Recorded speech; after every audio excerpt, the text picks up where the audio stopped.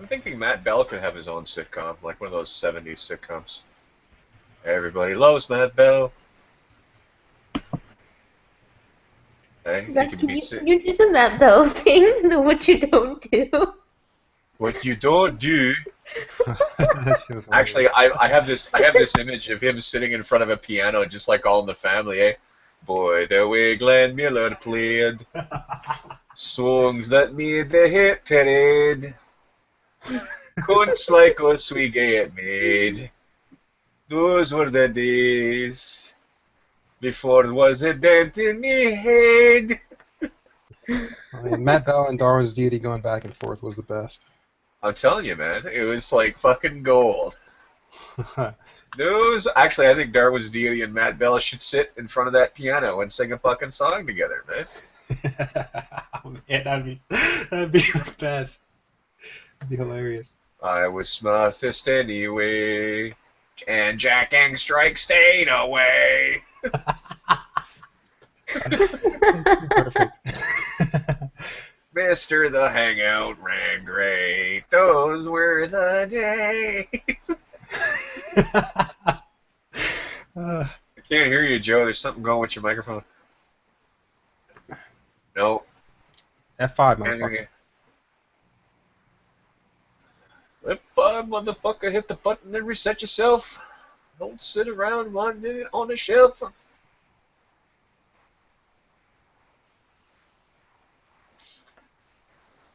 The only time anybody likes my sense of humor is when it's 5 in the morning. And they're stoned. That's right. I can see Mina sucking on a giant spliff. Oh, Fucking you know what? cheap cigar, hollowed out and stuffed full of ganja.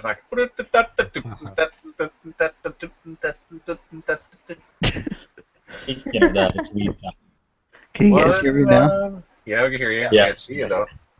Oh well, I don't have. Cam up. It's the cold word. There we go.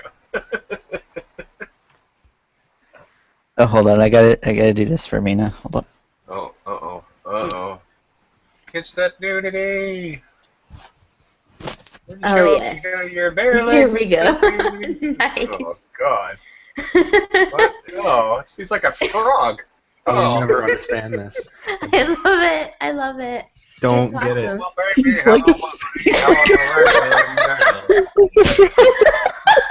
send me a kiss, my wine. Oh, baby, my heart's on fire. So you actually would make a good foot model. Everybody do the Michigan rag. Everybody do the Michigan rag. I've never seen Mina laugh this hard. Well, Everybody you know, likes I the fucking Michigan told you, rag. man. Her laugh is just ridiculous. spindly pins he's got on him. I'd laugh too. Fuck. Yeah, you're just jealous. Look at them. Look at the curve. Fucking I think cloven that's what hooves. she's like. Fucking put them things undercover again. Damn. I love that curve, man. I Right love there. that. And on the top is part it? too, on the other Is side. this some sort of Japanese fucking foot site? Like, what the hell? Oh. Gaijin the Bigfoot. Cool.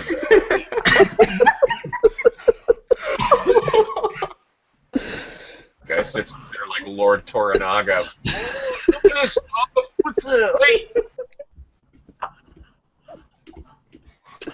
It's so true.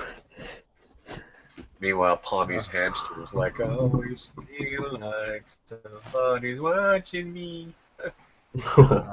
That's a great song. Like the red velvet background. Back when music wasn't.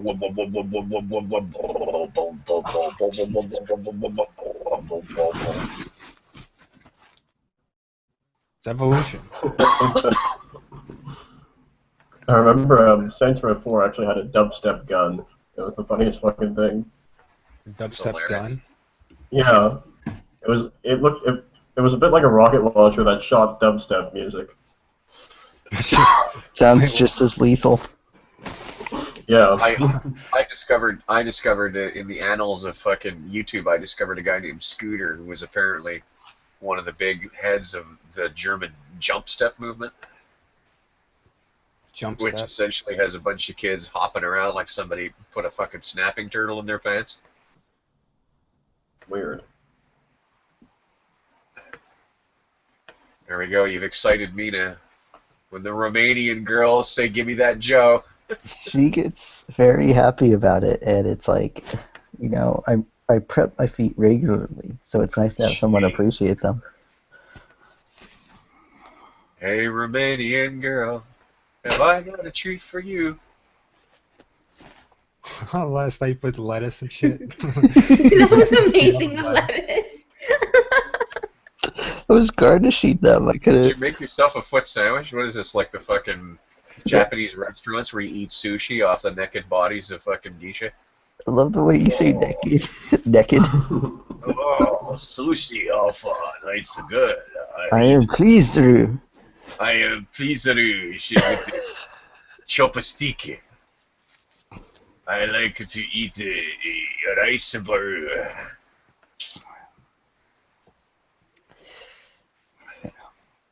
Oh yeah, we were live. I just realized that. Oh crap. Oh yeah. What's your feet for crying out loud, not your dick? Oh, my dick. Okay, hold on. 1 second. Showed that last night too. Jesus. Yeah, that was fun last You can night. tell it's I the don't know what's happening, but I'm scared. You can You tell guys it's the missed out springtime when last Joe starts to get rambunctious, eh? Joe's like, Yes, Max here. Oh joy. Fucking Return of the Mac. I guess you guys won't get to Return see. of the Mac. You guys won't see my feet anymore. Oh I shit! told you I'm guys, sorry, I Mac. knew that Mac would be coming. I knew Mac, he'd my be bad. I wanted to. No, it's okay. Leave him that way. He's fine. No, I didn't mean to. Hold on. Oh, Don't want to mess with it because I'm trying to fix it. Nah. Okay, he's He's good. good. He's good. He's good how he is. Just like No, now he's in it again. Let him in the broadcast for crying out loud. I'm sorry. Oh my god. You lied to me when you said the day that I loved you. You lied to me. Yes, I do. Yes, I do. Why are you singing Return that of song? the Mac. Return of the Mac. Return of the Mac. So 90s up in here. You lied to me. You lied to me when you said that I was not for you. You lied to me. Yes, I do. Yes, I do. That's a great song. It is, yeah. I love it. I love the fucking the beat, man. The beat just gets you. Like da ba da ba da da da da da da da. We made a song about Godless Girl earlier. I should go back and listen to it. Oh, that was funny. Was it like one of those like ironic post '90s? No, songs? it was like sound bites from her. All I can say is, please don't take off all your clothes. What? What did you? What? No, it was a soundboard, and What was the soundboard? I just did the beat, and Justin started playing. Oh, I forget what it was. You have to go back. Xylophone? But all I did was just go, and I couldn't keep it up. I was kind of like, Sweat, baby, chasing was leaving us around. is it a bloodhound gang? Or we were like, there is a sound clip of her just saying yeah, and it's like we should just add that every once in a while. Just Yeah, that's pretty funny actually. If you're gonna make a song, you have to make it one of these totally chill, like chill hop songs, you know, like something like maybe Tricky, you know, like Christian Sands. You can sit there and go, I know Godless Kafir loves me, and she's always shouting at me. I know Godless Kafir loves me, 'cause she's always shouting at me. Oh man, look over there at Muslim girl, spreading her Muslimism. Okay, good. Spreading her. Okay. Oh baby. Christian and Christian Sand. The devil's in Helsinki. Don't blame me. That's the lyric straight from the Tricky song, man. I don't know what the fuck he's on about.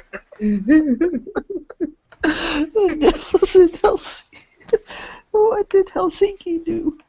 It's like, all of a sudden the camera looks at Helsinki and the devil's like, shit! It takes off. There's a band called something in Helsinki. They're like a really adorable, like, pop. Jack Well, Hangstrike needs his own song. Should be like Shaft. Thutter, thutter, thutter, thutter. He's the man who chases Darwin around everywhere he goes. Jack! Damn right. No, it should be Angstrike, Angstrike. It's just like really angry. Right? It's like you have a whole album just like you two call it Angstrike, baby. It's like... The trouble is he doesn't move in mysterious ways. Talk about Jack. Shut your mouth. It's just like the Flash song from Queen. It's right, eh? Jack! Ah! He'll save every one of us! Jack's a stalker. Wrap it up, stalker. Dun dun dun dun dun. He's Wrap a it up, stalker. Cody. Dun dun dun dun dun. Every time he comes in, we should have like, He'll save every one of us. Chase Darwin's deity. He'll chase him up and down. Across the hang gets around and around and around and Jack. He's When just a Theus man. lurks in your neighborhood, who you gonna call? Jack Hangstrike. He's just a man. If Darwin's there, what Jack's is no your good. Who justification you gonna call? for your criteria? He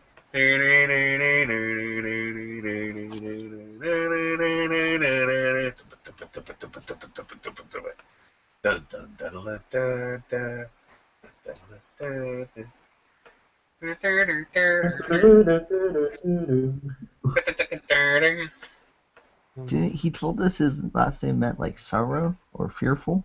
I don't know, something like that. Wasn't there a band called Angstrike? It's like Silent Lucidity or something.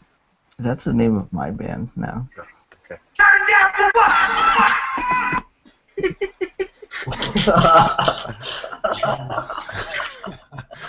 You weren't here, Gus. That was my ex's favorite song to play when we were in the car. If you really want to drive somebody nuts, just look at them out of the blue and just say, like, turn down for what? And they'll be like, what? And you just wander off, and then you come back 20 minutes later, turn down for what? Like, I guarantee you, after 7 or 8 of those, you'll either get a sock in the eye or the person's a sociopath. Either way.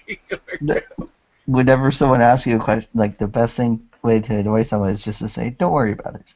That's right. Turn down for what? Don't worry about it. Don't worry about it. Don't worry about it. It's not. You Have you ever seen the video for Turn Down for What? Yeah, it's so good. Motherfuckers Crazy. gonna hurt themselves, man, in that video. Like, I can't get it out of my fucking head now. Who's playing that?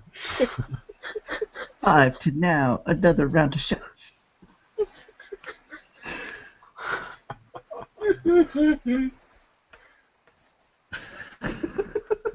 I've been censored.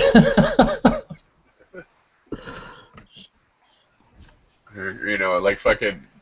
Imagine Jack doing like Adele's "Hello" to Darwin's deity. Hello from the outside.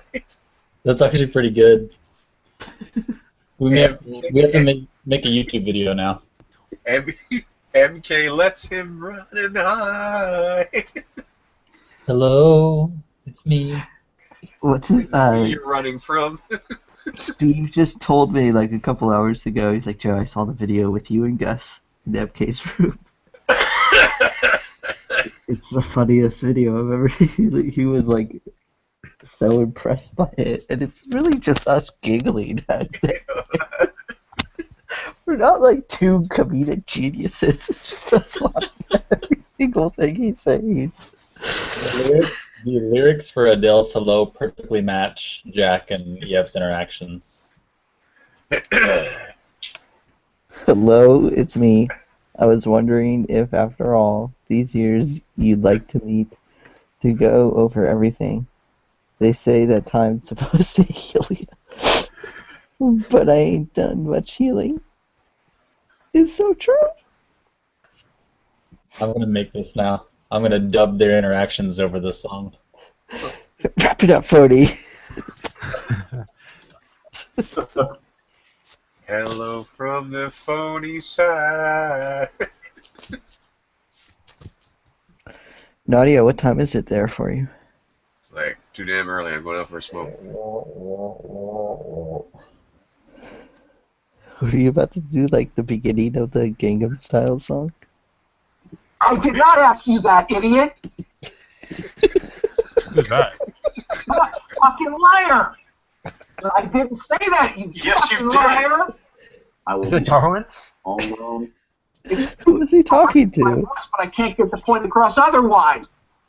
Why don't you shut up, fucking liar? I'm done lying, asshole. And this is why Boy, that sounds set up the reputation. This is EF's best clips. Oh my god. His voice is like an octave higher than usual. Oh yeah. Oh my god.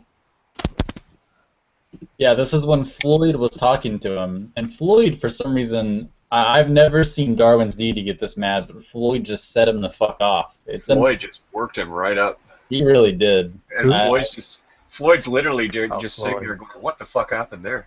Yeah, he lost it. Like That's Floyd had no idea. Like, most people know when they're winding somebody up, but Floyd was just like, what? Yeah, Floyd is. I mean, it did seem to come out of nowhere. Justin, you said you were gonna link that to me, and you never did. So I feel like you lied to me. You fucking liar. Mentiroso. I didn't say that, you fucking liar. Wrap it up, psycho fucking stalker. He was embarrassing him in front of Ozzy. So, Joe, What's up? I feel a very strange sense of pride that when all these guys come over here from Pal Talk, I was the first one to call them the Pal Talk Power Rangers, and now they're all dressed in, like Power Rangers. At first, I think they weren't sure whether or not to take it as funny, but now I'm really glad that they take it well. Used to take it in the end. Yeah. Yeah, the first time I I heard think as Pal Jack Talk and I Power, got, I think as Jack and I got to know each other, I think he should have thought that's pretty fucking funny. he like grows on people. Like a lot of people were not down with the Pal Talkers for a while. I wasn't either. This actually happens for everybody. I didn't like Jack when I first met him either. The first time I heard about these guys, it was Seamus who came running into some room or other, and he had like the fear of God in his voice. He was like, "Gus, you don't understand, man. There's these guys. I wasn't sure where they came from at first. There were so many of them, and they were like attacking Darwin's deity. And they come over from Pal Talk. You got to beware of these guys, man. You gotta watch out for these guys. They're annihilators. They're like he just like the way he was talking was like this, like you don't know what's coming. Winter is coming. Winter is coming. You know. And He's like that. Brace yourself. He's like in those movies where like that one lone guy is like he's covered in terrible wounds and he runs into the camp and he's like, beware the teeth of the night. It's like the others on Lost when they finally meet the others. Yeah. Yeah. What about Ocean? He's the one who told me about them. And when I came in, or you guys rather, when I came in, it was Jack, Josh, and there was another person who hung out, but he stopped hanging out. And, Well, at first, Seamus was like, "No, you don't understand. They're going after Darwin's deity." I'm like, I don't see a downside here. That was kind of. How are you supposed to prove them wrong if they're not here? So, it was It was pretty wild. Poor Seamus was really spooked. Like, for a while, I was like, well, listen, okay, man, it's okay. Like, let me get you a blanket. You're obviously in shock. It's okay, little buddy. It's okay. It's all right, man. Like, I'll only let them beat on you a little bit. Like, you're still my barrio and they're not, right? So, there's a definite pecking order for these things. But it was just like, wow, you guys really scared the crap out of him. Well, the funny part is now that Shane mostly goes to Jack when he wants to talk about topics. Oh yeah, yeah. But Jack is when I met Jack in person as well, and I initially thought Jack was fucking creepy, but we went to a dinner with a couple of like Jack's friends, like 10 or 12 of Jack's friends, and I realized how much people like Jack, and he's the same exact way he is in these hangouts, like he's perverted and weird in real life. But these people, for some reason, he has an ability for people to like him. I was fucking amazed by it. Yeah, the perversion part up here would get his head kicked in. I would have trouble introducing him to some of my friends because the very first time he'd be like, so is your vagina really big enough to drive a car in? I'd have to like pull like I'd literally have to get him out of the place like the Secret Service and get him on a car and get him out of there. It's his appearance that I think dismantles like the creepiness of it, though, because the way he looks is so unthreatening, and he just looks like a happy person. It's fucking. So you tell me about your vagina, please, because I'm very interested. I'd like to know. Creepy dog.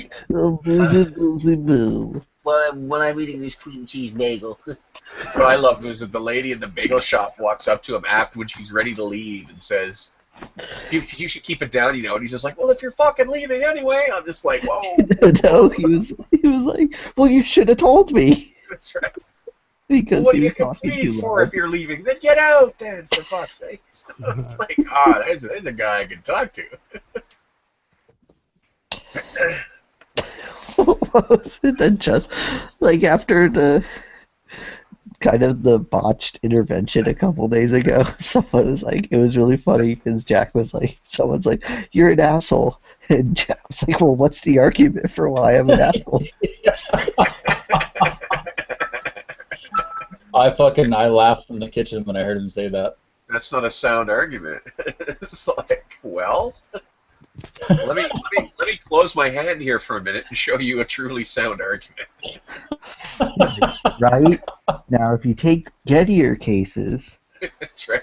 and you But how does look, that respond to the Gettier cases? Well, let me close my other hand to show you how that responds to Gettier. I'm not understanding the argument, right? If you get by the way, if you get a chance to, Joe, you should see MK's hair today. I heard he was crazy from close. He's worse and worse. He's doing like the Einstein look. He used to be opera hair before. Now he's just like hair as a work of art. He's got like it's like I can't believe my hair's too short. there's no way. Like you just not even a hope in hell. You know what's surprising, Justin? You have a similar laugh to Ocean. Oh yeah, I've heard people say that before. I don't hear you laugh that hard, so this is like the first time. I'm like, whoa. Like you know how they talk about cow licked hair. His hair was licked by a brontosaurus. I posted a link to his hair.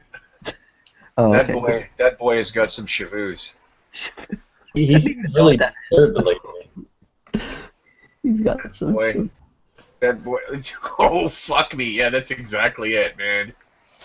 It's like, dude, get some product up in there. Also, just his home. It looks like it was hit by a tornado.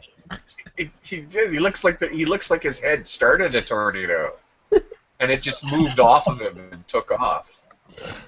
Plus, I think he's trying to pretend to be a hamster because he's piled everything he owns in the middle of his bed.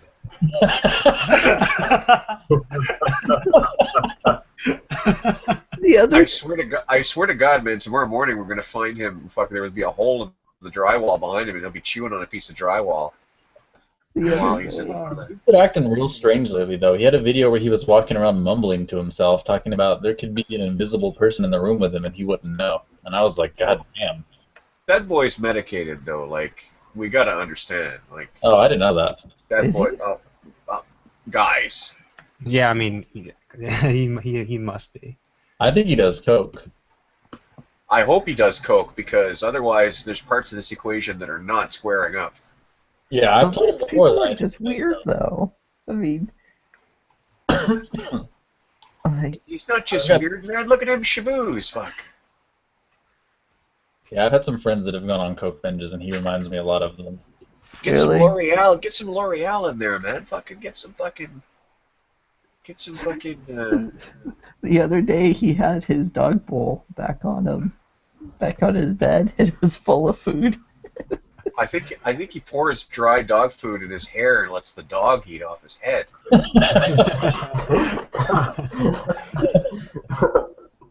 Like you can seriously cop a fucking stress headache just looking at his Shaboos, man. It's terrible. It's funny just looking at clean-cut Dex. Yeah, if there's Dex, Dex is like, I'm gonna have a well manicured head. Here's my cup of coffee. I'm sitting in my properly appointed fucking with my picture of a donut. Meanwhile, fucking there's MK sitting in the bomb fucking crater that is his room. Picture of a donut. It's true. Look at Dex's wall right behind him on the fucking right left hand side. He's got a picture of a donut up there. Holy shit, he does. This is my kung fu, fellas. What do you think that foam fucking square is that's on MK's right hand side? On our right, like, it looks like it's covered in tinfoil. Do you think he sleeps under that? Do you think he puts that over his head sometimes to keep the? It does kind of look like he's made a pallet underneath it. You might be onto something here. Just like the sincere question, just like the sincere inflection in your voice. It looks like his version of a Faraday cage. Do you think he sleeps under that? He just sounds so sincere about it. It looks like it's like a, a portrait or a painting that you put up. Giant pack of cigarettes or something over there. It's like the biggest smokes in the world. That's what he's been doing. He's been smoking novelty-sized cigarettes. It's been throwing him off. God damn Shaboos. Put on a hat. Do what Tommy does and put a damn hat on. Tommy's probably got hair like a fucking nest of fucking bats. He doesn't inflict it on people. Put a hat on. He doesn't inflict it. You see, now you're looking at this now. This is one of MK's fucking. But you see, there could be a God, and even if there isn't a God, there still could be a God, and the God could be telling me to do stuff, even though the God's not telling me to do anything. But the God could be, and you don't know. You don't know. That's the thing. You don't know, and I don't know, and nobody knows. Okay, like check this out, Gus. All right. Like so you're going down to the beach, and you ask your friend, you're like, do you know how to swim? And he's like, I don't know. And then you go and eat. Yeah, that's right. Nobody can answer that. Who can answer that? You can't answer that. Don't ask. It's just... He's like a walking case of Moore's open questions. Like, how do you know that? How do you know that? I don't know how Dex can stand it, frankly. Well, like the most random things will like be super profound to him or totally get to him. Like I think Steve was like, "Well, isn't everything evidence?" Well, I found a spoon in my pudding. That's what I found. I found a spoon in my pudding. Now, maybe I don't know. I could be wrong. Maybe I'm crazy. I don't know. I'm often not sure whether or not he's serious. Well, then we see him smile. What? Sorry, go ahead, Justin. I kind of wonder if MK is trolling sometimes as well. I really don't think so. I was looking a bit thinner. Guile for it. I don't think he has the guile for it.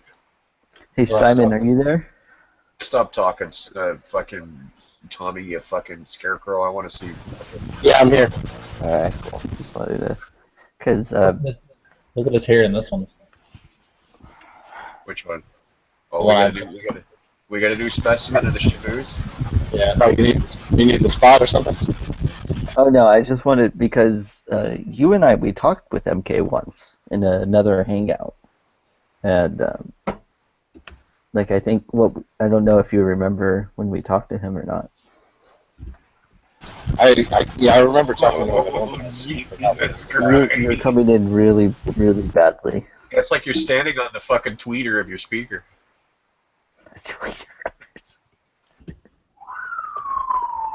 Uh-oh. Oh, here comes his ride. It's only What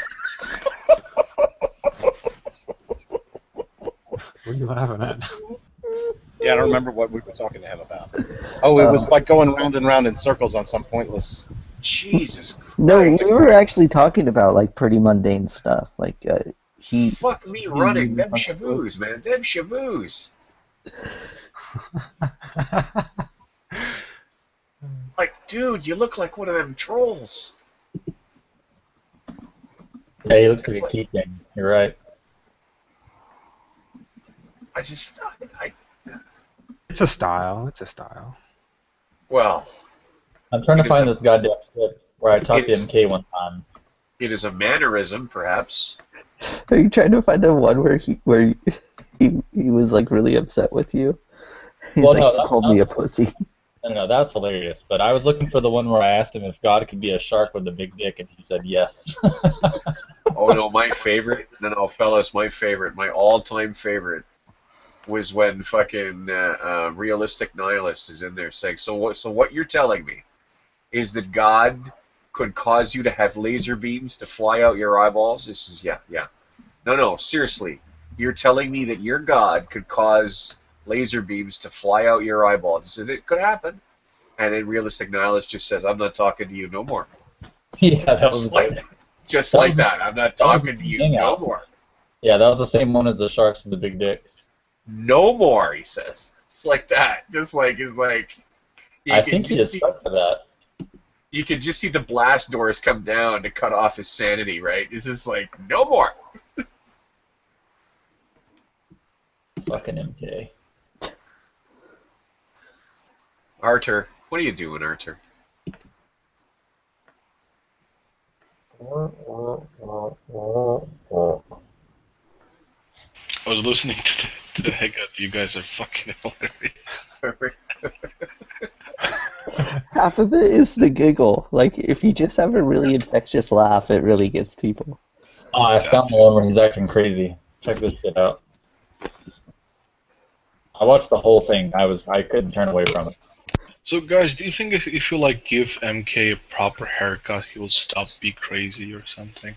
You know 'Cause what? I think it's the hair. I think MK is like some sort of mental Samson, right? The longer his hair gets, the nuttier he gets. So I think if we Delilah his ass, cut that hair, he might, he might not be asking questions like, but if God wasn't God, then we wouldn't know. Would we know? Who could know? We should just come in and sing the songs What If God, like, just say the lyrics to What If God Was One of Us to him. Just like all seriousness. Just a stranger on the bus.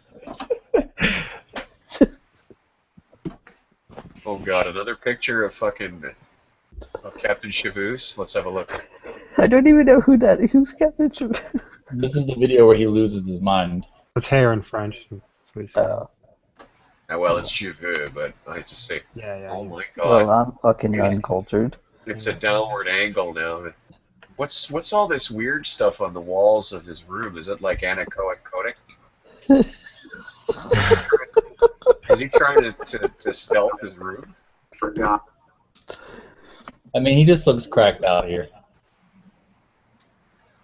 I mean, the guy. My God, look at his bed. He sleeps on a postage stamp. Look at that. Here, let's listen for a second. And hold on a second. Justin, don't play the stream and hang up. Why? Careful. It's already on. It's a public. It's already. Justin, just don't do anything. Everything you do is wrong. I know. I've been breaking all the rules lately. Justin, could you stop breathing for a moment? Yeah. It's kind of... You first, Arthur. Arthur, show us you're the new Soviet man, and next time you stick your head in a bucket of wine, see if you can sprout gills. Okay. Say what? Nothing, dear. Nothing. Everything's fine. I want to hear it. I bet it was funny. Say it. Say it, you Probably bitch. not. bitch. Hey, I wanted to ask you something. I've been watching these strange Russian car crash videos because apparently ever since the fucking loss of the Soviet Union, Russians have no idea how to drive. So, but every now and then they'll make an explanation like it sounds like "I понимаю." Не понимаю means I don't understand. Yeah, я не понимаю means I don't understand Russian. Art, do you Because never you'll see answered them, me? you'll see them get hit, and they'll go "Ой, понимаю," like this. I don't understand. It's just Oh, they're probably surprised. Like it's the equivalent of what the fuck just happened. Oh, okay. Because most of the time when I listen to Russian, all I hear is ski. But It sounds like that. but every now and then I can pick out a few words.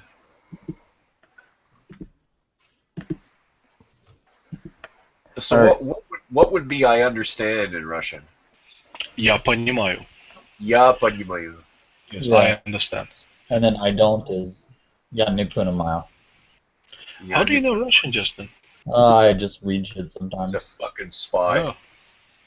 he's a fucking Get him. I go with Gus' hypothesis. It seems more plausible. You know, Josh speaks Russian, right? Fluently. I know he's married to a Ukrainian girl, isn't he? Or woman? Yeah. He speaks very well, though. Yeah, he cursed at me once in Russian. He's married to one of those nested dolls. He's married to a nested doll. I used to call them boopy dolls because I didn't know what they were called, and I called them after the noise they made when you open them up. Booby dolls? Boopy. Boop. Go over there and go boop. If you want to see like funny Russian videos, like about what crazy shit we do, Meanwhile in Russia YouTube channel. Oh yeah. Yeah. Russians are notorious for being fucking nuts. Everything you fucking people do are insane. There's a video where you guys can't change it, and God help you get you anywhere near construction equipment. You're a fucking mess. It's The unbelievable. Meanwhile in Russia is definitely worth watching, though. A guy gets cut off in traffic, and he sticks an AK-47 out of his window. And another guy gets in a traffic bumper, like a fender bender, and he pulls out a fucking axe and then walks, to the car that hit him. And it's fucking insane. Well, middle finger, AK-47 axe, what's the difference? Come on.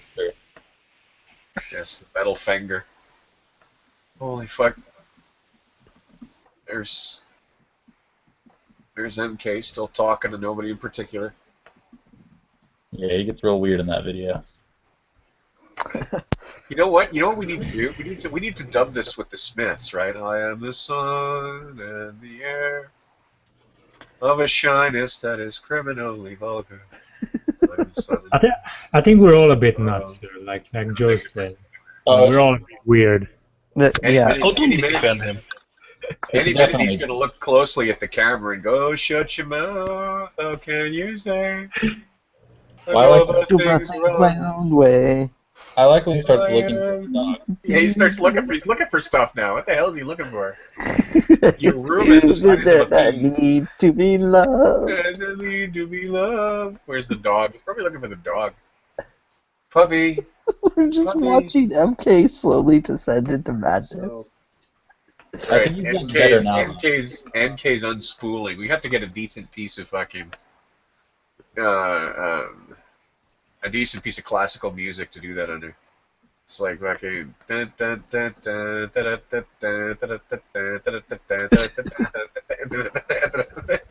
got the perfect thing for that.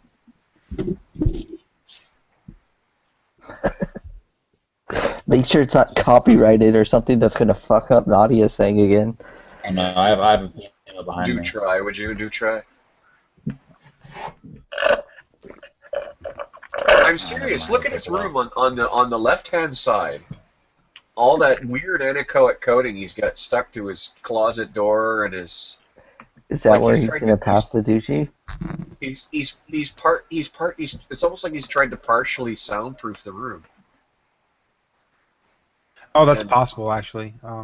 He's like a DJ or some shit, right? But he's why good would he? music. Why would he only put anechoic panels on a couple of places like that? He might pull out the mic and then put it away when he's done. You know, something like that. Well, I'll have to watch the video. His dog is so cute. Yeah, his dog is cute. He like waddles. Turn dog for what? Turn dog for what? Do do do do do. I want to run some argument that makes him really skeptical about his dog, though. Your whatchamacallit's really shitty. You fucking laugh, but you know they're out there. You know you can find like you probably lay the Gettier problem on it, but instead of saying it's cheap, say it's like dogs. Just watch them just fucking become unspooled. Do do do do do do. His dog is the cause of his madness. Ah, Justin, that hurts. Yeah, Justin, can you fix your mic or stop talking? Is it better? Yes. So, I thought you were Simon there for a minute. try it again, Justin. Is this good? No. No. It's better, but Is this Reload. Reload. no, I think you messed up. Like, oh well. Reload. You must learn. Reload. Oh, there he goes. The fuck were we were Rich earlier? It was really fucking funny. What about now? Yeah, it's better. That's better. Turned down for what?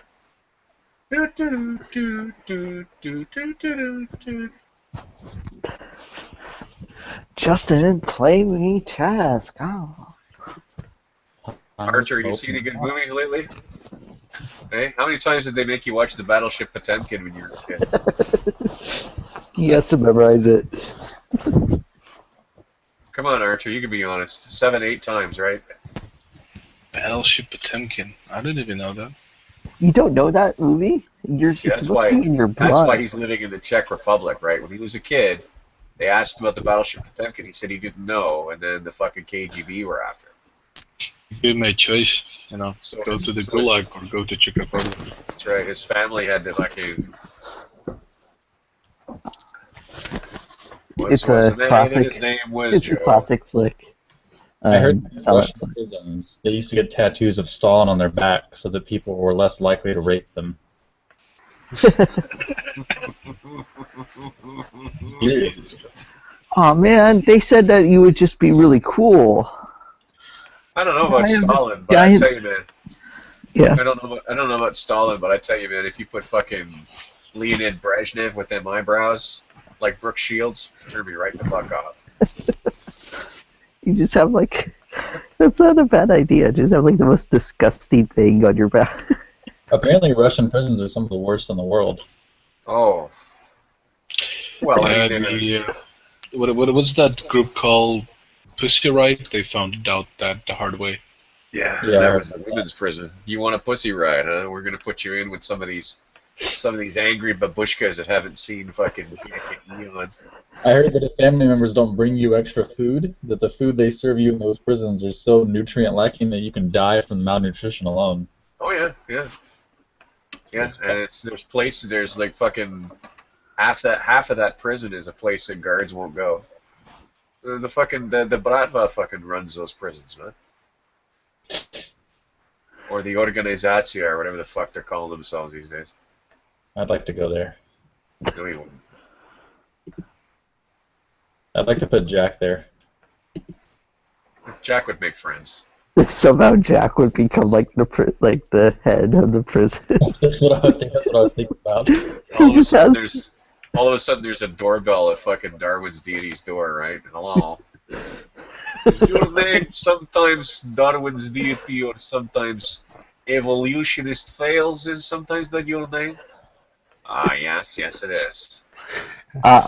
Okay, good. Suki. This is for a friend, you fucking Suki. yes. Well, I've asked Jack actually if he would like to hurt or like physically harm Darwin's deity. He says no. He said that like he's not No, sure but about like his family relationship. He'll get, he says no, but he'll get fucking Yuri, the 9-foot-tall Crimean, to do it for him.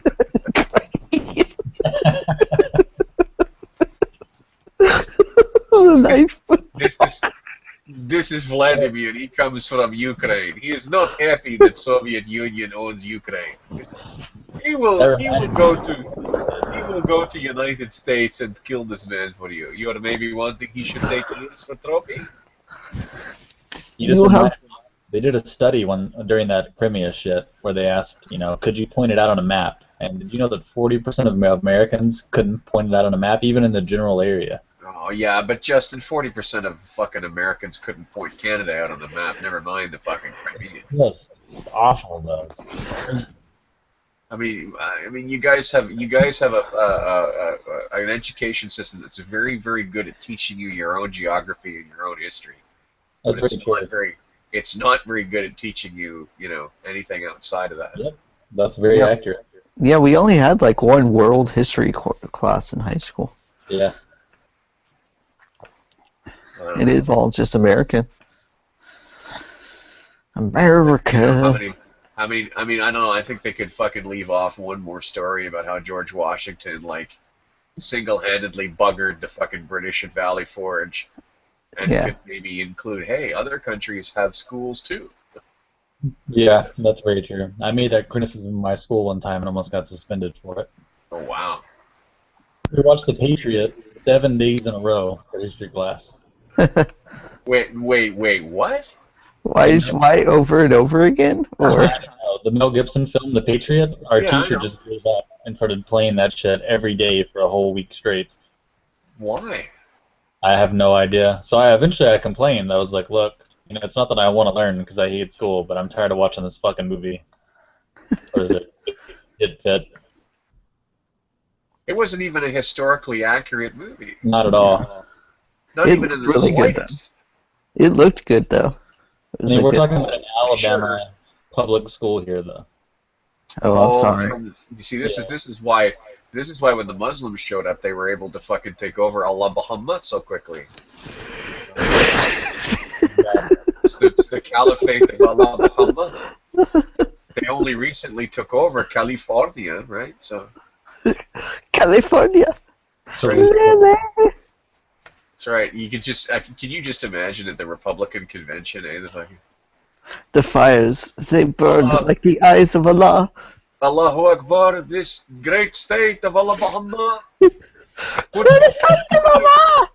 Puts its 75 delegates behind Donald Trump, Bismillah. 72 delegates. For how many virgins you need?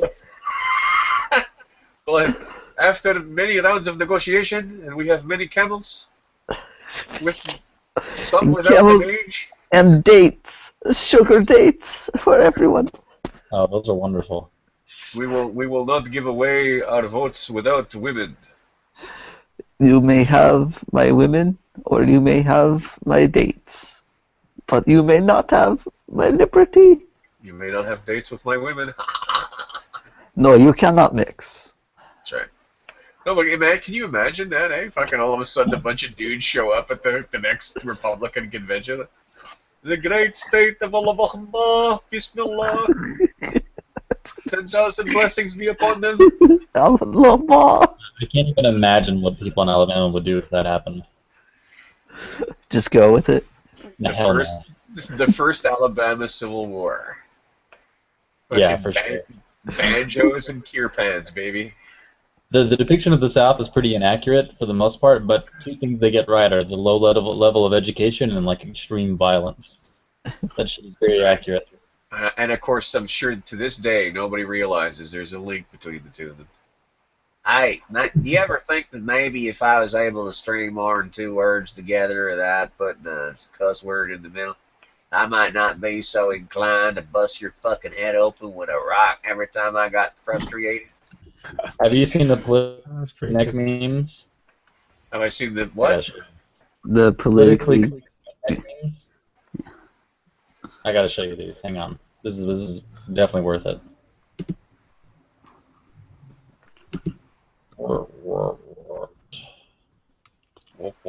There we go. Here it is. Check these out. These are accurate as shit. Almost politically correct. Yeah, I voted for a nigger so the fags could get married and stop bitching about it. Oh my god. They get cool Mexicans like Puerto Ricans and Cubans. Oh god. Shut up, bullet. Oh Jesus. Yeah. Hey, this is the kind of shit that actually gets said down there, though. I don't see the problem with gay weddings. Have you ever been to a wedding that wasn't totally gay? Well, maybe the planner. Oh Jesus. I like to respect your mother, you son of a bitch. That's right. It's not cool to make fun of handicaps, you fucking retard.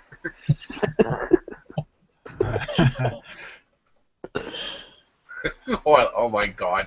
If you accidentally got your phone wet, try leaving it in dry rice overnight. At night, the rice will attract Asians who will fix your electronics for you right proper. Well, at least you aren't 100% faggot. Right now, the icon that's being used for Nadia's hangout is of my feet. Great. No wonder there's only 6 people watching. I support marriage equality just as long as them queers don't try to marry me. Oh, fuck. You just have to add a little fuck. I don't care if you're black, yellow, or red. I like to think we're all white on the inside. Oh, of course, being gay is a choice. I mean, who the fuck would choose that? I want to adopt an Asian baby so I don't have to help it with homework. Growing up there was very fun.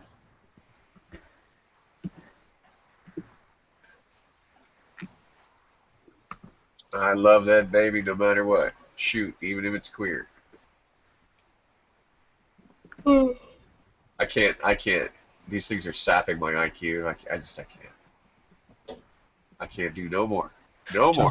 Justin, do you think Alabama's worse than Mississippi or Nah, Mississippi's worse. Yeah. Mississippi is the worst state I've ever been to in my life. Well, they're next on the Muslim World Tour. I mean, it's really bad there. First we got Alabama. Next to Mississippi.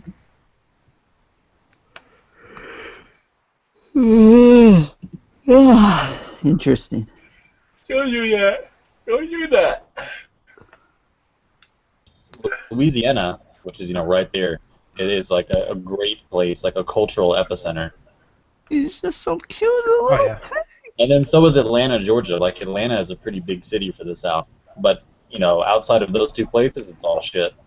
Yeah, I've only driven through Mississippi, but That's where Ocean is, Atlanta. Yeah, Atlanta's not bad. I didn't know he was in the South though. Yeah, he doesn't sound like it. I went to Biloxi, Mississippi for a casino. You guys think hamsters are fucking good critters, but they fucking bite you. Yeah, but these are tame. Yeah. They don't bite, Pawn. Yeah, look how cute he is. He's a little pudgy hamster. It's like he knows where the camera's at. Oh, I love you. You're gonna be sorry. He loves it. He's just a little. Be sorry. Animals don't feel love, Joe. These ones do. Yes, they do. Anybody who thinks animals don't feel love is He got so excited. He's like, water! He just ran. I need a fucking drink. I'm being robbed here. I need a drink. No. I know whenever a girl starts rubbing on me, I know I need something to drink. Look, Mina, you can learn things from this hamster.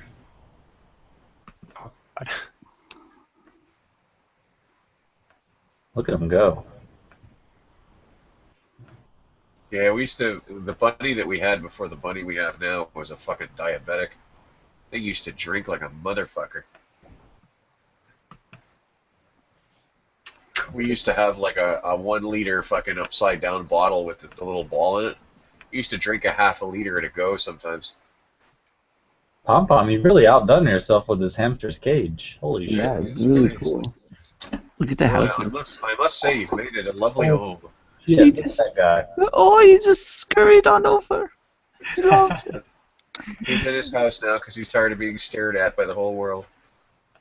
That's awesome. Do not gaze at me, I am hideous. Do not look upon me. I could like fit you in there, Justin. It's really big. I would love to live there. He could feat you in there. Look at Joe. Joe loves that hamster. Mina, Yeah, Gus? what you doing? I'm just sitting here right now. Okay. You smoking weed, Mina? Yeah. Yeah.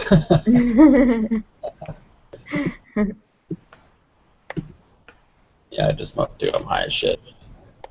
Yeah, it's good. It'll make a nice mood for the morning for me. Joe, do you smoke weed? No, I don't do any drugs. I don't drink either. I'm a lame Gus? one. No. I never smoked weed and I gave up drinking long ago. You never smoked weed? Nope. Damn. Not that I ever fucking had to. I was surrounded by hopheads all my fucking life. I see. I used to live in a room right next to another guy who used to hotbox his room all goddamn winter. And it was the kind of heat that older style heating system that it was like a coal furnace, but you had those really, really tall heat registers. And if you looked through them, you could see to the other. 3 o'clock in the morning, I woke up one time, I'm like, I am fucking hungry as a motherfucker. Of course, there's nothing in the fridge to eat, nothing except toaster shakings. Hey, Godless Girl wants in, so I think. Oh, good. Don't go anywhere, Sansi. You stay right the fuck where you are. I'm actually gonna head out, guys. See you later. All right, No, see you, but Pom. no, bye. We're not going to see him anymore. Hamsters are nocturnal. Bye, hamster. See, it's either really adorable hamsters or his really adorable baby picture. You always win. Mm-hmm. You know whose baby I love to look at? Well, it's not really her baby, but it's her grandbaby. Sugar's granddaughter. Oh yeah, Reagan. I can stare at her all day. She's so adorable. She is very adorable. And she gets super excited, like when Sugar showed her like the computer. You just see her go. Yeah. It's little baby. Lights and buttons and buttony lights and. Well, tell Godless to fucking drag her ass in here, before the place gets took up. And she'll be pissing and wailing again. She just all caps. I want to join. It's like, bitch, we just made room for you. Did I see it correctly? Yesterday she was trying to get not Justin, wait. Oh yeah, it was Justin, I think, to play chess with him. And when he declined, she was like, ah ha ha ha ha, he's afraid. Yeah, she challenged me, so I played her without a queen and beat her, and then. Yeah, when she plays people, they have to give a handicap. Oh, she's here. Oh hey, Godless, didn't notice you there.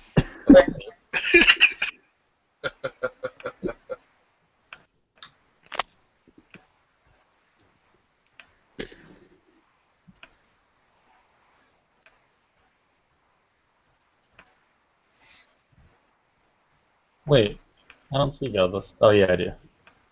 She's the Yellow Ranger. Yeah, that's right. Fully articulated.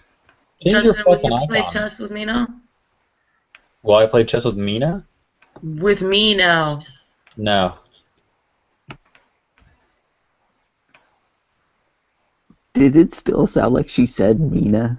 Yeah, China did. Yeah. It's like she accentuated it, but she still sounds. Joe, will you play?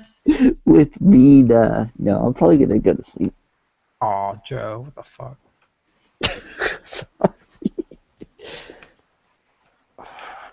Godless, have you been playing a lot today? Yeah, I played CK, and I've been trying to learn too. Opening moves for white. Oh, good. How is CK? I didn't say hi. I should say hi to him. CK beat me in like 20 moves without his queen. That's pretty good. Jesus Christ. That guy 20 is, moves in total game? that guy is a cyborg. 20, 25, yeah. For the whole game, not per person? The whole game. Yeah, that's really good. Did you guys play a timed match, or was it as long as you wanted? I think it was 15 minutes total, but didn't matter. Can you imagine, like, somewhere probably around, like, the 1920s or 30s, people were like, you know, this chess thing just doesn't excite me. How can we make chess exciting? Oh, I know. Let's limit how long you have to decide what your move is going to be. Oh, yeah, that's great. And we'll have this better at that. block that you have to slap. And then there is boxing chess. Yeah. And then there's suicide chess, bug out, pogo. There's a bunch of different game types. I hear they play a lot of boxing chess in the Crimea. Pretty sure Vitaly Klitschko does. See, now there's a good Oh, Russian. nice. Vitaly. He's a boxer. He's amazing. Yeah, he's a champion. Yeah. Yeah. And his brother is as well. Okay, first of all, excuse me, hey, first of all, he's not a champion, I'm a champion. I bit somebody's ear, and now I'm a damn champion, okay? We want to start with that shit. You want to give me a hard time, I'll get you in the ring, I'll bite your ear too. Asshole. There's chess boxing in New York as well. So, to explain to me how this works. Chess boxing? Chess boxing. There's 11 rounds, 6 rounds are chess, 5 rounds are boxing, and you alternate. So it begins with chess and ends with chess, and you fight in the middle. Everything's 3 minutes long, the chess game, the fight. It's pretty intense, though, because if you're getting smacked in the fucking brain 6 times, it's hard to go back to playing chess. I think they should play chess while skydiving. That's what I think. That'd be hard. Do that really high altitude, low opening thing. Pretty cool, though.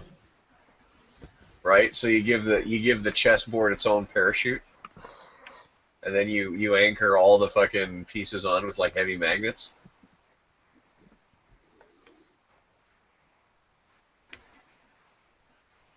A chess boxer must have strong skills in both chess and boxing, blah blah blah, of course. 50 amateur bouts of boxing is required, and an ELO rating of 1600 in chess. Wow, that's pretty high. Wow.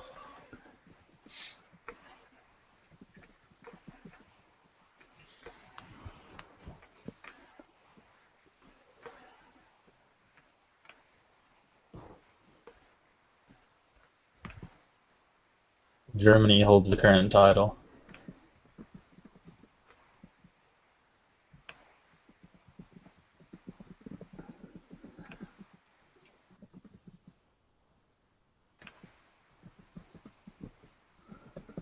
Oh, never mind. Russia.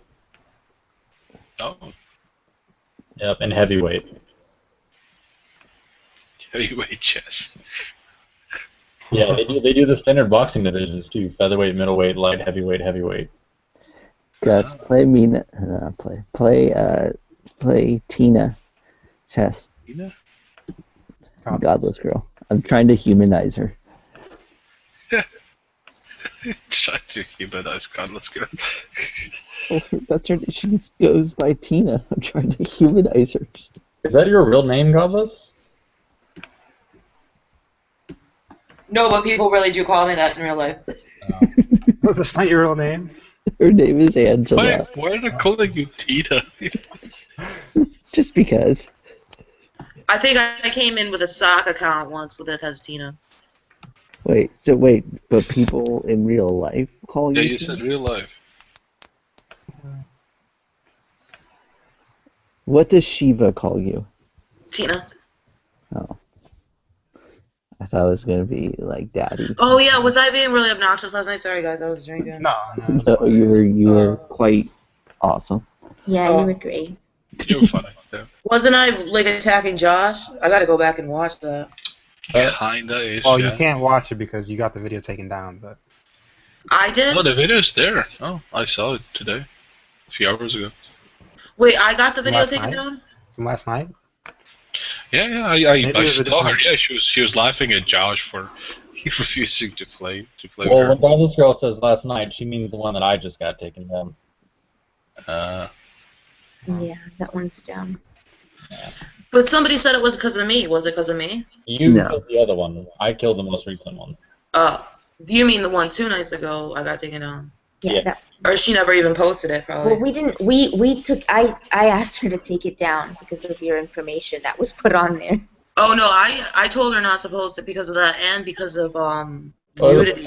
it's the porn that got it, like the brief flash of porn that got it taken down. Though. Yeah. I figured out that Nadia has strikes already, and that's why she's so sensitive about it. Yeah. Oh Yeah, people give her crap about it and stuff. Plus, there's a lot of people that hate some of us in the hangout. Like, yeah, I mean, you know who I'm talking about, and they'll flag the shit out of the video. Oh, Nadia has plenty of trolls herself. Right? Yeah.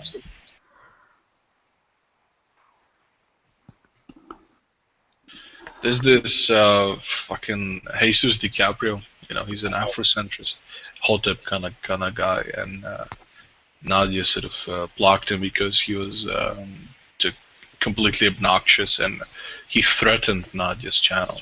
Holy shit, Jesus DiCaprio? Yeah, he flagged her channel. What? What a dick. He threatened. Gotta stop to then, talk about him. Right? well, yeah. I mean, Okay, alright, sorry. Alright. it's like So, Muhammad Cruz. Is it? what? Muhammad Cruz? I was thinking, I can't think of another dreamboat like Leonardo DiCaprio. Oh. Ow, fuck. Oh, you haven't met Jesus DiCaprio, haven't you, Joe? Me? Oh, I've met Jesus DiCaprio. Oh, man, okay. He went into the one-way apologetics Russ. Oh, right. And it was supposed to be Ask a Christian, but because he went in there, it kept on getting derailed to ask Jesus DiCaprio his stupid ideas about things. Yeah, Jesus is amazing. It's like if Incorporated Boy and Arcane Logos had a kid. He calls everyone king.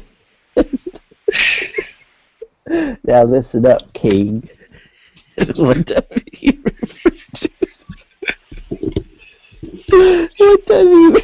referred to the whole room, and he's like, "Listen up, kings."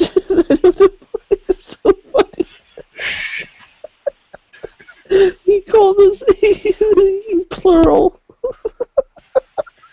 I love to laugh. He called everybody kings? He calls everyone king, and sometimes he talks in a third person. Yeah, he's a crazy guy. He thinks Vikings are black. And Queen of England is black as well. He's like, Nah, king. Listen up. How could you think that all the kings in this room believe you? It's just like he talks like freaking Matthew McConaughey. only with like a pot haze. speaking of pot, you know he did a drug deal. He did a drug deal on the fucking live hangout. What? Yeah. Not smart. Yeah. They've been arresting people on Facebook now. They've been posting pictures of them smoking weed and holding guns and shit.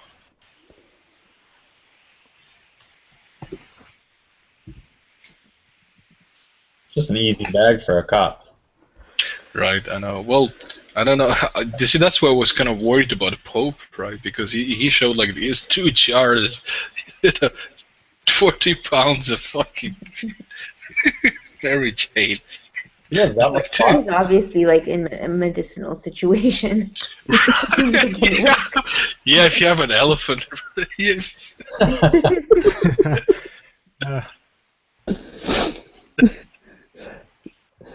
Damn, I didn't know he was packing that much shit. Oh fuck! Oh yeah, There's dude. this whole hangout about it. 3 huge jars full. Yeah, Jack was losing his shit. He's laughing his ass off. That is pretty funny. He has a coffin full of. The most I'll hypothetically buy at a time is like an ounce and a half. Hypothetically. Right. Like, you're so fucking suave when it comes to buying weed, but.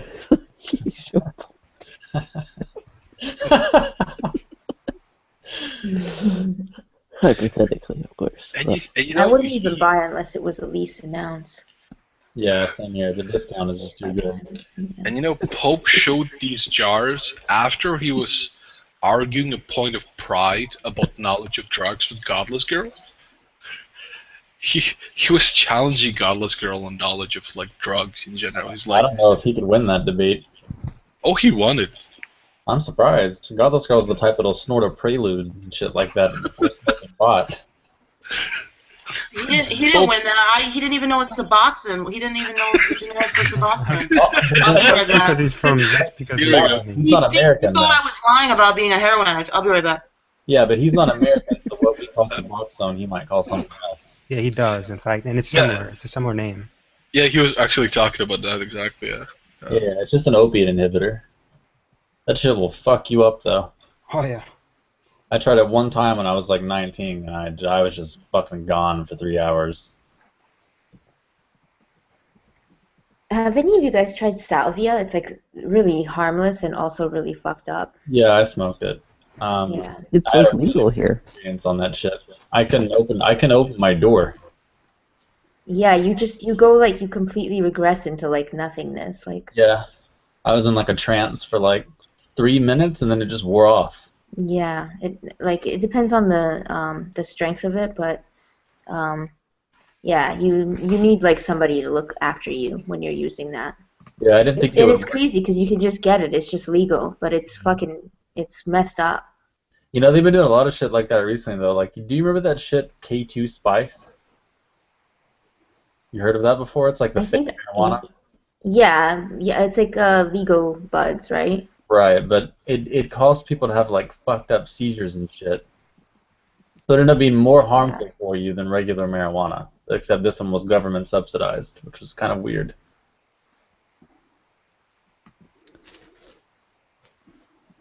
And actually, as much as people talk shit about weed, prescription drugs are the most abused narcotics in the world now. What is? Prescription drugs, like Oh yeah, of course. Adderall, Xanax, shit that housewives get. That's the big drug. Housewives and college students. Yep. Yeah, during finals at UCLA, everyone in the frats were just like popping Adderall. Yeah. Kids do crazy shit nowadays, though. Like, I'm 27, and we never did, like, Adderall mixed with ecstasy, mixed with acid. And they call it candy tripping now. You're only 27? Mm-hmm. Josh is younger than I am. I know that. I know Josh is young. But I thought How old you is were. Josh? Philip is 19. Yeah, I heard that. How old is Josh? Josh is like 25, I think. 25, yeah. Yeah. I'm only 16. Oh, there you go. Yeah. So the fact that I saw porn on here, You it's a never saw felony. What's up? You never saw porn? Well, I've seen porn, but the fact that you've showed me porn, you've shown a minor porn. But only when we were at your house. Oh, no, I have a fucking headache. You know what helps with that? Porn? Caffeine and masturbation both reduce headaches. I need more caffeine because I've stopped eating sugar, which means that I don't drink soda. You have soda cravings now? No, I have. It's the caffeine. Oh my head. Or something. Yeah. I don't like tea. No, I have caffeinated gum, like Army grade caffeinated gum. I should try to go to sleep if I still can. Never sleep. I calculated when how long my medication will last until I get a refill of my prescription. And for whatever reason, I'm running low. So the past 2 days I haven't taken it. Did your hamster steal it? No, they're guinea pigs, and I will fuck you up if you call them hamsters one more time. I'm so sick of it. Just big hamsters, Joe. They're not. They're fucking guinea pigs. What are their names? Their names are Horatio, Hornblower, and Stormy. Horatio, Hornblower, and Stormy. Horatio Hornblower, yeah. Or Horatio.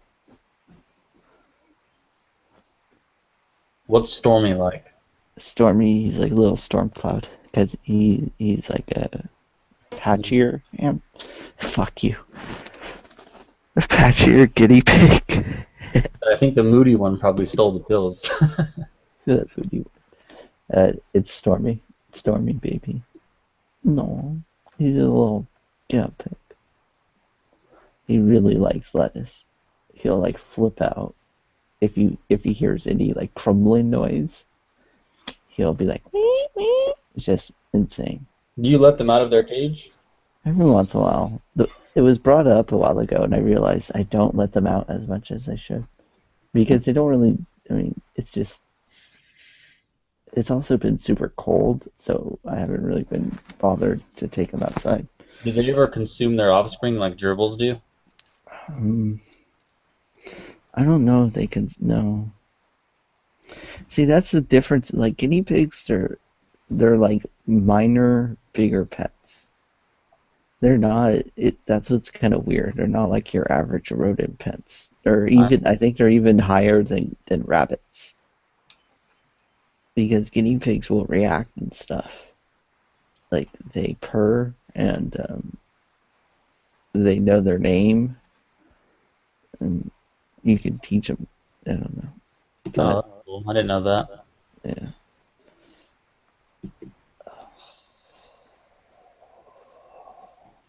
Yeah, gerbils and hamsters will eat their baby. Hamsters do eat their little ones. So do pigs and chickens, oddly enough. I don't know about that one as much, but okay. Do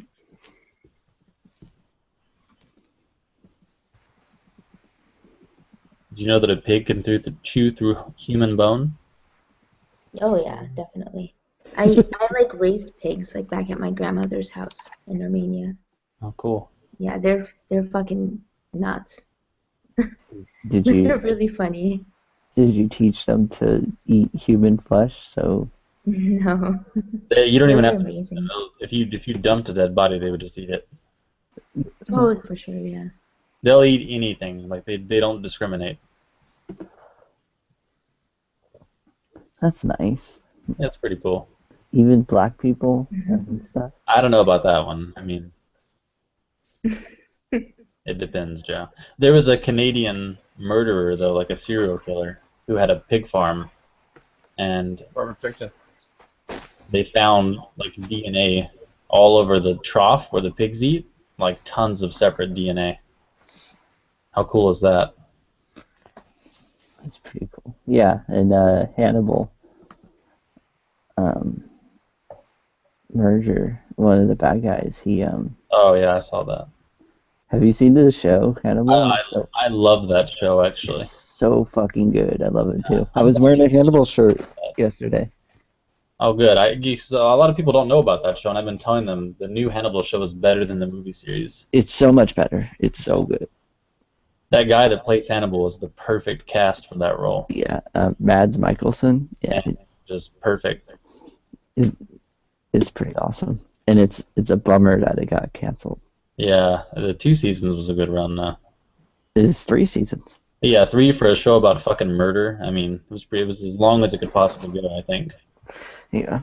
Well, the guy who makes it, he's known for making good shows that just. Whoops. Justin, is that Ichima? Yeah, how do you know that song? That's fucking hilarious. Holy shit. Oh god. That's my alarm clock song. That's awesome. I mean, that's a badass trap song for some Korean kids. It is, yeah.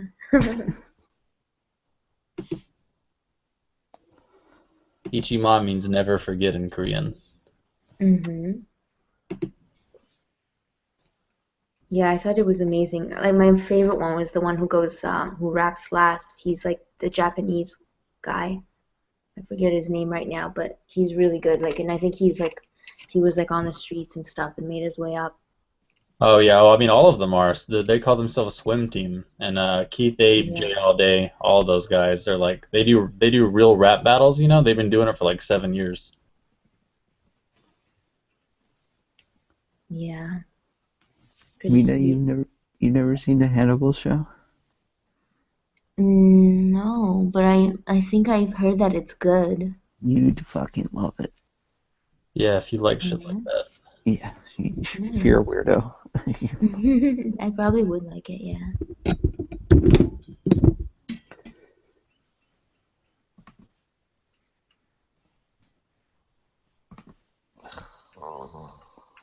Yeah, I should go to sleep. Nah, you shouldn't.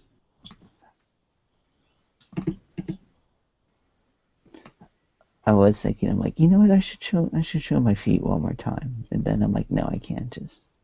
Kuwait.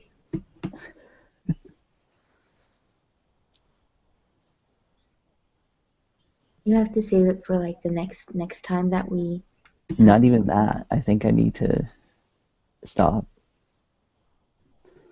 Well, you can't just stop. Yeah, I guess I can. I think. Don't get crazy now, Joe. Don't be like stalling this Russia here. Come on. Alright. Don't do it, Joe. Don't. Okay, I was about to show him one more time, but. No, don't go to sleep. Just stay up all night. Yeah, Joe, it's too late now, and you may as well just stay up. No, it's not. If it were 4, I would agree with you guys. Oh, But it's almost 3. 4 there, right? No, it's not even. It's 3:22. 23. Right, so it's almost 4.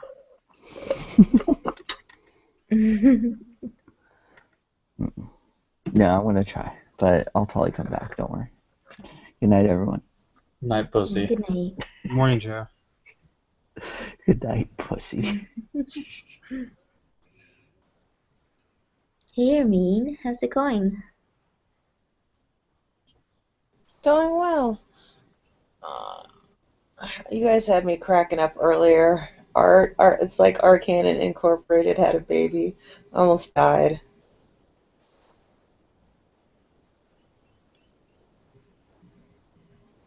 How are you guys? All right.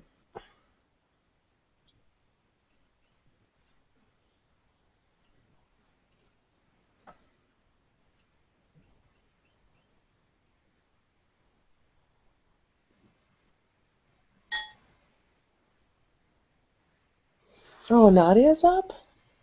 Oh, somebody else gave me access. Hey, Justin, I might need some help here in a minute. With what? This build system for program isn't running because of an update on my Mac, and I guess I have to edit the build system, but I'm not sure exactly what to do. Right now, I'm trying to find the file so I can even look at it. I'm not sure where it is. What are you trying to build? I'm trying to in a program called Lily Pond. Yeah, that's it. It's I've heard for of that. it's for transcribing music. And for some reason, it's not building the PDF file. But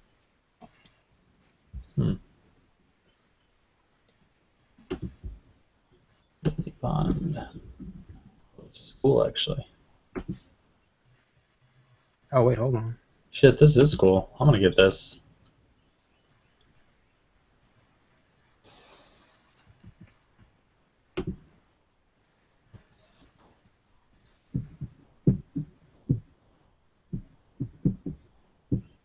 It might have actually ran through.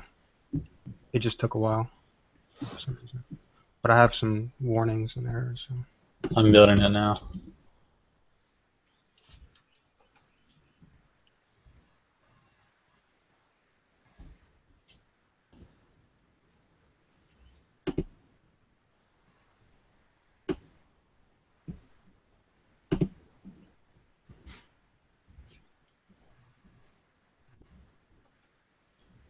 Did anyone check out the Google Doodle today?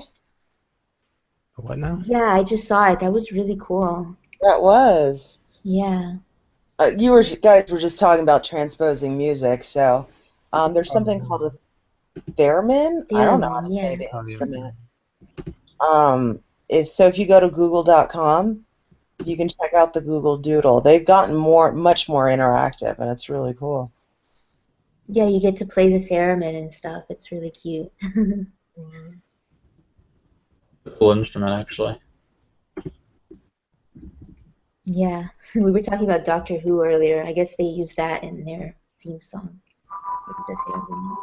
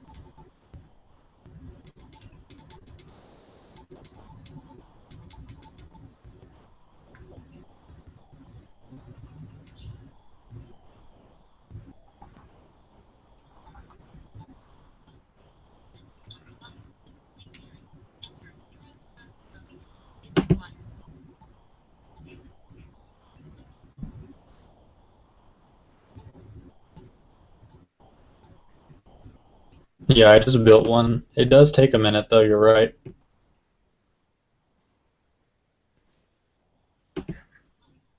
I'm trying to so I'm using Sublime Text, and I'm trying to find where the build system files are. Oh, I can show you. I have a Lily Pond build file in Sublime Text that I'm using.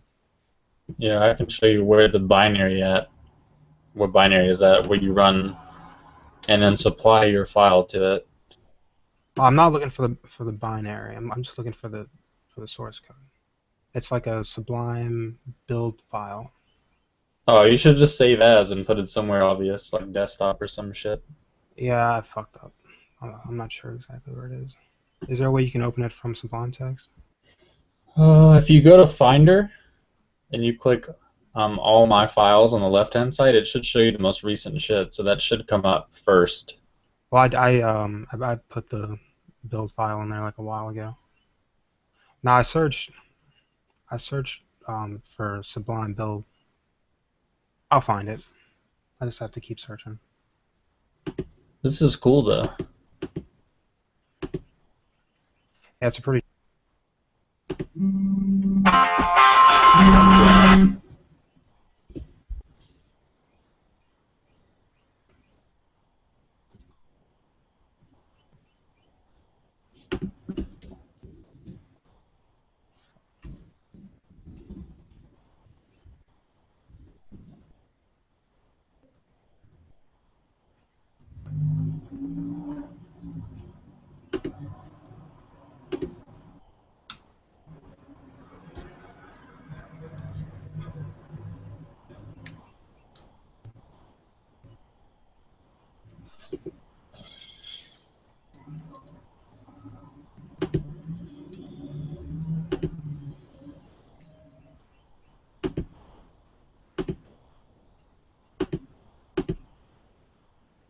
I've seen clips of that video.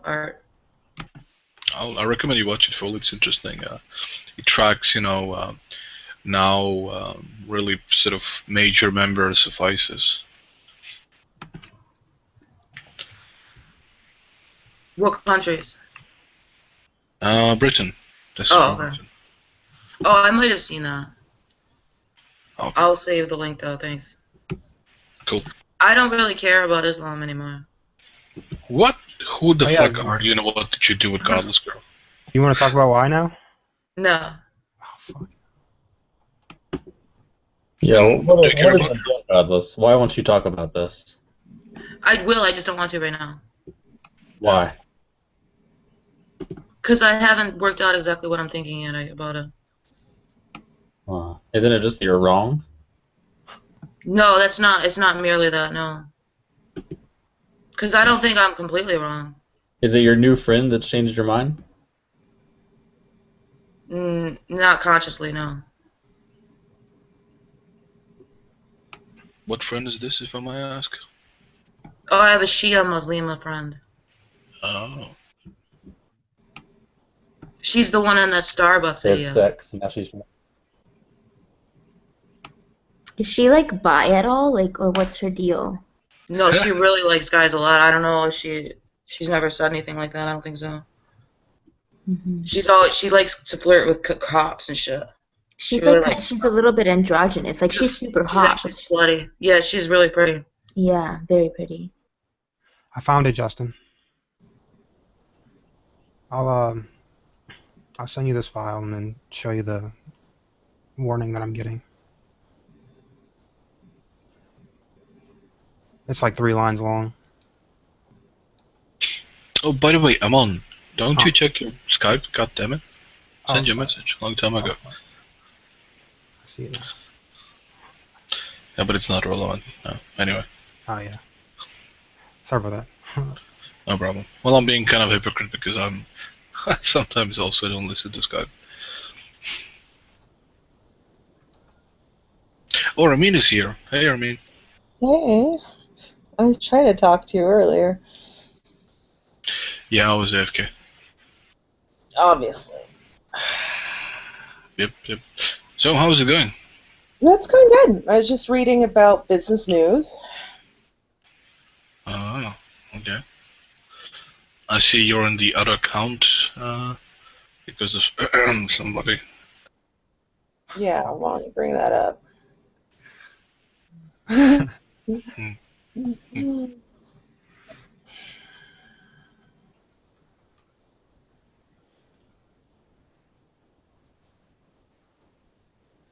I'm sorry if I'm gonna sound like a freak, but the young girl in your picture is really beautiful, Hermine. And I'm guessing that's your daughter, right? Yeah. Why is that sounding like a freak? I don't know. I've never. Yeah, and I don't know how old she is or anything like that, but she's really, really pretty. Is it just me, or it sounds less creepy when a girl is hitting on another young girl? Oh, well, my kid's bi too, so y'all might work it out. Ooh, holy shit! Now we're talking. She's 19, so whatever. Yeah, well, she looks really beautiful, and she looks like you, actually. Well, thank you. She, personality of her own. Is she atheist? I think she's a Christian. Who's a Christian? Your daughter. Yeah. I think she was. I think she's kind of exploring some different things. Oh, nice. She's going to the dark side. Yes. Mina, ask her for a phone number. Yeah, right. I have to work my way into these things, like, over time, if I'm ever gonna have any kind of chance. Oh, I see. I love your tactics here. Subtlety, right? Yeah. You need to teach me that because I'm really blunt and belligerent when it comes to this. Yeah, she's not Asian. She just did her makeup like that because prom had an Asian theme. I think it was Oh, I forget what the theme was, but it was an Asian theme. So she can do her makeup to look like anything. Oh. Spends a Yeah, little it looks really pretty.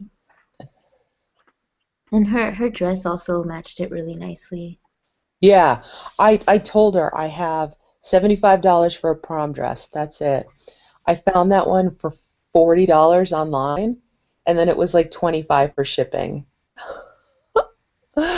Wait, I'll show you the full picture of it. Hold on, let me find my photos really quick. It was pretty funny.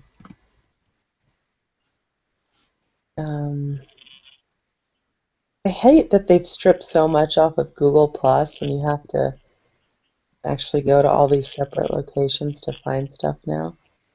Let's find her. And then maybe I can find a picture of her where she doesn't look Asian. I think we touched this one up. Yeah.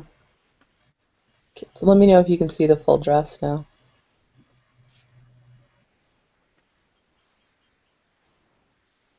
Oh my gosh. That looks awesome. Yeah, it was a great dress. For 40, Yeah. well, 65 with shipping, but yeah, it was pretty cool. Wow. Let's see here. Let me go to her Facebook.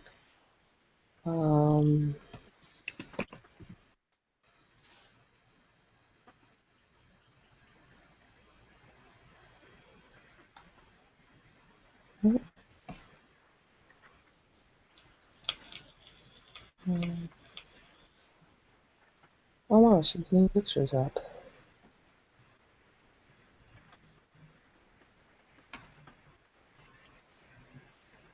Here's one of my favorites.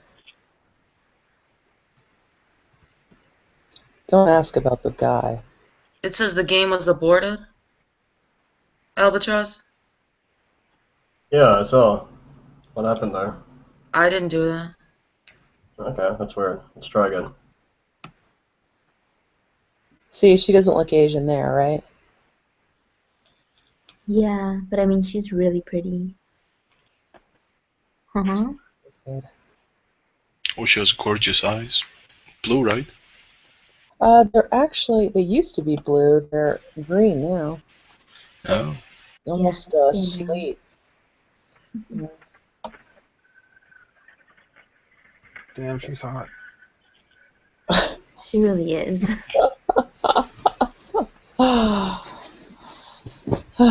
She's a trip.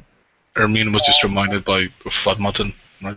Just a bit. Oh, she knew you couldn't see anything with the profile pic? I'll try one more time. Yeah, I was.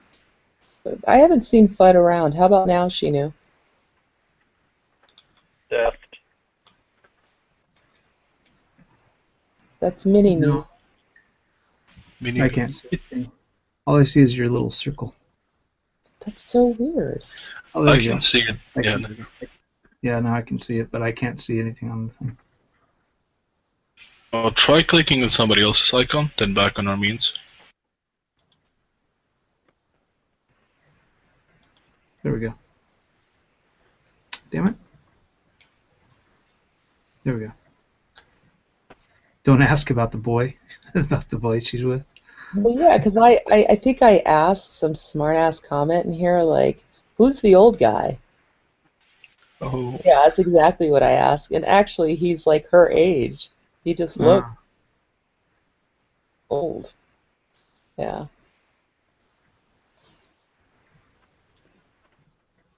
Oh.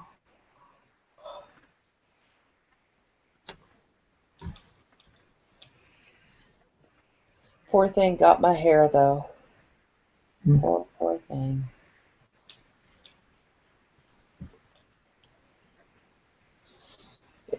What's everybody think about this controversy over the Ghostbusters movie? Oh, dude. Fucking What atrocious. controversy? Yeah, they're almost There at is no 400,000 controversy. It just looks dislikes bad. already on that. What's the They've only got like 130,000 likes, and there's like almost 400,000 dislikes. What's the controversy? Well, it's all female. Yeah, I they don't think just that's took a controversy. they just Well, no, took all it's- the male characters and turned them female, and then made them like a little bit dumber, and everybody's pissed off about it.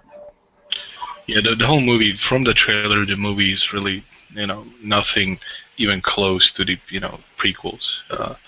Just horrible. And there's this sort of forced sort of thing of, let's put in a female cast just for the sake of putting a female cast in it, right? And there's this token black chick, which enrages a ton of feminists on the other hand, right? So this is not just angry, boys, fanboys of the original ones. It's all in all kind of shitty. Yeah, I'll never watch it. I watched the prequel thing, and I had enough. That was another one of those ones like Mad Max. I'll never watch that either. Oh, I thought Mad Max was excellent, this most recent one. Yeah, Why wouldn't you watch Mad Max? Why wouldn't you watch Mad Max? I'm not into, how I look at it is like if women want to like have more women in cinema, then they should go out and write their own roles. When you have like a dynasty that has been set up where all the characters already have backstories, everything's been written, it has a whole thing, and then you just switch that to a female character, that's a cheat way, That's not. I mean, if you want to make people like women be empowered, and you want to do something for women, then write a character and give her a backstory and make up a whole thing, and then make a movie of it, and that's cool. But when you just take some character that's already been made, they've done 4 movies or 5 movies on, and then you just make it a female character, that's the bogus way to do it. I don't like that. I don't want to see that. I think it's bullshit. I understand. He was played by Tom Hardy. It'd be like doing like the Dukes of Hazzard, taking the Dukes of Hazzard and making it 2 girls. Or making Thor female.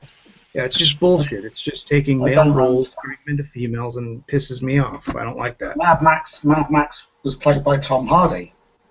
Tom Hardy's a man. Yeah, but he didn't even do anything in the movie. The whole movie was Charlize. You're talking about Furiosa, right? Mad Max is always a secondary character in the movies. Yeah, it's honestly not as bad as it seems. It's not that feminist of a movie. And more importantly, it was a good movie. Well, I mean, it had a lot of explosions, cool, old school effects, right? But, and amazing vehicles. Right, but, I kind of get it, because there was definitely feminist leading to it. And even the producer, I think, admitted to this, right? And it does seem kind of, come on, there's the tribe of females that hate all men, for example. Right, these Amazons. I don't reckon it's never a problem when they put hashtag kill all men on Twitter. It's only a problem if you put hashtag we don't like women on Twitter. Then that's fucking like tear it down, They came up with all these fucking hashtags for fucking men, and as soon as they say something about women, oh fucking hell, can't do that. I don't know what Mad Max film you're talking about. The most recent one. The most recent one. Furious. Because it had a female character in it. Charlize Theron. Charlize Theron was that? the main character. She wasn't that bad. Like it wasn't about being like that female or anything like it. She was really good in it. Face. Yeah. I don't. What's the problem? Well, they should have called it Charlize Theron instead of Mad Max if they were gonna make the main character her. Mad Max. Wait, hold on. Mad Max movies are never about Mad Max. They're always, the lead is never. The first Mad Max was about Mad Max, and everything after that had a different lead. So if you know the history of the franchise, you would know that. And with it, they just chose a different character for one that was a woman. Big whoop. Yeah. If you're going to go on your whole notion of there's this plot, this storyline, this everything that's behind it, then you know that about Mad Max. He's not the one that saves the day, except for the first one. Albatross, is there a way you can make the time longer? Because I'm a beginner. I need more time. Yeah, sure. Let me set it up. Ed, how good are you at chess? I don't know what my rating is or anything, but I'm decent. Can you give me a handicap? Because I'm not very good at all. Okay, I'll see if there's an option for that. Like play Rook down or something. No time. Okay. You can see if they turn off the time on it.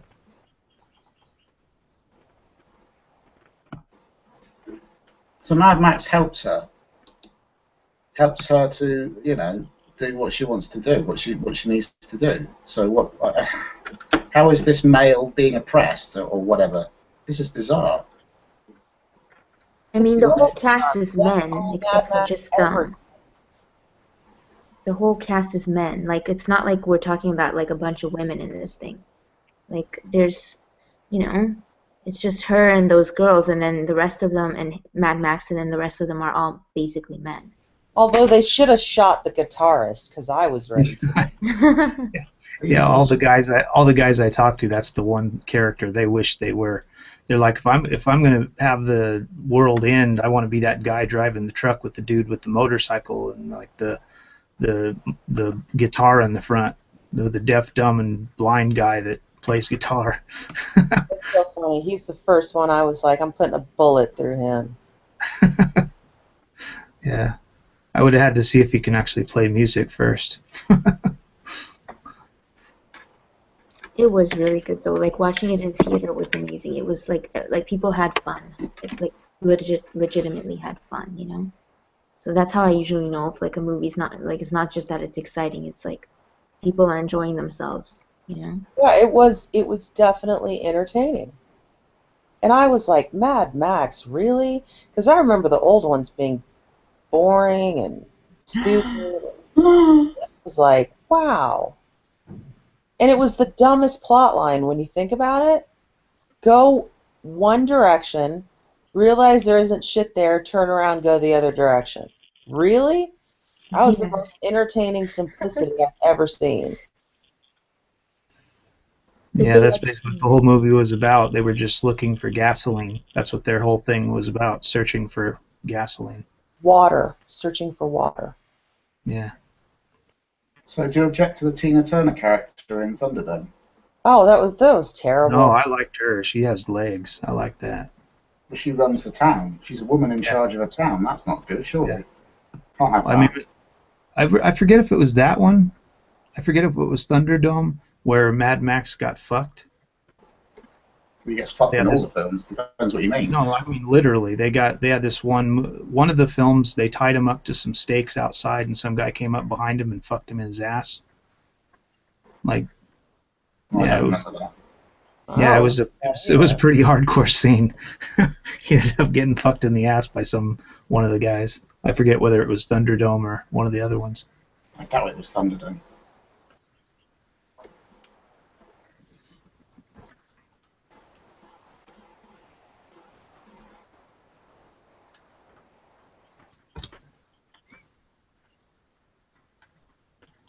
I don't know. I just think it's different. It just depends to me if you're going to do a reboot or if you're going to do, you know, a different interpretation.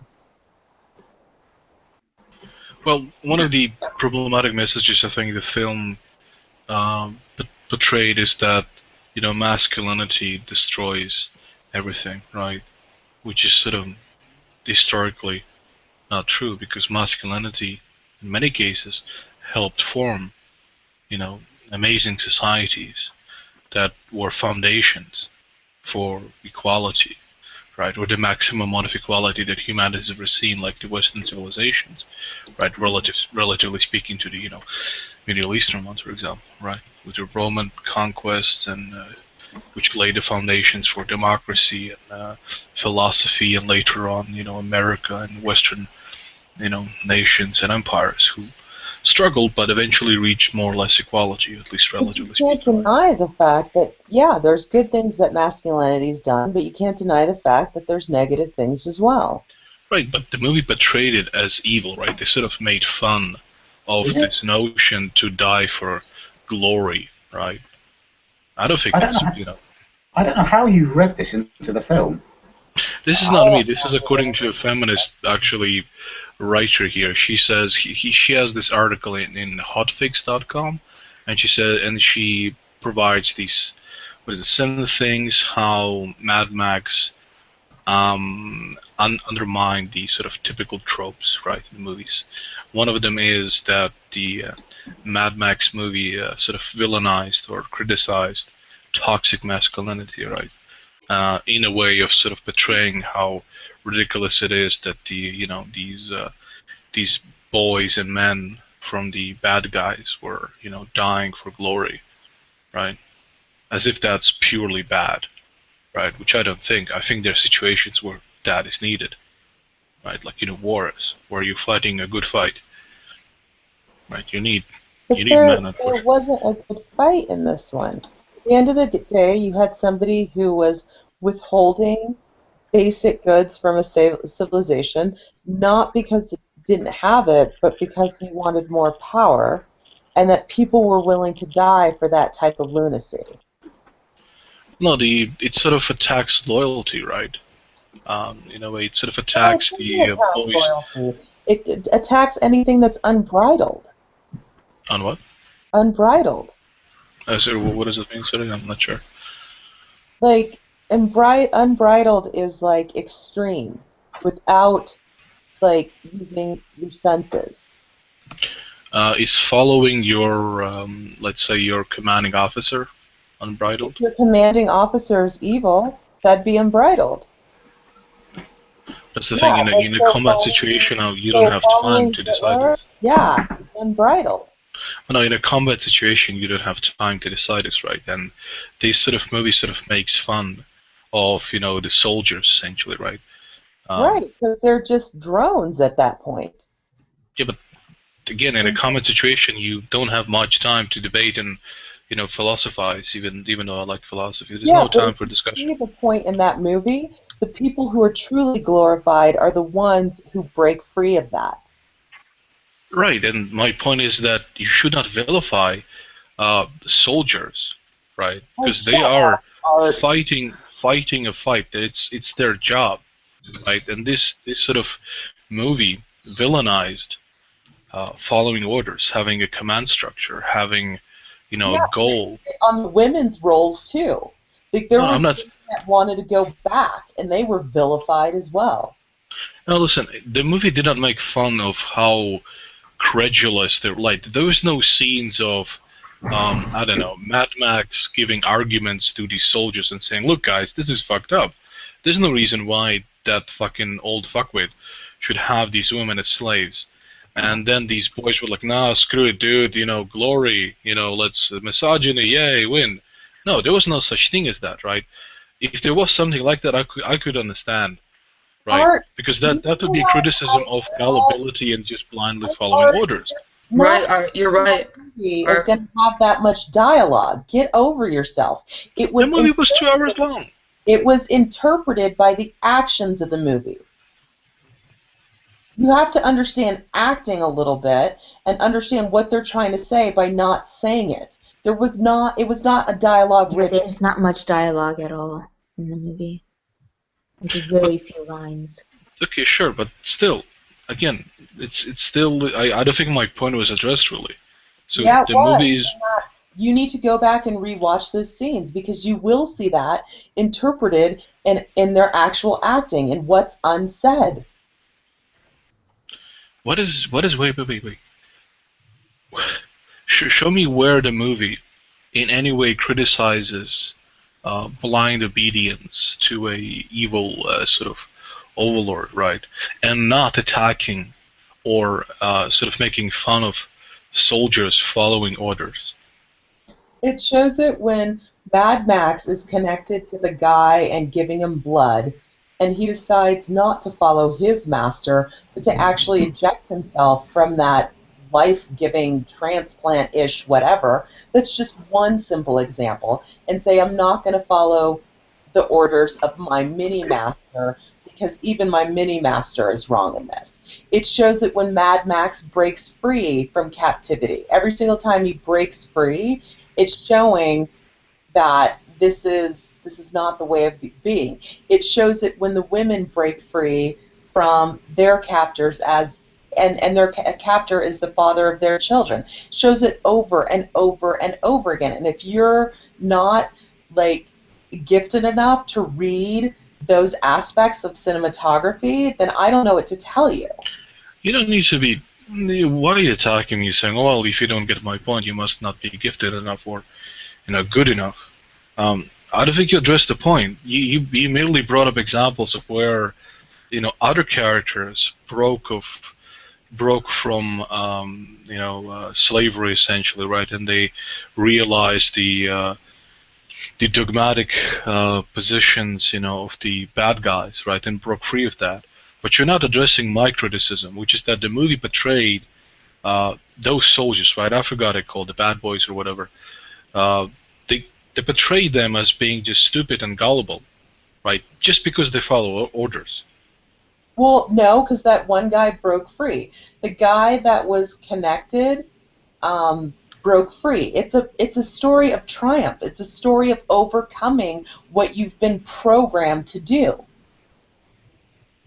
Okay, I don't think we There was two critical characters in it that were bad guys that overcame and ended up helping people towards a bigger mission. Those were the main, and one of them was really stupid. One of them wasn't as stupid. And you can see that even being stupid or being smart, whatever, there is a way to overcome. It doesn't matter. Like wrong is wrong. I think we should move on. I just we have to agree to disagree. But I think there's another point, and I'm trying to find the exact. I thought we were going to move on. I thought we were going to move on. I mean, from this point. Oh, for fuck's sake. I have a different sort of, and I'm trying to find the exact quote, but because I thought that I don't know if you remember, just this tribe of women, right? This group of women who just rejected being with men at all. And I think they said something about who caused the destruction of humanity, essentially, right? This apocalypse. And I think they said something that it's men's fault, right? I'm trying to find the exact quote though, but that seems kind of... These women were essentially being held and raped. Don't forget that. Yeah, but that's not justification to blame all men, is it? They're not blaming all men. They're blaming the men there. They didn't say all men. Wait, who did I blame? They're blaming that man and the men in that culture that allowed that to happen. The soldiers. No. I'm not talking about the sex slaves. I'm talking about the tribe of women in the desert. Oh. Oh, yeah, don't take my queen. Yeah, go ahead, sorry. No, I was talking to Albatross, sorry.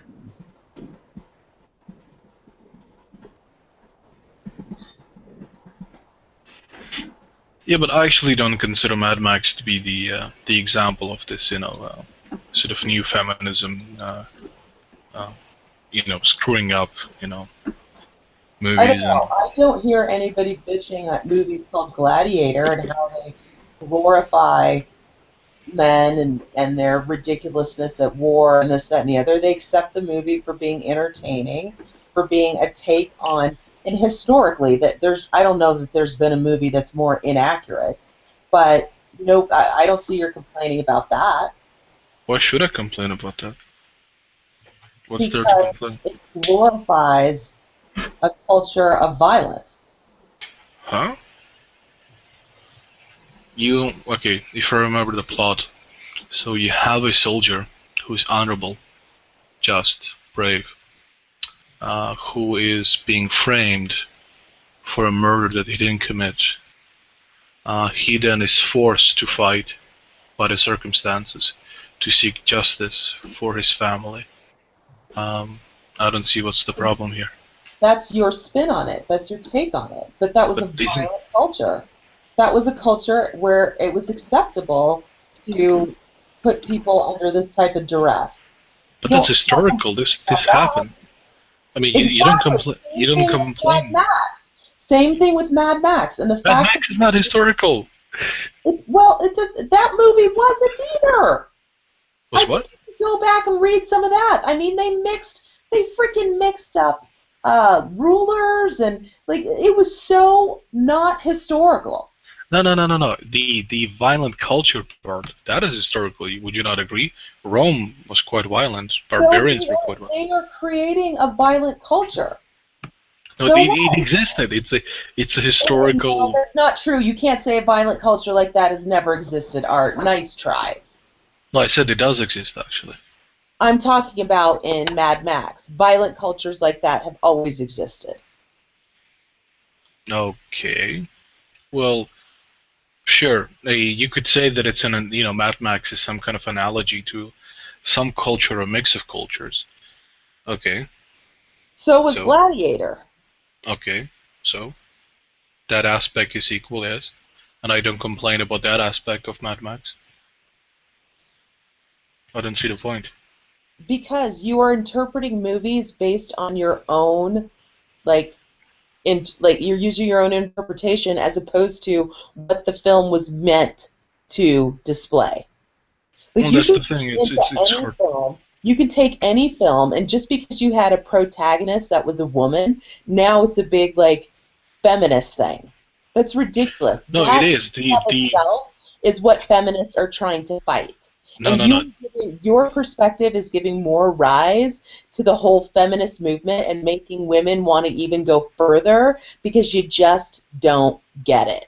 I mean, Mad Max, Fury Road is a feminist-leaning movie, according to the creators of the movie themselves. It's just a strong protagonist that's woman.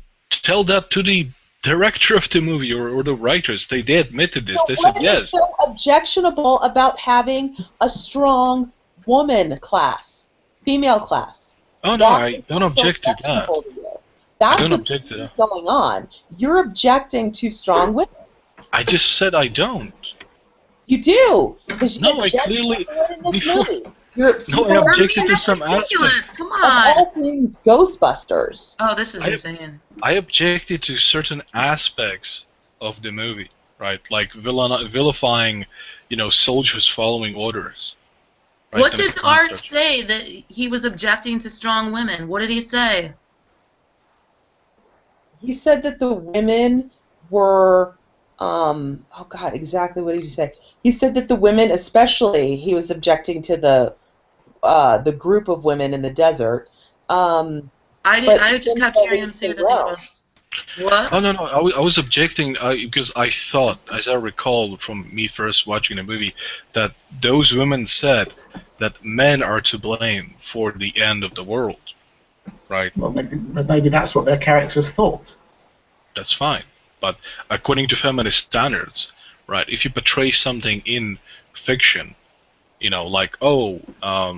a character says that women are horrible and they should be slaves, then a feminist would turn around and say, look, that's misogyny.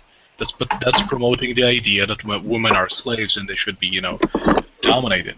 By that exact logic. Right, imagine the outrage. That's a presumption. Imagine the fucking outrage if a movie they said in the movie that it was women's fault for everything wrong in the world. Right. Well, it depends on the context. You can't just assume that because the same exact context, but it meant being men in the desert. I haven't seen the movie, so I don't know. I haven't seen the movie, so I don't know. But let's say it's the exact same context. Well, I'm saying imagine the fucking outrage from the crazy feminists. Well, imagine you projecting there might be an outrage. It's not the same thing as imagining an actual outrage. Dude, gee, are you crazy? This has happened so many times. Have you not? Do you not watch feminist videos? Have you never seen clips? Have you ever seen a society where women were running the joint? Actual society, not in modern times, but I think historically there were. So that's why. Why is that wrong? If a movie was made like that, yeah, it would be shocking. Women have never been in the power position to actually make those decisions in the world. Gee, you're printing something. Just cannot hear me. Could you repeat the point again? I mean, somebody was printing and I could not hear it. Women historically have never been in a power's position to be developing a society that could actually ruin the world. Okay? So if you were to create a movie that said women ended the world, hell yeah, that'd be impactful. because we've never ever been in a power position to be running the joint so that we could. Now, that doesn't mean it's impossible, right? Women still have I didn't say it was influence. impossible. I said impactful. Impactful shit. That doesn't mean it's not impactful. You can still have influence. You can have a situation where, I don't know, crazy feminists decide to, I don't know, break into the White House and push the red button and destroy the whole world, right? That's not outside of realm of possibility. All I'm saying is that's never happened. But neither has apocalypse ever happened that was caused by, men. A movie. All I'm saying is a movie depicting it. I'm arguing or talking to Godless. So a movie depicting it, hell yeah, that would start up like a lot of conversation and debate and fury. I'm not doubting that. I'm not doubting anything that Godless said. But no, you see, the point is that feminists would lose their shit and would call such a movie misogynistic and, So the point is they have double standards. It's not double standards, because the reality of it is that is the case in life, is that men have been running the joint. But we haven't destroyed this. Show me please show me where's this apocalypse that man has caused. Well, I don't know. It might be an apocalypse if you lived through Hiroshima or Nagasaki. That might be an apocalypse for you if you live in Syria right now. You think if women were running the world, we wouldn't have wars and shit? I don't know. Right. If women were running the world, we would be running, our car. A lot less. If women were running the world, of course, according to feminists, we would all be living, riding on unicorns and running our cars on unicorn farts, right? It'd be all, glorious. I mean, you said we'd have a lot less war? Probably, yeah. Why? Because it's not women's nature. Bullshit. The reality of it is, I don't know why people don't get this. Biologically, we are different. We're the same species, but biologically even, we're just different. Men are protect. They protect, and one of the ways they do it is through war. Look at Queens. Look at Queens historically. Look at Queens historically, like killing their own families and shit to rise to power. What the fuck are you talking about? What are you talking about? Don't talk about the exception.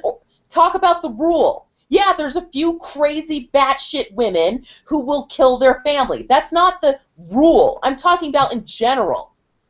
Yeah, they're the ones that always get to be power. You're saying men desire power more? It's in their nature.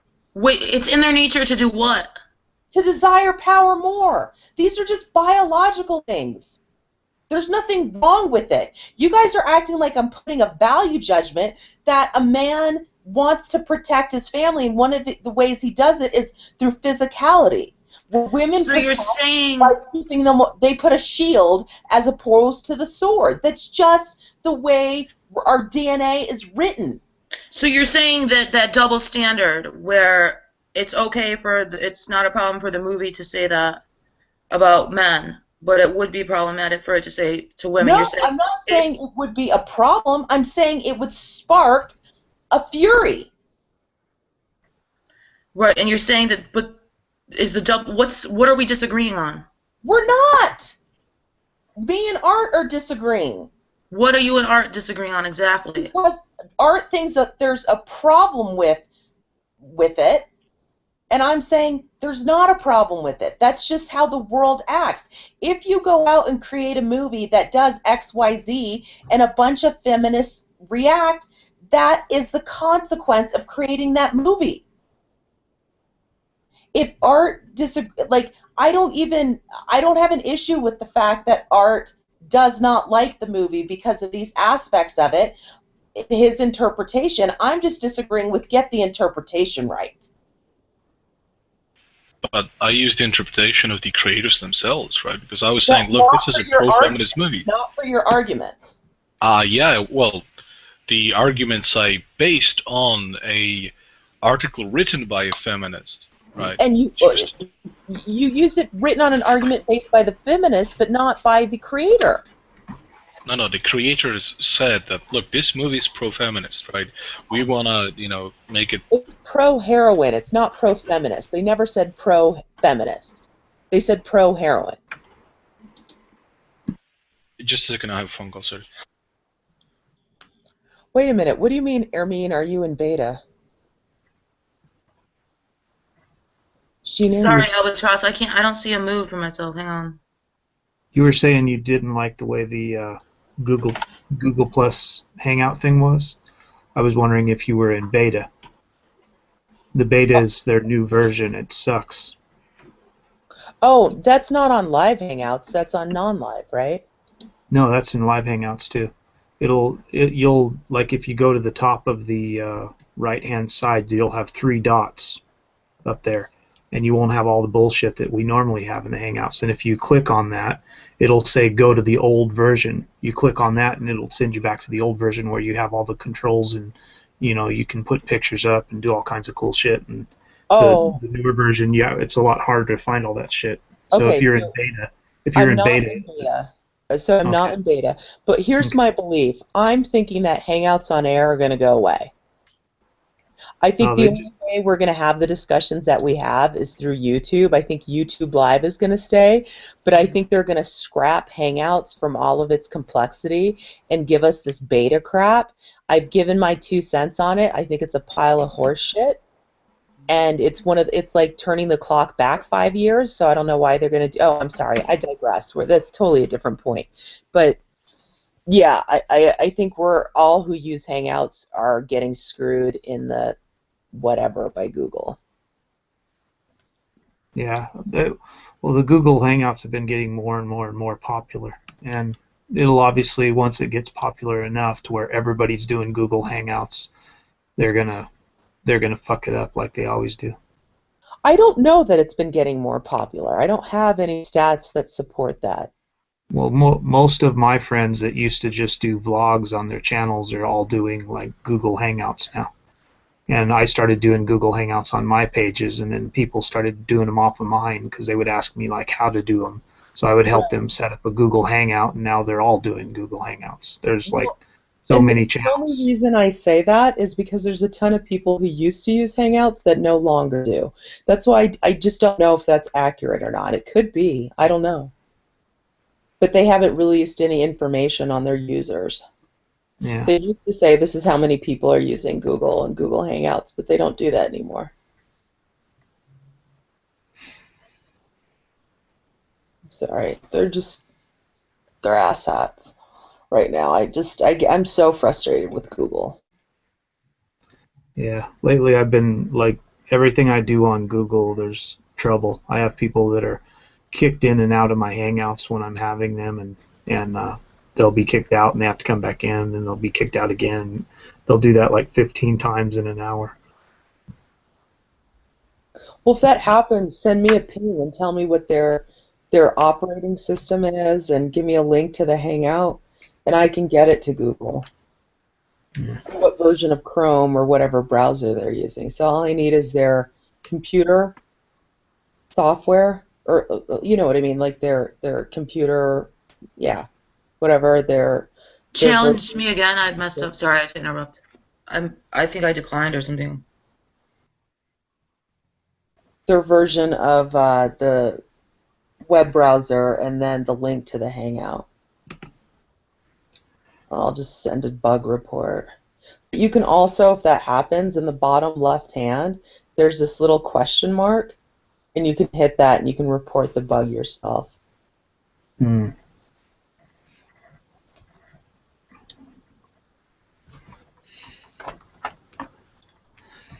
Yeah, that's something else that happens to me as well. Like I'll start my Hangout and 2 of the people are in the old version of Google Hangouts, and then the rest of them are in like beta.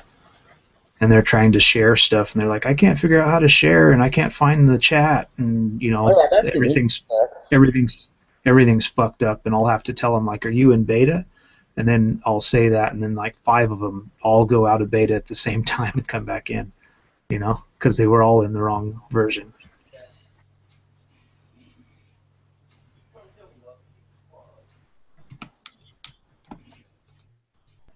Hey, Mark. Oh, God, I didn't notice you. I was Hello. like, hey. I was just interesting to hear this stuff about films because I'm a big film. I don't think Mad Max is pro-feminist. It's just got a heroine. I mean, great. Makes a change. Well, Mark, again, the creators of the movie said we're making a pro-feminist movie. They I said think didn't they say pro-heroine, not pro... No, they said Feminist pro-feminist. Oh, okay. That's Great. what the men's right activists got all pissed off about.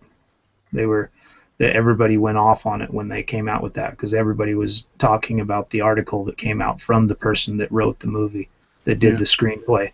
She was saying like this is a pro-feminist movie and blah, and she started talking all kinds of shit about men, and that got a lot of people pissed off.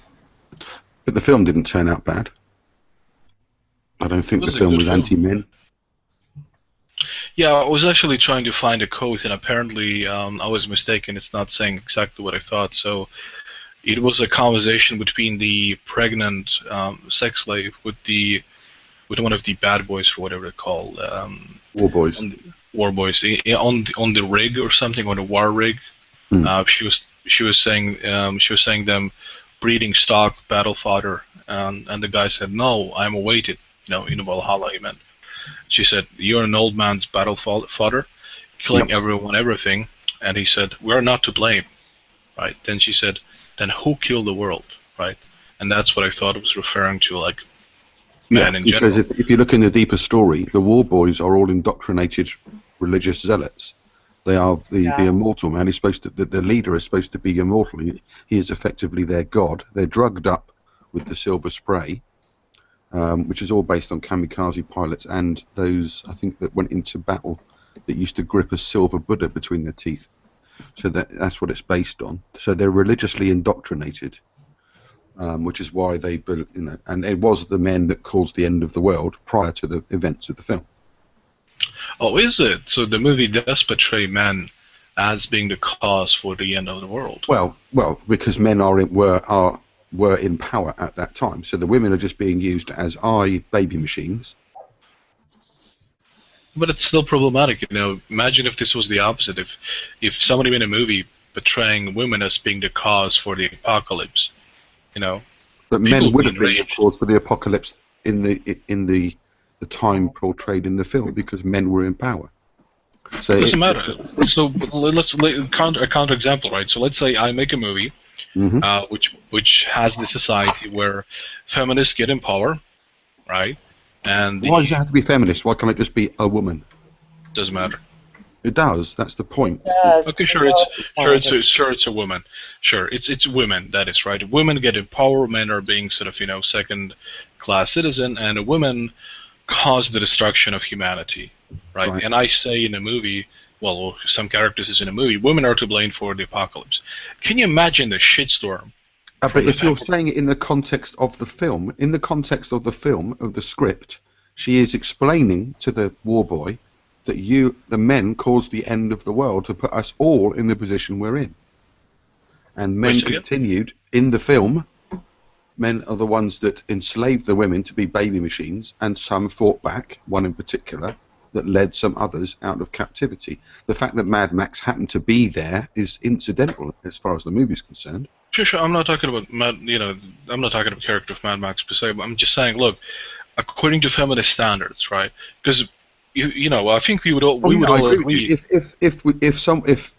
If Steven Spielberg makes a film tomorrow about the end of the world and that there happened to be a female president that pressed the button. There may be some feminists that would be outraged, but who gives a fuck? It's just a film. But no, let's take it to to be analogous to what you said in the Mad Max movie, which is that men in general are responsible for the end of the world. No, that's not what they said though. They're saying it in the context of the film. In the script, she's saying to the war boy, "Well, you men are the ones that fucked up the world." Wait, is she saying the bad boys? The war boys. No, she's saying that the men who were in power, obviously at the time of the apocalypse, were the ones responsible for the end of the world. What's left is the rulers, which are still men, their concubines or harem, which is the women that are just he impregnated all of them, didn't he? The leader.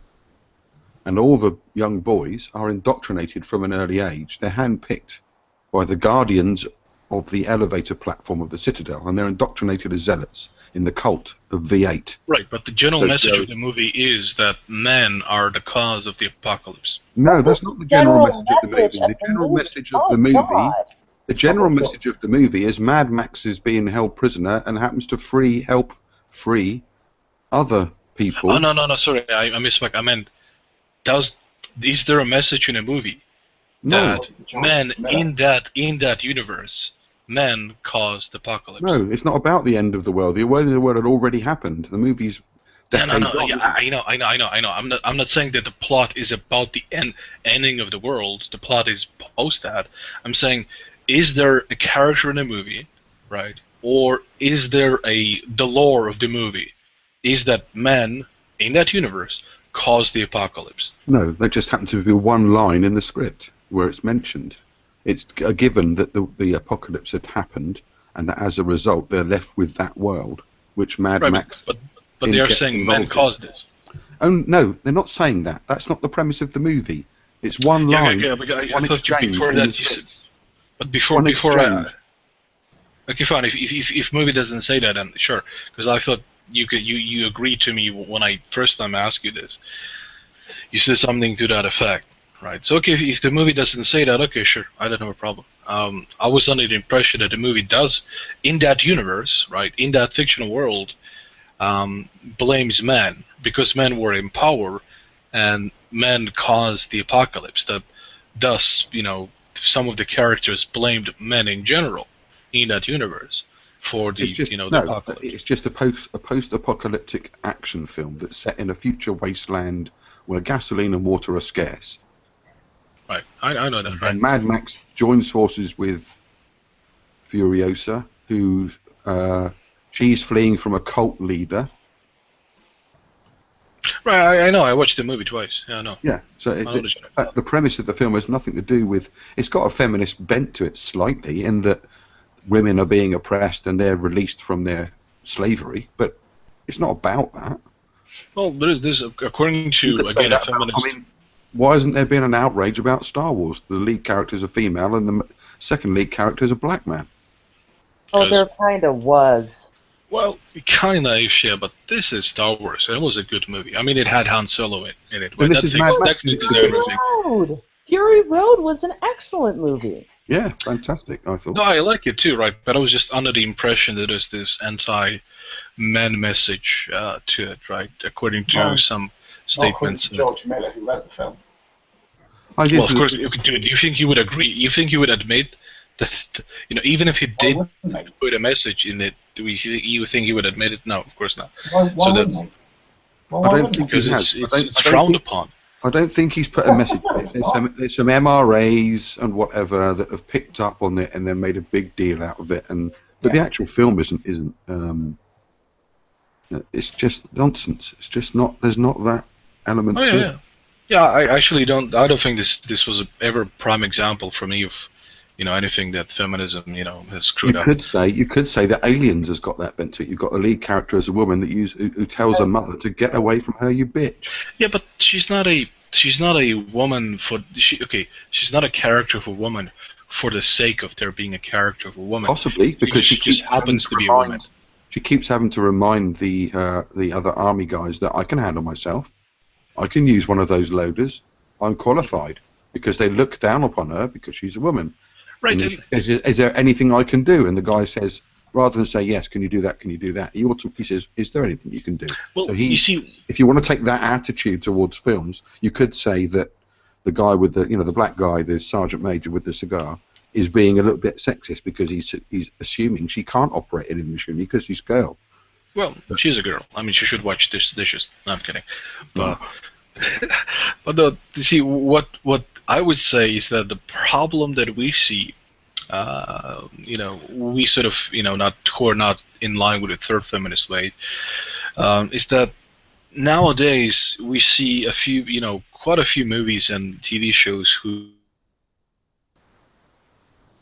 they're putting a female character, and in certain franchises they just change the original established characters who are male, right, by lore, right, to be female, just for the sake of appeal to the masses. Ghostbusters is the original was all men, and now people are having a shit fit because they've changed it to all women. So what? But I don't understand this argument, because a lot of times you see the comic books, the original character was black, but when they made a movie, the character was white. Nobody went up in arms over it. I would be. I would be too. Why? It's a film. Because it's the tradition, it's the lore, right? It's what. But that's it's happened like throughout Hollywood history. It's like having. It breaks the. Okay, it's like going to a theater, right? And in the middle of a scene, the same character is replaced by a Asian, half Asian, half black person, right? It breaks the illusion. I agree with you in certain circumstances, such as James Bond. James Bond was written to be a white upper class, I don't know, upper class family. But if you look at the James Bond books by Ian Fleming, James Bond was a white guy. So to have Idris Elba as the next James Bond, it sort of doesn't sit. Not because Idris Elba is black, because James Bond was written to be, but it will still work. I still don't have an issue with it as long as it's not. But you'd have to rewrite the whole history. You can't have James Bond being born with Scottish parents in Scotland. The difference between a reboot of a franchise and a continuation. That's what people don't understand. If you're going to reboot it, you can put whatever backstory you want. They did the same thing in Dark Knight. That's not aligned with the original comic strip. Sure. Because it was a reboot, it didn't matter. I think but if you're going to continue it like you are with James Bond, it could be a problem. Yeah, why not just have a new character, not called James Bond, about a black super spy? Why? Right, like for example, there's Spawn, right? Because you wouldn't do it from a marketing perspective. James Bond has cachet. It has the brand built behind it. It has all these different things. So they know right off the bat, if they are going to reboot the franchise and make him black, that it's already going to come with $250 million in sales. Possibly. Marketing, basically. I agree with you. They probably have to reboot the whole thing and give James Bond a completely different backstory to make it plausible. But then it wouldn't be James Bond if in some certain. I don't know. In some respects, you can make that argument, but I just think that reboots. I mean, with other characters such as, say, Superman, you could have a black Superman because the backstory wouldn't have to change. I'm waiting for him to make 007 a female. That's going to be the next thing. That was suggested, actually. I've heard somebody was suggesting that. Why would that be a problem? Because it's not the tradition, right? It's not the. It's like I don't know how to sort of. Okay, take for example what I forgot what's the comics company that owns Thor, the character, right? They have made him female. Marvel, right? They made him female now, and I'm like, what the fuck? Thor always in even the religion that he comes from, he's a male, right? He's the god of thunder or whatever. It's just, it doesn't make sense, right? It just breaks the illusion for me, right? Because I'm now have to constantly wonder, why the fuck does Thor have boobs now? Who cares what it breaks your illusion? But I think the James Bond thing is an extreme exception. I can't see any problem with most other characters being black or female. I don't either. For example, I love Spawn. When I first saw the Spawn movie, I absolutely loved it. I had no issue whatsoever. The character was black, and if I actually loved it, it was a sort of nice refresher because most of the but the Green Lantern, the Green Lantern is supposed to be a black guy, but they made him some white dude. Was he black? No, there's two different characters. The original comic character was a white guy, and that's who they based the movie on. They could have gone with the black character. I mean, what about the other way around? What about reversing it so that I'm trying to think now off the top of my head, my mind's gone blank, about a quintessentially black or female icon movie character. Right, like Roots. Make Roots a that would be a bit different. That would be a bit. Yeah, you couldn't quite make all the slaves white, and I mean, a specific character, say. I don't know. I'm trying to think now. Make Django a hillbilly, a white hillbilly. Yeah, what about now? I mean, icons. I mean, actual. I can't think of one. Well, even we can take historical icons. I don't know, like Martin Luther King, right? Try making a movie, a movie. Yeah, that wouldn't work because you've got an historical figure that everyone. I mean, Right. I'm talking about fictional characters, really. Okay, make Luke Skywalker black. No, I mean the reverse, the other way around, where you've got a black, or right. a female film icon character. That would it work the other way around? Paint Chewbacca white. What about Blade? I mean, make Blade a white guy. Yeah, would that work? Probably. Yeah. Oh, right, Blade. I forgot about Blade. Yeah. His colour isn't entirely relevant. I don't know the comic history. It might be relevant. It's not about it's not about being relevant to the plot. It's not about being relevant to the plot. Actually, that's what feminists actually object. They want to see characters who are black just because they happen to be black, not because it is somehow key to the to the plot itself. Because then you have a reason, irrespective of equality, to put the character in there, right? So I think Blade, for example, is an awesome example of a great movie. Yeah, I don't think swapping that to be a woman or a white man would make any difference.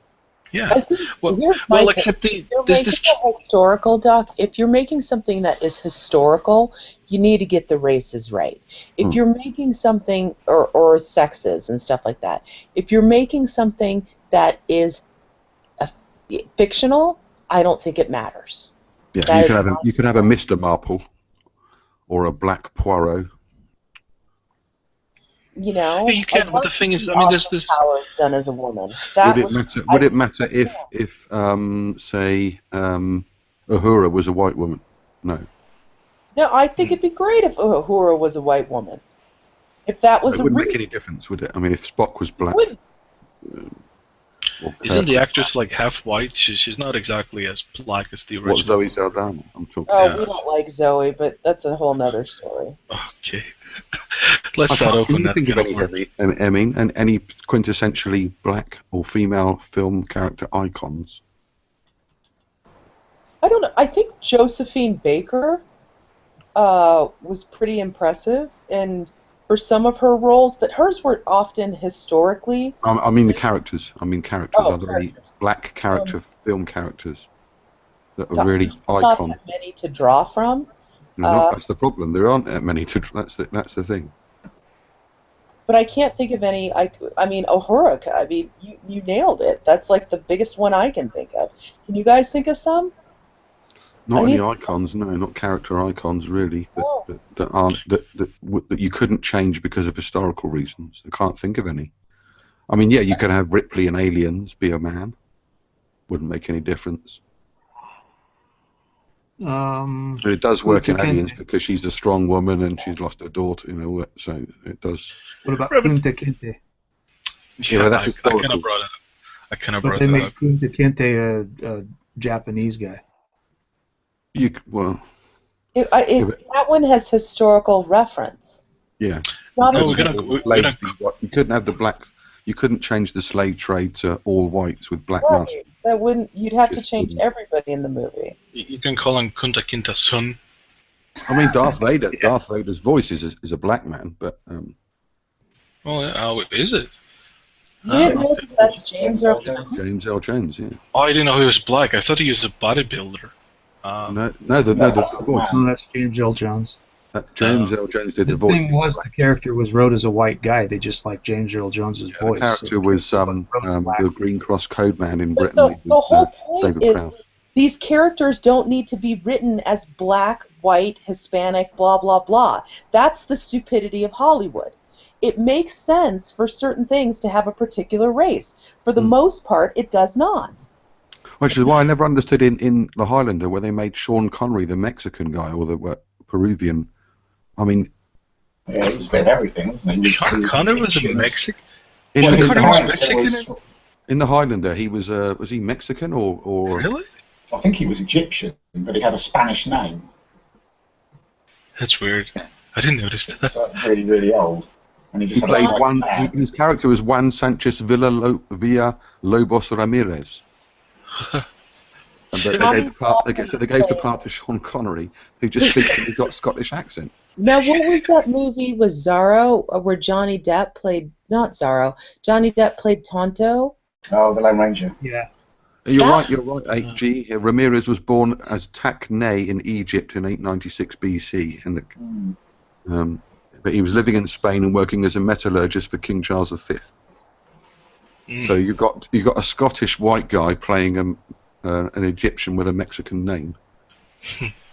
That's. And he actually speaks in a Scottish accent. It's just ridiculous. But then Sean Connery does. I mean, you know, when they're thinking of who can we have as the Russian commander of the Red October? Oh, I know. Let's get that white Scots guy to do it. And he'll just speak in a Scottish accent. You know, we must get the submarine to the Americans. But I also wonder, what do you think Sean Connery was thinking? Like, you think he read the role and went, I could play this? But you think it would have dawned on him, should I be playing this? Well, I think Sean Connery just took the money. The same as he played the Irish guy in The Untouchables with a Scottish accent. So then, Indiana Jones's father, who's an American, turns up to be another guy with a Scottish accent. It's just Sean Connery plays himself in every film. He just doesn't play a character. Right. Yeah, he's a one-trick pony. But then again, his accent is sexy.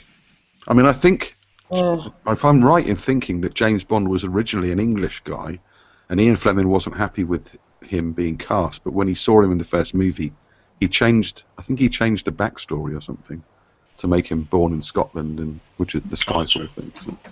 Yeah, hey guys, this thing about race and characters, color stuff. I don't think anybody complains, or nobody majorly complains about there being black characters or Asian characters or female characters. What we are pissed off at is when you change an established sort of lore, right? And just change the sex or the color just for the sake of appeasing this group of crazy feminists. The characters in Ghostbusters aren't supposed to be the same characters. It's set 30 years on. It references that in the trailer. It doesn't say that this is now Venkman and Stantz and that as women. Oh well, that's even better. Yeah, it's set 30 years on. So so the three women are essentially taking over the job rather than Yeah. That's what I get from the trailer. I don't think it says that they are the characters, just that it's now Sharon Venkman and whatever.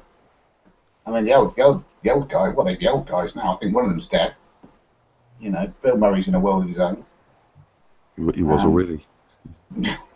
So I don't know. They couldn't really get away with calling one guys back out. It'd just be ridiculous. It's the same as lots of programs. I'm a big fan of The Walking Dead. My son and I watch that quite a lot. And even the zombies are mostly white. I know that they would be anyway, but then you'd think in certain parts of America where they're filming or where it's set, you would see a lot more black undead, but there aren't. No, that's because the black people in a horror movie always die first, don't you know? Well, usually with zombies, it's the fat people that die first because they can't run as fast. Right, that's true. Black people should be able to run faster. You think the black athletes would be well up there, no problem. They'd get their own back. All you fat white dudes are going to go first. Yeah, actually, all the black characters in Walking Dead or in Kenya, they just ran. But I know it's already a thing as far as the Olympics goes. You get a lot of all the best are black, and it's the same in British football. Or soccer, as you idiots like to call it. Beckham. Most of the players are black now. Most of the English football team is black. Yeah, I know, but you can't sleep on racism. Sorry, I mean? You can't sleep on Beckham. Well, Beckham's retired. Exception, not the rule, I know. He's retired. I just want to say, look, the fact that most players in the British team are black is evidence of racism. Look. Well, they've all got black, but a lot of them Not they're just also British. Black, but African. They're English. They've got a lot of heritage. There's various shades in the English team. Well, don't they have a lot of that cricket teams as well? A lot of cricket teams are Indians. And the same as rugby, they tend to interchange a lot. I mean, now we've got some South Africans and Zimbabweans and Indians and Pakistanis playing in, or with that heritage, playing for England because they're British citizens. They've been here, Guys, don't you see how it's kind of funny that you don't hear feminists pointing, that fact, like you mentioned, Mark, that most of the British football team is, black. That is What evidence. does that have to do with anything? Because feminists usually say, social justice warriors. Feminism. Race has nothing to do with feminism. Sure. That's I was thinking of irrelevant. social justice warriors. Because they would usually say, look, because this group is overrepresented by white people, it's evidence of white, supremacy or whatever, or racism. I think a lot of them are just a fringe anyway, all the nutters, the same as nutters in religion and nutters in any other walk of life. I think they're a fringe that are just getting too much attention. Well, you have a lot of those, though. Like a fringe, like relative to the whole population, yeah, sure. But then again, so are we atheists, right? And fundamentalist Christians. But they're getting a lot of power, right? They're being influential.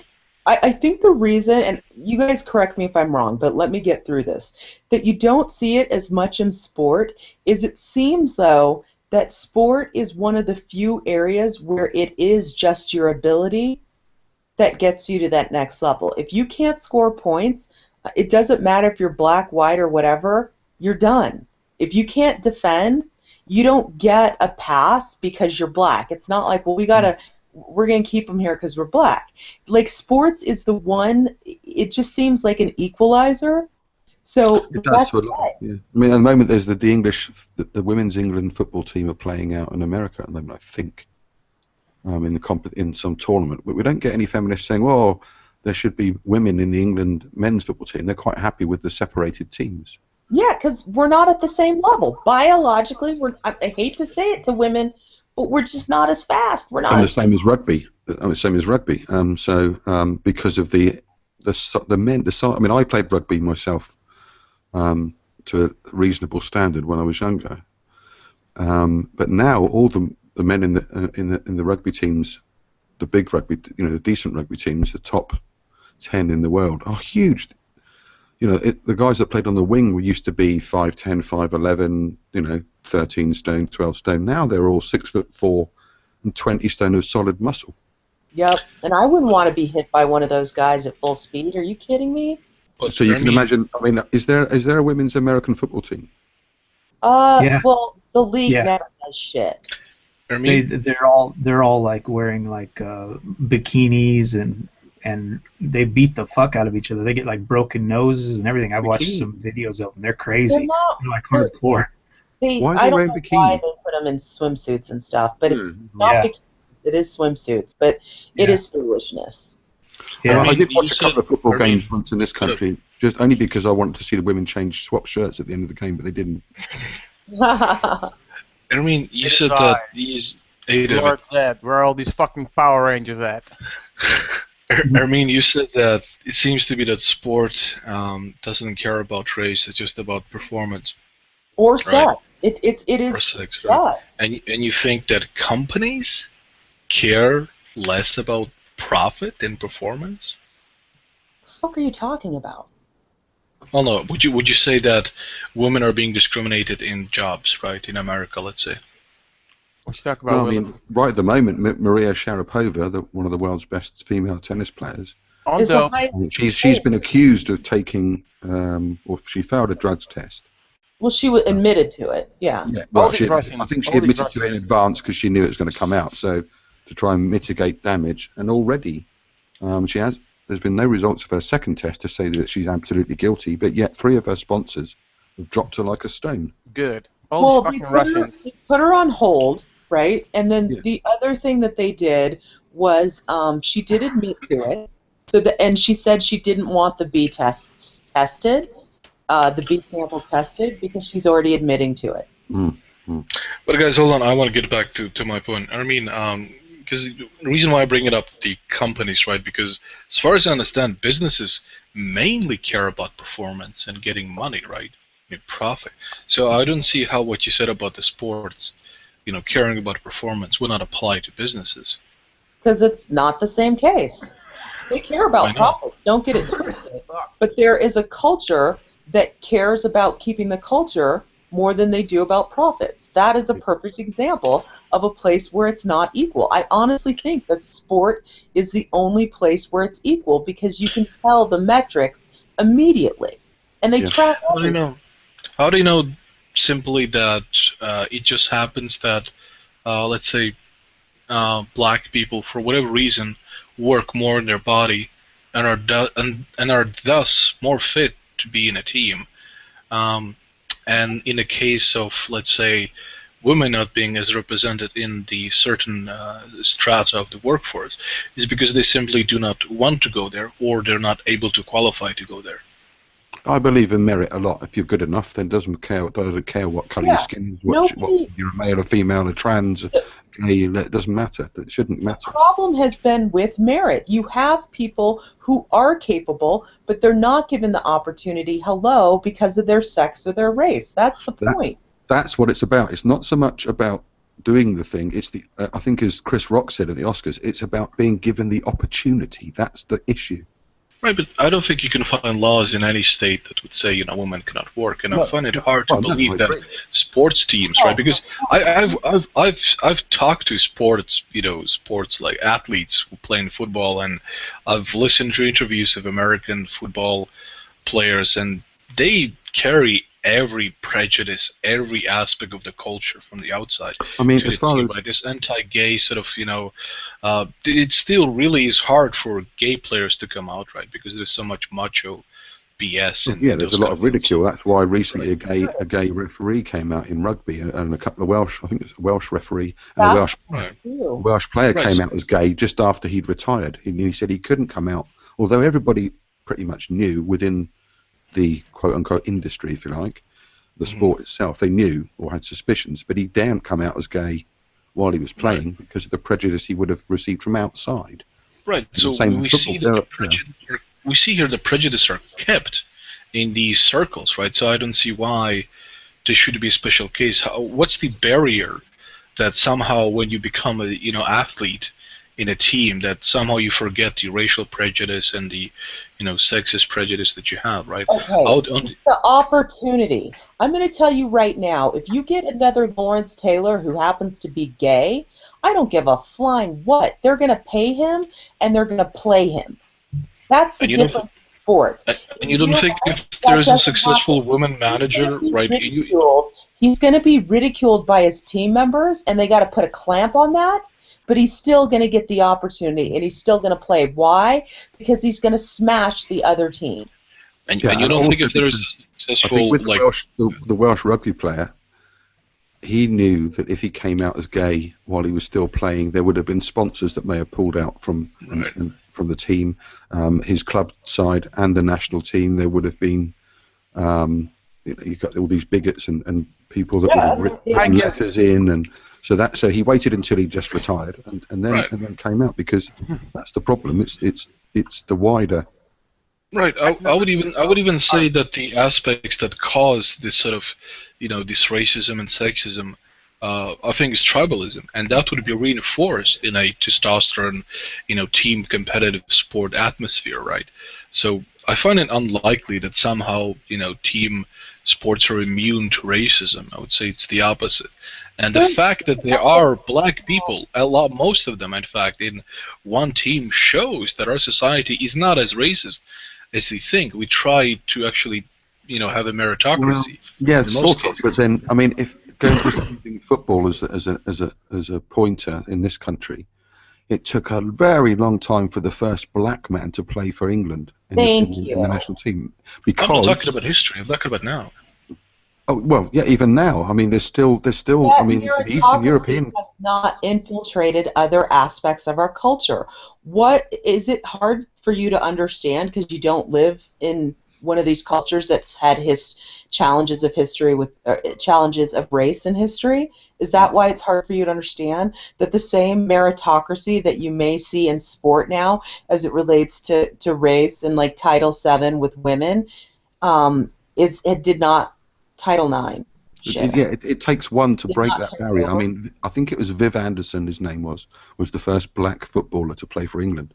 There were many before him that had the merit. They were fantastic players. They were just never given the opportunity to represent their country because they were black and because of the impact that would have had at that time within the culture in the 70s and even the 80s in England. And it's changing. And most recently, Now it is, yeah. Now certain positions are, I don't know if you know this, but like it was completely frowned upon for a quarterback in American football to be black. I mean, even now, going to a lot of football clubs and the England national team, travelling to Eastern European countries in particular, are still very badly racially abused. They have bananas thrown at them on the pitch and stuff like that, and that's still happening now. Well, they are racist people. I don't deny that. All I'm saying is that we have to, include all the facts, right? Give some credit to our culture for having meritocracy, proper one, at least in one aspect, right? Well, we sort of do, but I mean, Chris Rock in the Oscars was quite right. And the fact that we here were discussing, can you think of a black or female icon character in film, and we couldn't think of one, could we? Just because I don't notice because they haven't. I don't care about race or sex. Well, because the way writers operate, they don't write in those sorts of characters. Black actors are not given as much opportunity. I thought of one. The guy that played something Hayes, Isaac Hayes, Shaft. Oh, Shaft, yeah. Yeah, that was one.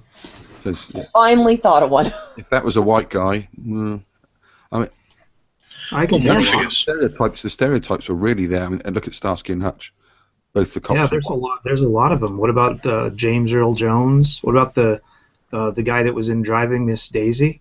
No, He's one of the highest paid actors. Iconic characters, right? Morpheus, yeah. He's one of the most iconic. Well, yeah, was he iconic? Okay, Morpheus, maybe, but you could just exchange that Morpheus for somebody of a different race. That was the question. You couldn't exchange. That's the problem with James Bond. James Bond is such an iconic film character. That's why there's such a furore when there are suggestions that he be black or a female. I can't think of any other iconic character that is black where there would be the same problem. Uproar. Yeah. Wait, say again? You cannot think of a character that would be what? Yeah, so we're trying to think of a fictitious black Hollywood, black film character, or book character for that matter. Okay, and why? I could think of it more in books, but as far as it goes with movies, the only one I think of is Shaft, where you could not change him. Like, he's iconic. He's just will always be black. Hell, he might always be Isaac Hayes. I don't know. I kind of lost what the original point of this exercise was. Yeah, the point was there's a furore in the UK to a degree that suggesting that James Bond be the next James Bond be either a black man, Idris Elba, or a woman. And people are saying, well, James Bond cannot be anything but as he was written. It's an iconic white man to play that role. And I can't think of another fictitious film or book character that is black or female that would have the same impact if it was suggested it be reversed. So like you could have, like Morpheus was brought up. So you could have Morpheus could be a white guy or a woman. It wouldn't make any difference to the film. Right. Well, Blade wouldn't would make be any one. difference. Sorry? Blade would be one. Yeah, Blade might be one, but Blade isn't that iconic. I mean, I'm talking about the level of James Bond. About iconic. Well, that's just millions of dollars. That's just because there wasn't as much movies about Blade. No, but you can't say Morpheus isn't an iconic film character. It's not one of the ones that comes to mind. Icons would be James Bond, Superman, Batman. Oh Jesus, I forgot. The true icons of the cinema. Now, what's the point of this? Again, why is it important to be an icon? Whether there would be any, would it work the other way around? Would there be as much furore or outrage if it was, I don't know, say if Superman was black and they said, right, the next Superman's going to be white, there wouldn't. Well, I think there would be if you had as established, let's say, lore about this character, right? We have that to some extent. There's no law in, say, Superman. If you had Superman, if Idris Elba was the next Superman, there wouldn't be any furore because it wouldn't affect anything about the law or the character because there's nothing on Krypton that suggests he doesn't I He has suspect to be white. I'm gonna try something on for size for you guys. I think it is in the lore that it perpetuates the racism. Huh? I think in the lore it perpetuates the racism. It In what lore? perpetuates sexism. It perpetuates because it was written at a time where it was almost acceptable to be sexist, racist, or anything else. And by What are you talking about, sir? just let me finish. And by continuing on these characters that have these types of backstories, it perpetuates the notion that it is the sexiest thing in the world to be a white male from the Great Britain. I mean, Right, what I about thought you- Apollo Creed? There's another one that comes to mind, maybe. Is he that iconic? I've heard it, but I've never seen it, so it might be. No, I mean, if Apollo Creed was a white guy, if Rocky had just fought another white guy, and Apollo Creed was a white guy, would it make any difference to Rocky? No. But I mean, I don't see why should we change the lore of established, great Because it big perpetuates stories. it. We can just make new ones, and I don't see how James Bond perpetuates I don't anything think you negative. guys understand marketing. You don't just make new ones. Like, you have to, it costs multi-million dollars to create some of these action-packed things. You want sure bets. Yeah, if they remade Men in Black tomorrow, and Will Smith's character was white, it wouldn't make any difference to the film. No, it's to the lore. Well, no. So just like it would make any difference to to the story if you just put it next James Bond to be black. Well, no, but the James Bond law is specific to a white. Right, but isn't also Men in Black specific? Doesn't it say in the script, in the writings, that Will Smith is black? The character, Agent J. Right.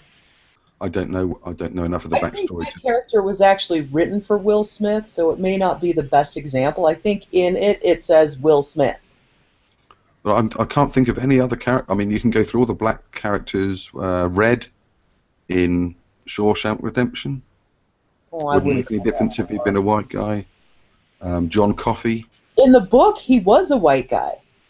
What about John Coffey in The Green Mile? Would it have made any difference if he was white? No, in the book, he was black. Well, I think this is kind of speculative. We don't have a. It would, because of the racial undertones. That's why he got sent to jail. Yeah, true. Yeah, so that character has to be black.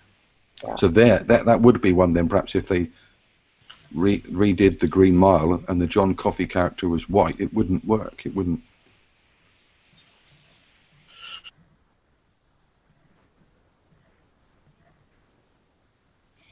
But I can't think of any other characters. Oh, did you ever see the movie The Color Purple? With wasn't Oprah in that? Oprah. Yeah, Oprah. None of those. You couldn't change any of those to white. No, because it's all based on the slave. Well, the cult. Yeah. I mean, there's been. I mean, what about B.A. Baracus in The A-Team? Yeah, Mr. P was awesome, but he almost had he's so iconic that if you made a new A-Team and didn't put a black man, that is a good example of him as black. That would be tough, even as a reboot, to justify. Because he was a bad mamma jamma. You're right. You might have a point there. And I think it would be a lot of white people would say, "Well, come on, they love the character. He's the big fuck off, black guy that just doesn't take any shit." I think it'd be really tough to replace that with a different race. Yeah. He was iconic. I mean, that was the whole point of, I know, because Star Trek's on its 50th anniversary, isn't it, this year? So that was the point of Roddenberry's vision, wasn't it? That the human race had overcome all those prejudices. So you had, at the height of the Cold War, you had like a Russian, you had an Asian, you had a black woman, you had an alien. Oh, don't get me started on Russian characters. I watched. Where are the nuclear vessels? He's such a horrible character there. I actually watched one of the episodes, and he's like the stupid boy who doesn't have control over it's sort of in the reboot though they do ensure that he comes up with a couple of things that are highly intelligent, and they say, well, how old are you? And you've done this at your age, so they do. But yeah, the accent has to be a little bit of a parody because Koenig did make it. I mean, yeah, Scotty's the awful Scotsman as well, with all the stereotypical, stuff and. Yeah. Yeah, but it was really progressive because you just did before Ahura, you did not see black people on prime time unless they were a maid. And let alone kissing a white man as well. Right. I mean, my mom almost dropped her shit. So it was very important. I think did she met Dr. King, didn't she, after doing it, and became quite a heroine. I don't know. Yeah, I think so. I was watching a documentary. That show. Well, and I think that's the reason I get really frustrated with fantasy today, is because like one of the best programs realized that in the future all these races survive and they live together harmoniously. But then you watch things like Babylon 5, or you watch, well, maybe not Sliders, but you watch some of these other sci-fi, and they forget that black people, Asian people, all these other things even exist, let alone being a main character. I think what is interesting with Star Trek is that all the humans have overcome their prejudice, but then they have prejudices towards other alien races instead. It's true. It's so true. And that's the only way I ever see us getting over our prejudices as it relates to humans. Is to find another race to be big enough to get there. Yeah, they could all pick on Spock because he was the one with the engineers. Yeah, we need the Klingons to come and let's see on them. Yeah, the Klingons are basically. Right now, if the Ferengi come, I'm gonna be the biggest bigot you've ever seen. I cannot stand Ferengi. What is it? The fourth rule of acquisition: exploitation begins at home. It's exploitation. It's their inability to listen. It's their cadence of their voice. It's everything about the Ferengi. I could not watch Deep Space Nine. Yeah. Oh, but the Ferengi are sort of, there's like huge breakthroughs that the Ferengi society does in Deep Space Nine. There's there's the first Ferengi officer or cadet, the son of the brother of the owner of the bar, and then the Grand Nagus at the end of the Deep Space Nine changes the society completely to be equal. Women can now wear clothes. Because it might be shocking, right? But actually, in the original society, it was illegal for women to wear clothes. They, by law, they had to be naked. Oh, I hated them. Yeah, I could live with a law like that. Right, I know. But I would protest with them, though. Right, you know who the Ferengi remind me of is Jeff Keller. just a bit. I call him JFK. Every time he comes in a hangout, you say, "Oh, it's Jeff fucking Keller." Oh, effing Keller! I was like, why do you call him JFK? Jeff fucking Keller again. I only say that if he's talking about his libertarian views. How did you not laugh at me comparing him to Ferengi? Damn it, he being a libertarian. Oh, yeah, he's just not as annoying. Well, you haven't talked to him enough. You're lucky you have ADD. You cannot pay attention to it. I'll blame it on my ADD. Yeah. I don't know. Hollywood's interesting, and I just hope it finally grows up. But you can't fault Hollywood entirely, because at the end of the day, what drives Hollywood is what we make for purchasing decisions. Mm-hmm. Yeah. So if we quit supporting crap like movies that do things that we don't like, and we don't see, and you've started to see that happen when they made the gods. I can't remember the movie about Egyptian gods, and they forgot that it was black people, and people, people just didn't go see the movie. Now it could be also that the movie sucked. So there's a multitude of things happening there, but we just voted with our pocketbook. F you. And the same with Noah. I mean, I used to watch all the biblical epics with my dad when I was a kid, and they were fantastic, like the Charlton Heston as Moses and all those, because they were they followed the Bible. So you wanted to see parting of the Red Sea, and you wanted to see it done as the Bible. You know, the film. You want the film to be like the book. But the latest Noah film, I haven't watched it, but my father watched it and said it's just one of the worst films ever. They have these rock people intervening and building stuff, and it's just nonsense. It doesn't fit. I want to see stuff as per the Bible. I wanted to see a 21st century. Tell you right now, if they would have made that movie, I'm trying to think a good movie, anything with Cleopatra, and if they would have cast a white lady now, all Hollywood damn near would burn. Yeah, the main two characters in Cleopatra was a Welsh guy and Elizabeth Taylor. Right, that would just not fly. No, you'd have to have a Nubian-looking woman. You'd have perhaps Zoe Saldana would fit the role for that. She would actually potentially. You're exactly right. That would be a better role for her than to play Nina Simone. I can't believe they gave her Nina Simone. Oh, I had a headache thinking of that. But whatever. I mean, I'm not a big Will Smith fan anyway, really. Me neither. The guy can't act. But it's really interesting in the black culture. What you have right now is you have actresses like Nina Simone who really aren't black, or are like to a very minuscule degree, don't have the black hair, don't have the black features, this sort of dynamic, but they're given roles because as black to portray blacks, because and the belief is they're white enough, like they're passers almost. So you have this whole like almost internal hatred for this lady to be given these roles because you don't represent the culture. Well, I did like the guy that was in Captain Phillips. What was that?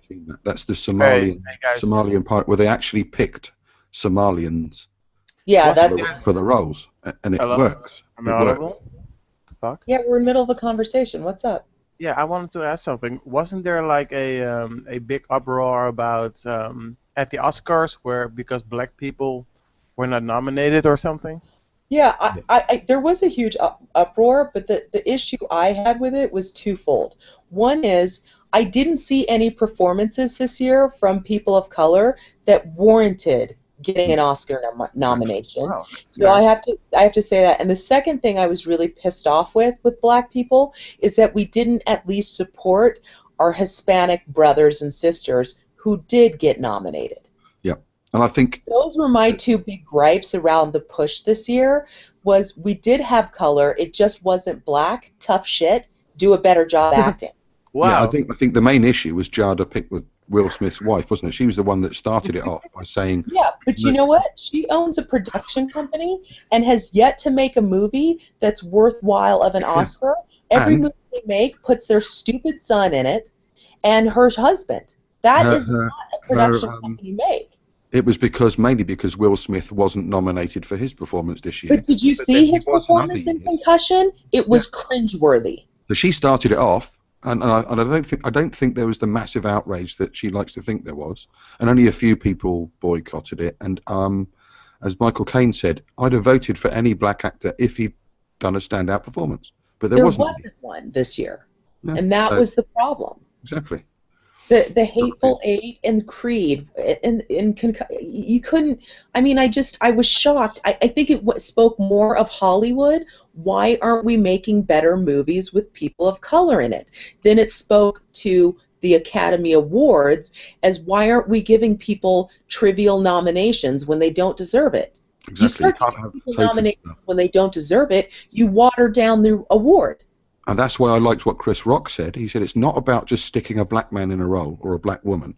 It's about the opportunity to make good films. That's the problem. They haven't got the opportunity. Now, on television, they've done a turnaround. You have Viola Davis, you have Crazy Eyes, you have, like, television has so much competition now that there are roles for black women.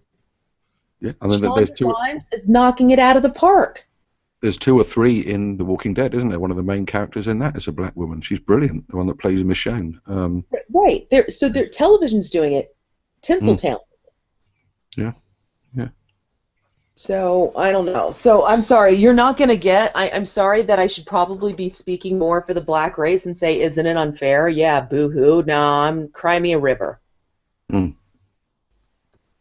thought you would, but Yeah, you were No, fairly I lucky. think that means fairly. She's dead right. Yeah, I agree. Hollywood needs to give more opportunity to black actors, black cinematographers, black cameramen, black crew, and in general to make films where there maybe will be more people of color in roles. But if the films they have turned out are rubbish, then why should they be nominated just for the sake of having a black nominee? Then the outcry would have been, oh well, we had 15 nominations but nobody won, and Affirmative action.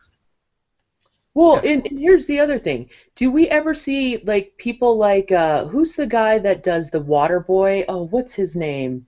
Sandler? Sandler. We never see him nominated for shit. Why? Because he sucks. But the fact that he even gets movies made is perplexing to me. But for us to say, well, we need to start giving it to comedians, I have no problem with that, but give it to comedians who are actually funny. I think The Spy That Shagged Me, the Austin Powers, that was some of the funniest thing I've ever seen in my entire life, and I wish they did have a category for comedians, because that was brilliant. yeah, best comedy performance, something like that. Yeah, they really need one in the Oscars, in my opinion. I'd toss I actually have a vote for, I think, who could have gotten a nod for Best Actor in that. Was Michael B. Jordan, the guy from Creed. I thought he did a good job in that. Yeah, but the problem is, guys, a good job does not a great job make. Well, okay, then let me rephrase that. I thought that was a great performance. That's the only one, and it was, what was it? It was a lead actor role. But I'm sorry, if you saw some of the other lead actor roles, if you saw The Danish Girl, if you saw Revenant, and then you put it up against Creed, I'm sorry. That's a fair argument. I was actually very surprised, and I actually thought it was deserved that Stallone got a nomination for supporting actor. Well, that was the big joke. I think. I actually don't think that was a joke. I thought he was phenomenal in that. Yeah, it was very good. I think the problem with Hollywood was they saw Creed as another Rocky film, so that's why it didn't get perhaps the recognition it could have done. I mean, if y'all haven't seen that movie yet, I highly recommend it. It was a lot better than I expected it to be. Yeah, that was one I meant to see at theaters, but ended up seeing a different way. Yeah. I think one of the other actors. I think the next one that's never got an Oscar that probably deserves one is probably Gary Oldman. I would say. Who's Gary Oldman? He's never gotten one. No, he's never won an Oscar. Gary Oldman. He's the guy who played Commissioner Gordon in the Batman movies. He was in played Dracula. What was the Dracula? What was the Sex Pistols movie? Yeah, I know. Sid Vicious in the Sex Pistols. He played a disfigured guy in My Left Foot.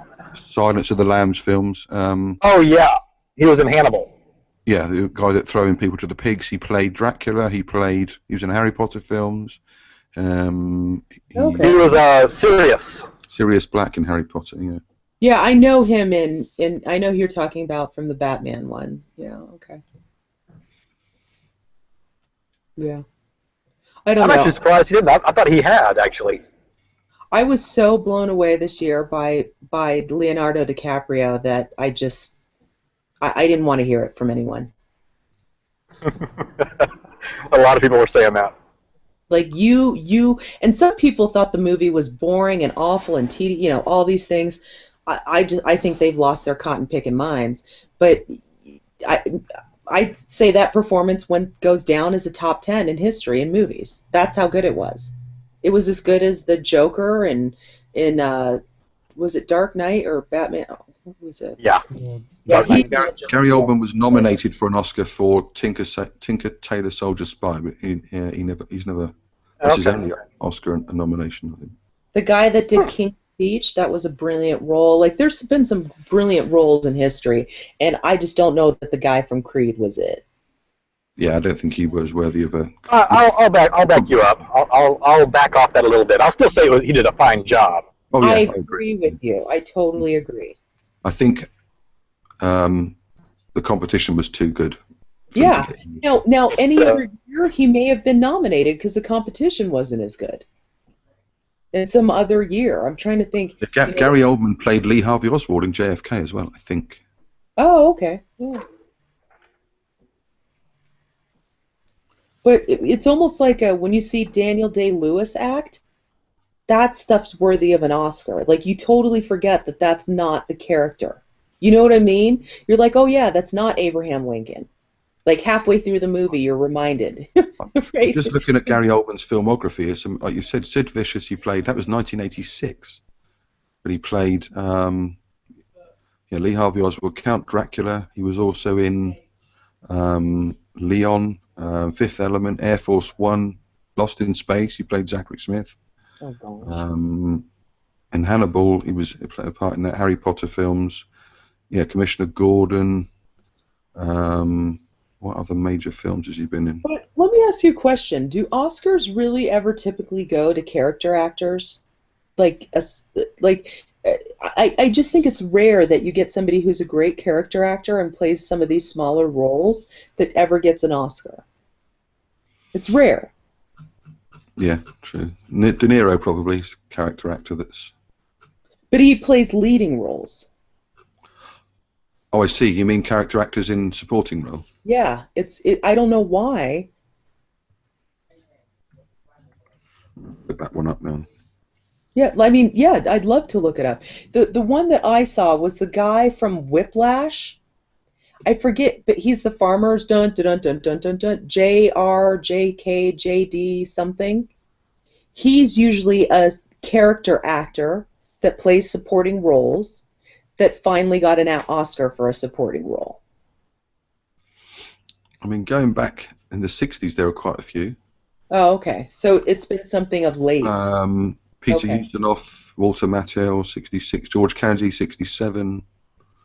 John Mills, 1970. De Niro, 74. He won Best Supporting Actor for Godfather, Part 2. Right, but he usually plays a leading role. Well, actually, not at that point he didn't. He was a character actor. Yeah, Christopher Walken, 78 in The Deer Hunter. Jack Nicholson, 83, Terms of Endearment, Best Supporting Actor. Michael Caine, 86, Sean Connery, 87, Kevin Kline, 88, but like Denzel Washington in 89, but he wouldn't have been, he'd have just been starting then, wouldn't he, I suppose? Right, so you're right. That's fair. Gene Hackman, 92, that's a good one. Unforgiven, he was a main actor that got a supporting role. Tommy Lee Jones, 93. But understand, I was talking about supporting actors, I was talking about people who are traditionally supporting actors, and you did name a few of them, so I was wrong. Cuba Gooding, 96, I didn't realise he won one. Oh, you didn't know that for Show Me the Money? Jerry Maguire, Best Supporting Actor in Jerry Maguire in 1996. Yeah. And he hasn't done shit since. Benicio del Toro, he would be Hispanic. Oh, he is beyond brilliant. That Traffic. We got it for Traffic. Best Supporting Actor, yeah. Morgan Freeman, $1 Million Baby in 2004.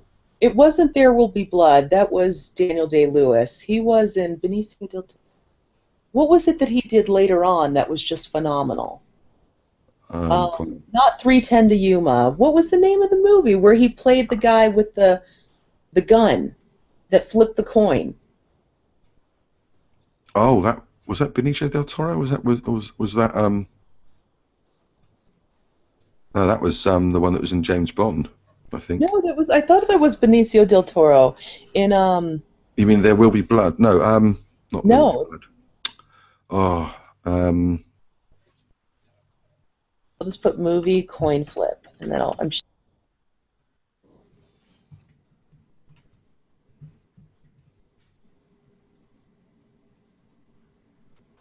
Yeah, you're going to get Aaron Eckhart on that one for The Dark Knight.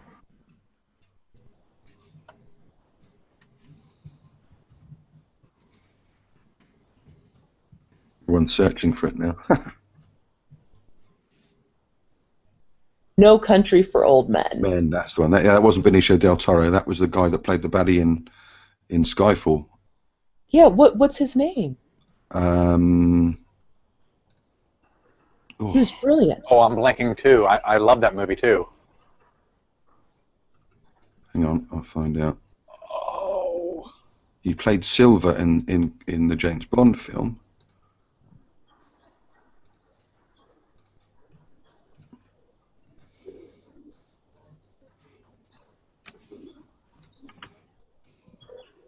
Javier Bardem. Yeah, Javier Bardem. You're right. You're right. Oh, I can't believe I couldn't get that. Quite a few well-known actors actually got supporting Oscars. Christian Bale got one in 2010. What was that for? The Fighter. Did I see that one? Oh yeah, that was with Marky Mark. And Christoph Waltz got 2 in 4 years. One for Inglourious Bastards and one for Django. He's the guy that played. He played the dentist in Django. Yeah, he played Blofeld in the last James Bond film as well. Yes. Okay, I don't know who he is. But yeah, some of those roles were badass. I really enjoyed it, but I love everything that that director does, and Glorious Bastard. Tarantino. Yeah, I've never seen a movie that he did that just bothered. You know, took me a minute to get used to Pulp Fiction. I'll admit that. He does a lot of movies with a skewed moral center. Yeah, but they're beautifully shot.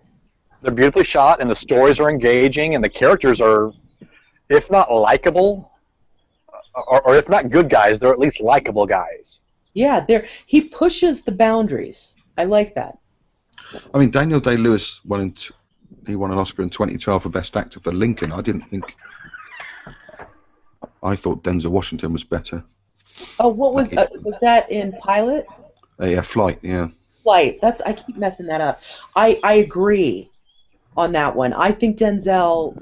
I even liked it better than Training Day, but Lincoln was so convincing. It was Daniel Day-Lewis he's just freaky good. He is. But Flight. I mean, I couldn't believe it. That movie just emotionally, put me on a roller coaster. I'm just looking to see what black actors were nominated recently. Oh, it's been a couple of years. No, Jimmy Fox. No, the guy that. Fox, that was a long time ago. 12 Years a Slave. How do you pronounce his name? The guy that did 12 Years. Chiwetel Ejiofor. Yeah, he was nominated in 2013. Denzel Washington in 2012 was nominated. Yeah. So it's been a few years. You know, actually, earlier tonight, I was actually reading up on Sidney Poitier, and he was the first black actor to win a Best Actor, and he was actually kind of bitter about it. Why? He felt like he was proud of his performance, and this is for Lilies of the Field. He was proud of his performance, but he felt like he was being given the token black guy award. I saw Lilies of the Field years later, and it wasn't the best. Whatever. Well, and he's much prouder of other movies he made. He was kind of surprised he didn't win it for Heat of the Night. I always liked. He felt that was a better performance. Did you guys see Who's Coming for Dinner, or what was it? Look Who's Coming to Dinner. Yeah, that was yes. a great performance. I mean, you have to go back to 2000. And actually, I always thought Spencer Tracy stole that show.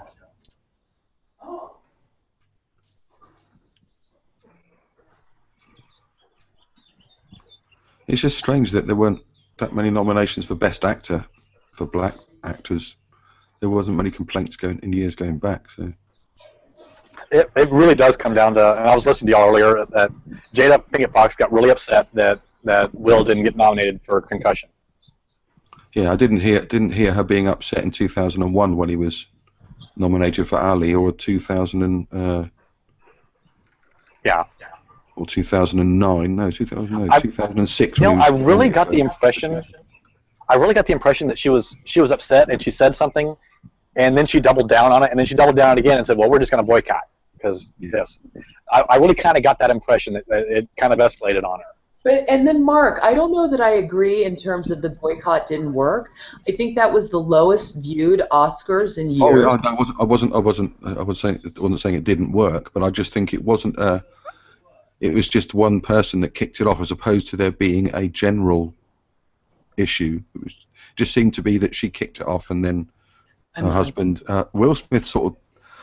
I don't know, when I listened to him, he didn't seem that keen on the boycott, but it was like he was, well, I better go along with the wife, otherwise I'm going to be in trouble. That's the way it came across. I mean, Spike Lee was quite convincing with his reasons. Oh, Spike Lee has an excuse to boycott anything. He boycott his own dinner, that bloke. Yeah, but Will Smith wasn't convincing in his reasons, really. It was just like, well, my wife, yeah, she's quite right. I'm going to go along with it. But there wasn't a mass. I mean, I didn't see Denzel Washington. All the other big names didn't boycott it, did they, really? Well, Will Smith, he was protecting his bed. Yeah, I just don't rate him as an actor. I just think he's not that good. Not a good I don't have a actor. problem with him. I like him. You want to talk about Sean? I really don't have a problem with him. Same role every single time. Will Smith plays the same character every time. The guy can't act. Yeah. I've enjoyed films he's been in. Don't get me wrong. Right, I mean, he right, was I good in agree. Independence Day, and I liked a few of the lines, like the "Welcome to Earth" bit. But I don't think he's a great actor. I, Robot was okay. I Am Legend was okay. 6 Degrees of Separation was really good. Yeah, yeah. And Pursuit of Happiness I enjoyed, but I know his kids are into. But I thought the remake of Karate Kid was bloody awful. Oh, I loved it. No, I don't. The only thing it had going for it had Jackie Chan in it. No, but there was something else that.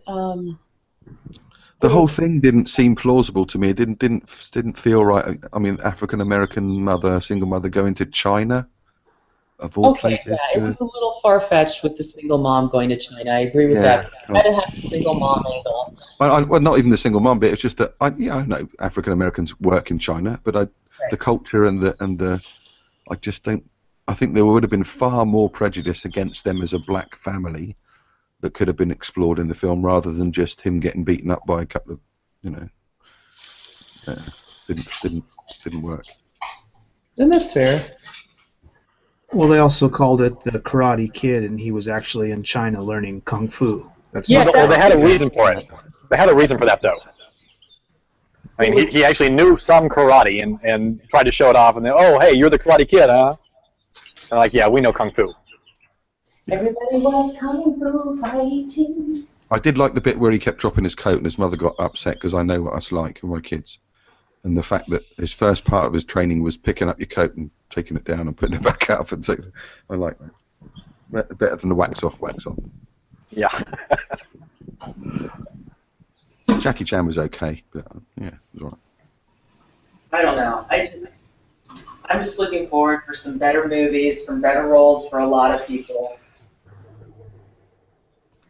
I did enjoy. There was a film about the Black Fighter Pilot Squadron. What was that? Red Tails. Red Tails, yes. Yeah, that was good. That was a good film. That was good. I didn't see that. The best movie that George Lucas has made since Indiana Jones and the Last Crusade. Yeah, but the thing with Lucas was he made it with Spielberg.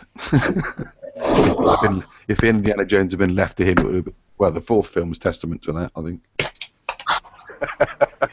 And they're even thinking of doing another Indiana Jones film. It's just not going to work, is it? It can work, but they have to do it just right. Harrison Ford looked a bit clunky in the last one, let alone in the latest Star Wars film. He looked as if he could barely run.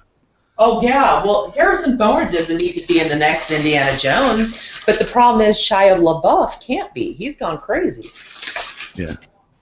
You personally. You could pass it on. That would be okay, I suppose. But there was a time, about a decade ago, where they were talking about rebooting all these different movies of Harrison Ford starred in, and getting Ben Affleck to replace him in like 4 different little movies. Being the young Indiana Jones, being the new Jack Ryan, which he did do that. And they were talking about some other stuff he could do. I wasn't aware. I liked him as Jack Ryan. It was a bit of an internet joke for a while, where Ben Affleck as Han Solo.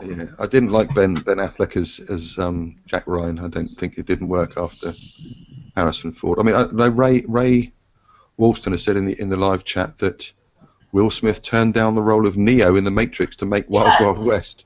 I was going to bring that up, and thank God. The role of Neo was written for Will Smith, but he even admitted that he would not have done as good of a job as Keanu did. I actually think the first Matrix movie is his best acting. He's quite maybe his most enjoyable. Put it that way. Maybe not his best acting, but his most enjoyable. I like Steve. Steve was fun.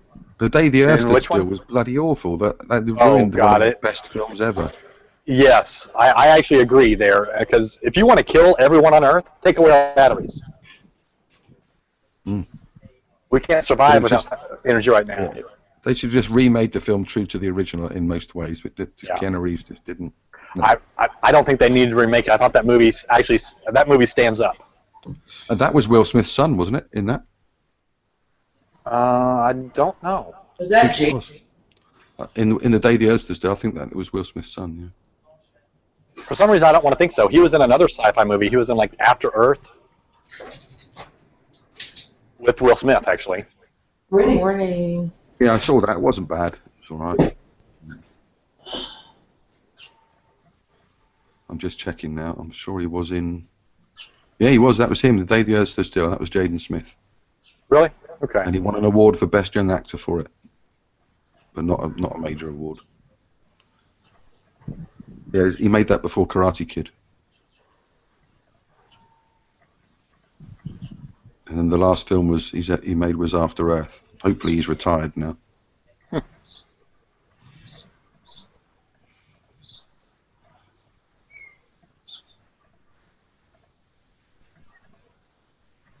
Well, Ludix Well, says folks, I've Harrison made it Ford. home. I am going to go ahead and head out.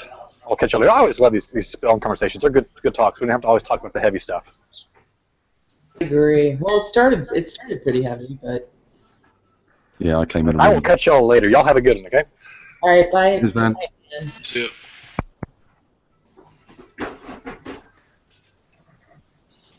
All right, we'll see who's going to join us next. I'm guessing Jack. Oh, great. That means the talk will be about dildos and sex. No, Mina's not in the room. Oh, that's all right then. But there is a woman in the room, so it's possible. Oh yeah, No, if two Jack is in the women, room, then the that woman's is in the room. Lady Earth Stood Still.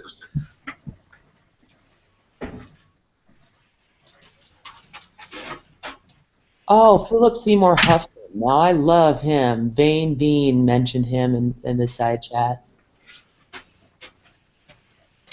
I think he died too soon for sure. Yeah, definitely.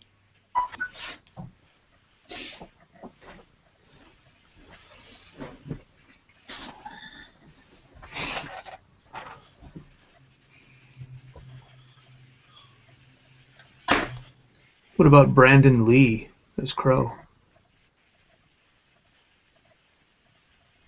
Yeah, good film. Good, right?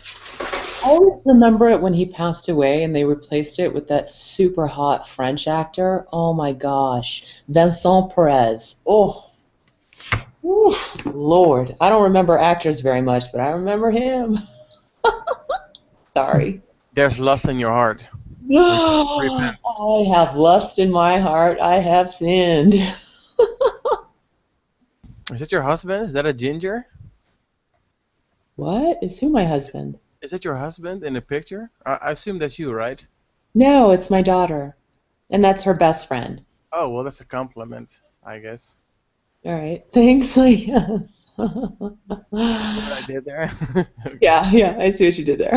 My follow-up question would be, why would you marry a person with no soul? But the joke is not applicable now. It doesn't work as much. Yeah. And it's hard to say that, but he's also gay, so I'd be careful about calling him not having a soul. He's yeah, because bad. then you're a homophobe. Yeah, okay. Yeah, he's amazing. We really love him. So they're not together?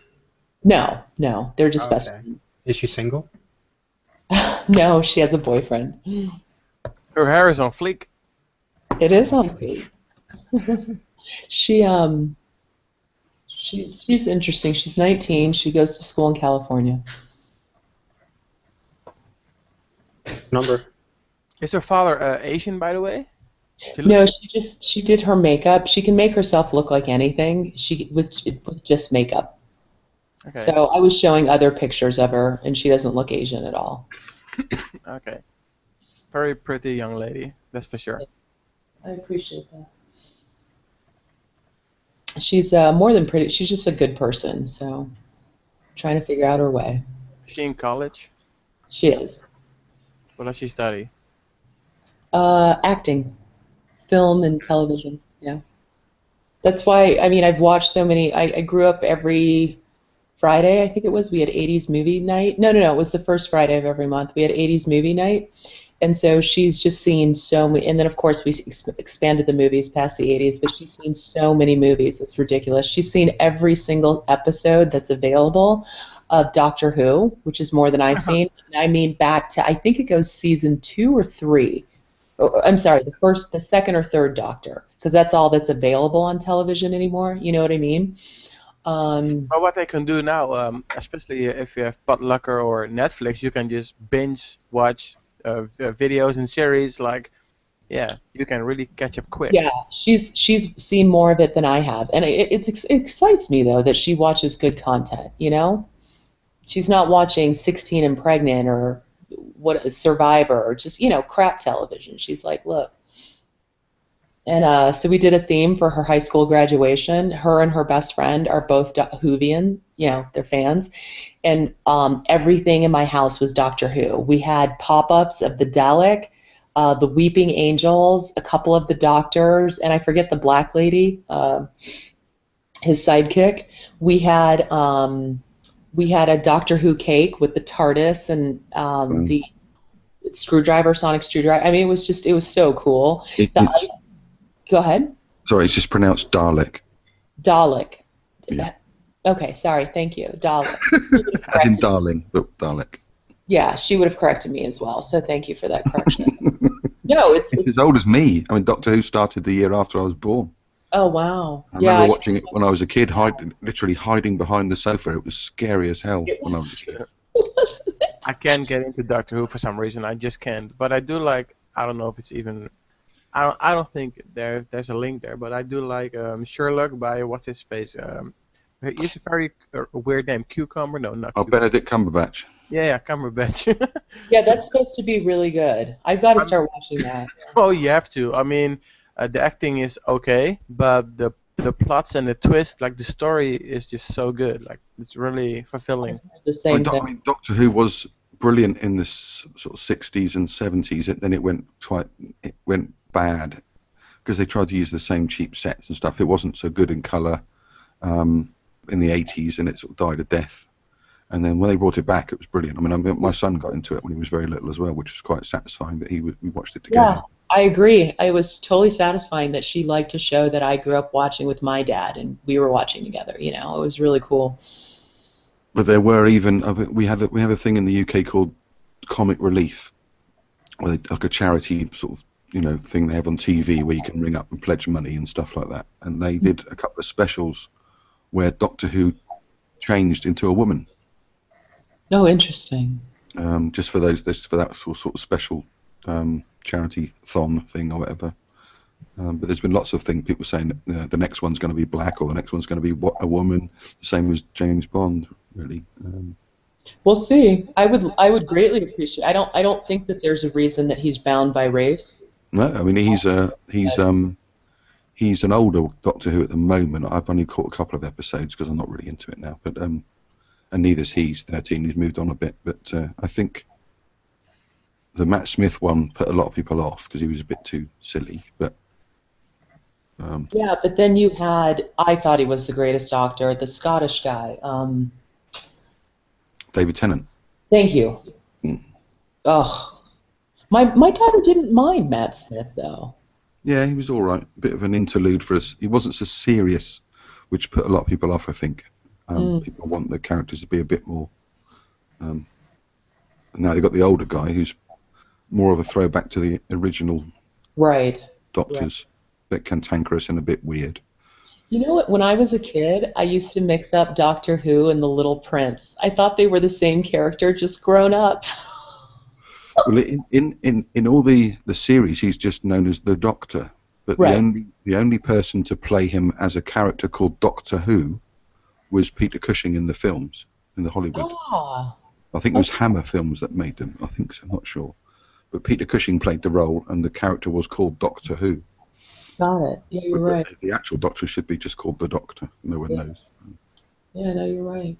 I think that's the only show where I periodically, every 4 or 5 years, will go back and watch my favorite episodes. So Weeping Angels, and I forget, Mummy, Mummy, Are You My Mummy? That still scares me. Oh yeah. Gosh. With the gas mask on. Yeah, yeah. There's just some great episodes. It's the more psychological ones that are the better ones, as opposed to the monsters. Yep, I agree. It's the more. agree. Yeah. I watched two horror films in the weekend. One was called The Babadook, which was quite scary, and the one before that was called It Follows. Have you seen that? No, I don't watch horror films at all. I know the It though. Oh, Like, I saw that. It Follows is just, there's no monsters, there's no special effects. It's just psychological, where it's based around this guy has sex with a girl, and afterwards he tells her that she's going to be followed by this sort of parapsycho, just a figure that will just keep walking towards her. And Is his name Jack on Strike? And if it gets her, it will kill her. It's like a demon type thing. And the only way you can pass on the it's not really a curse, I suppose, is by having sex with someone else. But there's no sex scenes, so that it's a dilemma of, do I have sex with someone else and then tell them that they're now going to be followed by this demon that will kill them, and if it kills them, then it goes to the next person, the previous person. So sounds the like guy, STD. yeah, the STD guy that has sex STD with the woman. demon. The guy that has sex with the woman shows her the demon. It's just another person that looks a bit weird that just walks slowly towards them. You can run away, and he says that you just have to get far away, because if it catches you, it will kill you. Then it will come back for me, and then the person before me, and so on and so on. It's really worth watching. It's good. That reminds me of I think it's called Fallen with Denzel Washington, where it's also there's a demon that can follow you, and if you by physical contact he can jump bodies. That was a good one. Yeah, The Babadook is just an Australian-based film, and it's just about this children's book that turns up, and if you read it, then it can appear, but it's very, very good. My babysitter let me watch shit like Freddy Krueger and It and all of that stuff. Like I couldn't sleep for weeks. That was You have horrible. a horrible babysitter. Yeah. If you watch Freddy Krueger films now, they're bloody awful. They just They're don't- laughable, but I was 6. I was scared. Yeah, at that time, yeah. The Friday the 13th. I remember the ending of the original Friday the 13th. I went to see that at the cinema. Scared the crap out of me. It made me jump through the roof at the end because it's got all that stereotypical stuff, isn't it? It's the end of the film. You've got nice music. She sits up in the canoe, and you think, oh, well, it's all over and done with. There's the police calling her from the shore. You think, oh, it's all good now. It's fine. And that fucker jumps out the water. Oh. That's what I hate about the horror movies, when like the hero is walking through a corridor or a hallway, and something's going to jump out. It's just waiting for the moment. That annoys me. And everyone does stupid things, but in real life you probably would do the same anyway. If you heard a noise, you'd go out and look to find out what it was, wouldn't you? The fuck I would run. But most people do. You want to know what the noise is, because you don't think of it being a demon or a monster or an immortal axe murderer with a hockey mask on. You just, I agree with you. I mean, if it's in my house, you're right. I'll check it out. You're right. My house. you heard a creak upstairs, you'd think, whoa, who's that? What's that? But if I'm in the Amityville house, right? If I'm in one of these houses that look like a great witch lived in it, the fuck, I'm gonna go check it out. Yeah, you'd think, especially in the film, when someone tells them you shouldn't be living. There's always one. Mm-hmm. I think there was one in the Friday the 13th films, wasn't there? The lunatic on the bike. Mm-hmm. And he warns them all. At that point, you'd think, nah, okay, I'll go and hang. If someone warned you're living in the house where there was lots of murders and there was a witch living there, I'd be packing up my stuff and leaving the next day. Right. I wouldn't be hanging out for a week trying to figure things out. And it'd be unfortunate if I bought it, but that'd be a rental. Yeah. And the same in the Poltergeist. After a few things happen, they think, oh, well, we'll stay here. We'll get a couple of sidekick investors. No, fuck off. I'd be gone. Have you guys seen Silver Bullet? The part where they, when this guy is dreaming and they're in the church and everybody slowly transforms into a werewolf, and that's so well done in terms of makeup. That was so scary to me when I was like a kid. Yeah, werewolves were scary when I was a kid. Is it The Howling as well? That's quite a good film. It's amazing that in the for those times the special effects were so good. Have you seen Dog Soldiers? No. Yeah, that's a good movie. That's a very I good saw that. That was scary as shit. Whoa. What is the name? Dog Soldiers? Dog Soldiers. The main guy in that is Doctor Who's son, John Pertwee's son, Sean. A British movie, right? It's a British movie, yeah. It's about a load of British soldiers on exercise in Scotland or something, and there's some other thing that's been going on. Yeah, I won't give it away, but it's very good.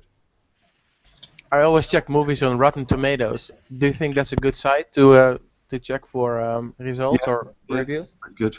Yeah. Okay. And I saw The Martian recently. That was brilliant. And I've got Ex Machina coming on Blu-ray. Spectre was good, but then the Bond movies usually are lately.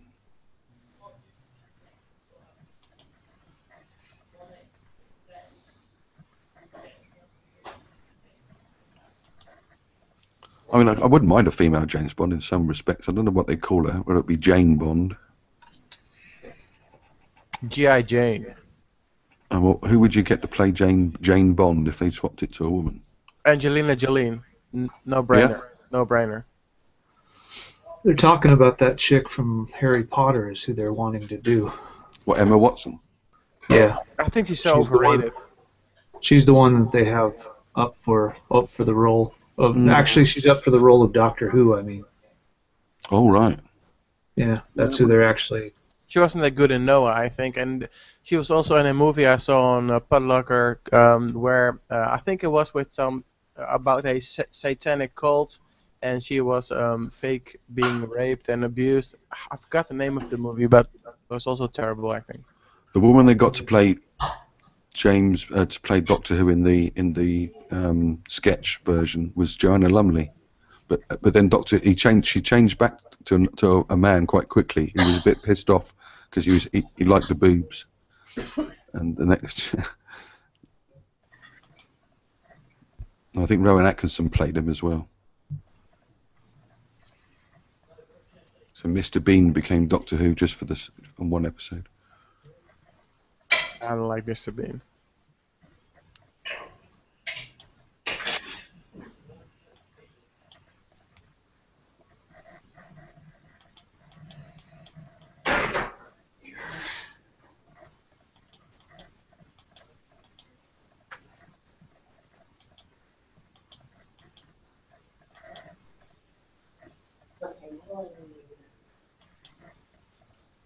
And Ludic says one of his relatives was in Doctor Who. That's good.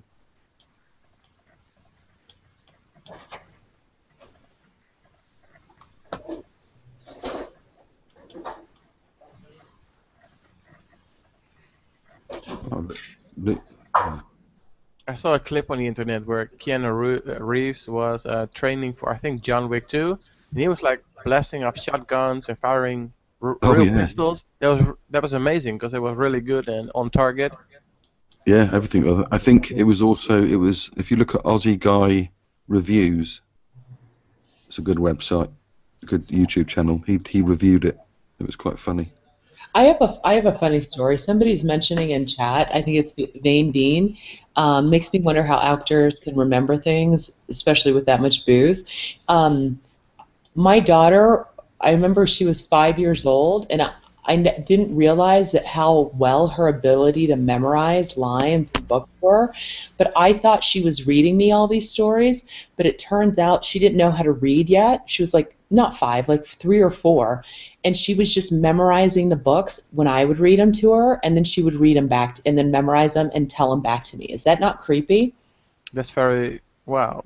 The ability to retain that type of data information, that's very good. But it was really interesting because it wasn't just a short-term memory, it was long-term.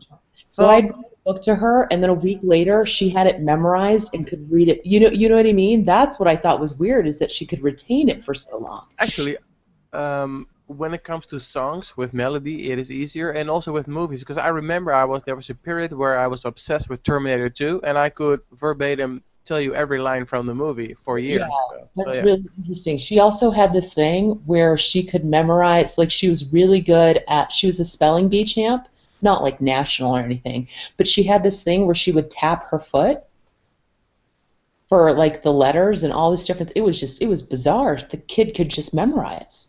Yeah, they're like sponges, aren't they? When they're younger, just soak up stuff you don't even realise till a lot later. Have you guys seen the series called Mentalist? It's Yeah, also about that's the actually really that's a good show. yeah. I haven't seen it in a few years, but that used to be really intriguing. I saw the first few not episodes, the first few seasons, but then I thought it was all the same stuff. Yeah, So thought, I got bored. But it's very good though. It's about the subconscious and what you can sponge up without knowing and stuff. So that made me remind. Oh, that reminded you of that? Yeah, I thought the same thing about the show Blacklist, The Blacklist. After a few seasons, it was the same thing. So as much as I love James Spader,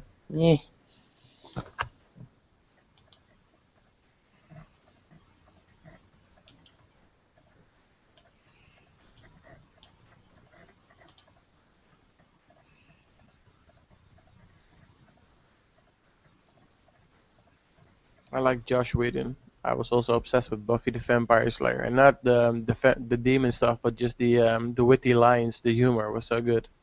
my dad was too. I never understood it. Yeah, it's a thing. It's a thing. So. It's a thing. I wouldn't understand. Yeah.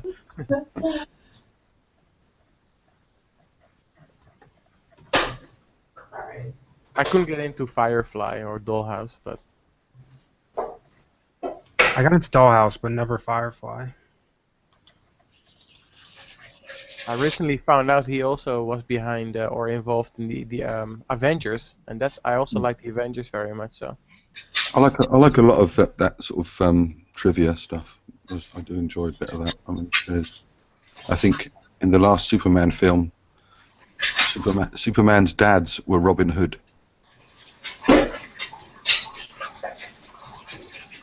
Because I think his Krypton father was Robin Hood in a film, and his earthly father was Robin Hood in a film as well. Okay. I remember Kevin Costner being Robin Hood. I like that one. Kevin Costner, and the other one was Russell Crowe. Russell Crowe, yeah, he played Robin Hood as well. Yeah. And he was, and there's only 2 actors that have both been killed by a Predator, an Alien, and a Terminator. Why do you know all these random things? That's so fun. Bill Paxton and Lance, although Lance Henriksen wasn't actually killed by an alien, but he played the robot. But yeah, but Bill Paxton was killed by a Terminator, an alien, and a Predator. Well, yeah. I think Tom Cruise is an idiot for what he believes in, but in terms of being an actor and being committed, I think he's a very good action actor. Yeah, my favourite actor I think is Tom Hanks. I love him. I think he's brilliant. Yeah, he's okay.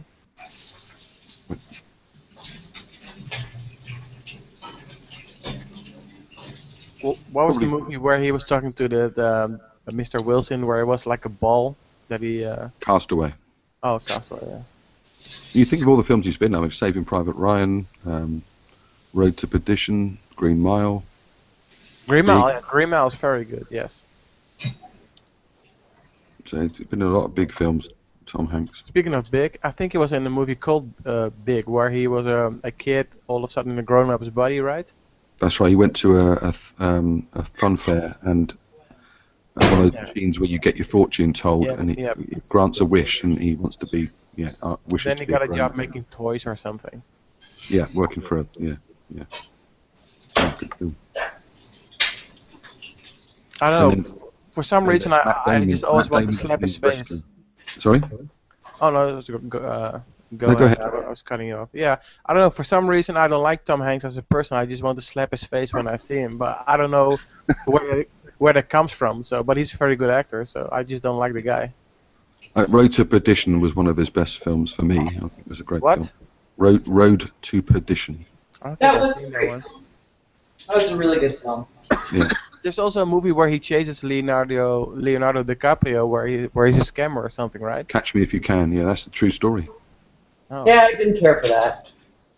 Frank Abagnale. True story. Do you guys have any favorite scenes of movies? I think the opening scenes in Saving Private Ryan are one of my favourites because it's just brutal and it just brings it home exactly what it must have been like. All right, I have one that's a little bit off. It is the table scene from The Nutty Professor. I almost peed my pants where he's like, Hercules, Hercules, Hercules. And then there was the scene in Little Miss Sunshine where she starts dancing at the end. Almost died. I haven't seen that one. Had me bust in the gut. I like Eddie Murphy. I think Eddie Murphy's great. I mean, Coming to America, wasn't a massive film, but I love that film. It's just great. I think Vane and I talked about this a few weeks ago. Oh my goodness, what is his name? Joaquin Phoenix, when he played Commodus in Gladiator, that scene where he suffocates his father, that was a very, very, very good acting scene, I think. I think One Flew in the Cuckoo's Nest, where the Indian is choking Jack Nicholson, is pretty good. And the episode of Buffy the Vampire Slayer with no sound where her mother dies. Yeah, those are, I guess. Oh yeah, and the ending scene of Schindler's List where he says, "Well, I could have saved another one," and he breaks down. Yeah, that was sad. Yeah, it's Well, very. a lot of people think that was a true story, but it's not. Yeah, it's not. Wait, there was an Oscar Schindler though. Yes, but the list thing and the rest of it's not true. So I don't think so.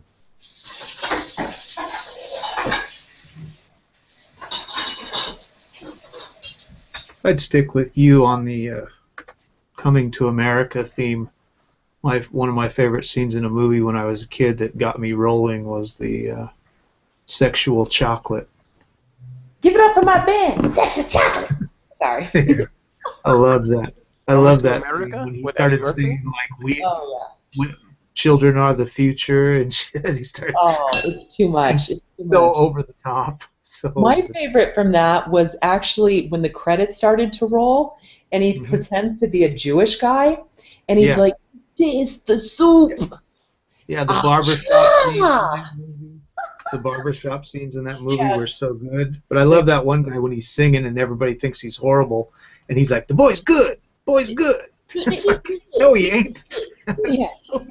Speaking of soup, in that Seinfeld series where there's this one guy, he always says, "No more soup for you." Oh, the soup Nazi. Remember? Yeah. Oh, that was classic. Yeah, it was so funny. Well, Seinfeld was, I still think, one of the funniest shows ever. Yeah. It's about nothing, but it is about something.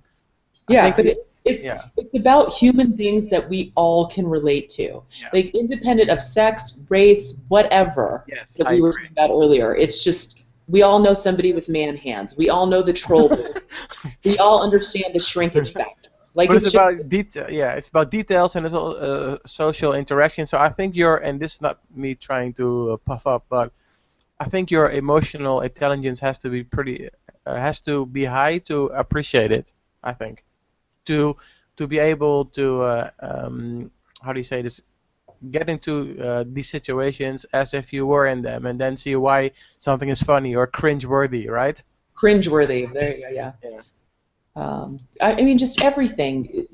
There was an episode where they were going to pick up something for a baby shower, and they were going to go get a certain type of cake, and she wanted the chocolate, and her first one had a hair in it, and the people took her spot in line and wouldn't let her ahead, and somebody took their parking spot. I mean, we've all been in those situations, and it's hilarious to see how these guys deal with it and make it work.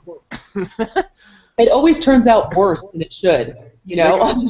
There is such a big deal about these minor details. It's so funny.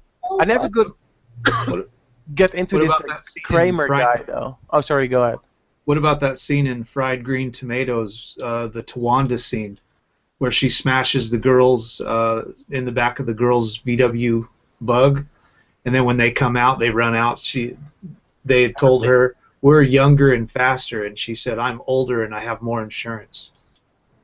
That was a good scene. Oh, I don't remember that scene. It's been a while since I've seen that. It's in Fried Green Tomatoes. It's a really good scene. It's the girl from Misery. Oh, I love Kathy Bates. Oh. Yeah, Kathy Bates. She was in that movie, and she was going through a lot of, like, she was in menopause, and she was having a lot of problems and stuff.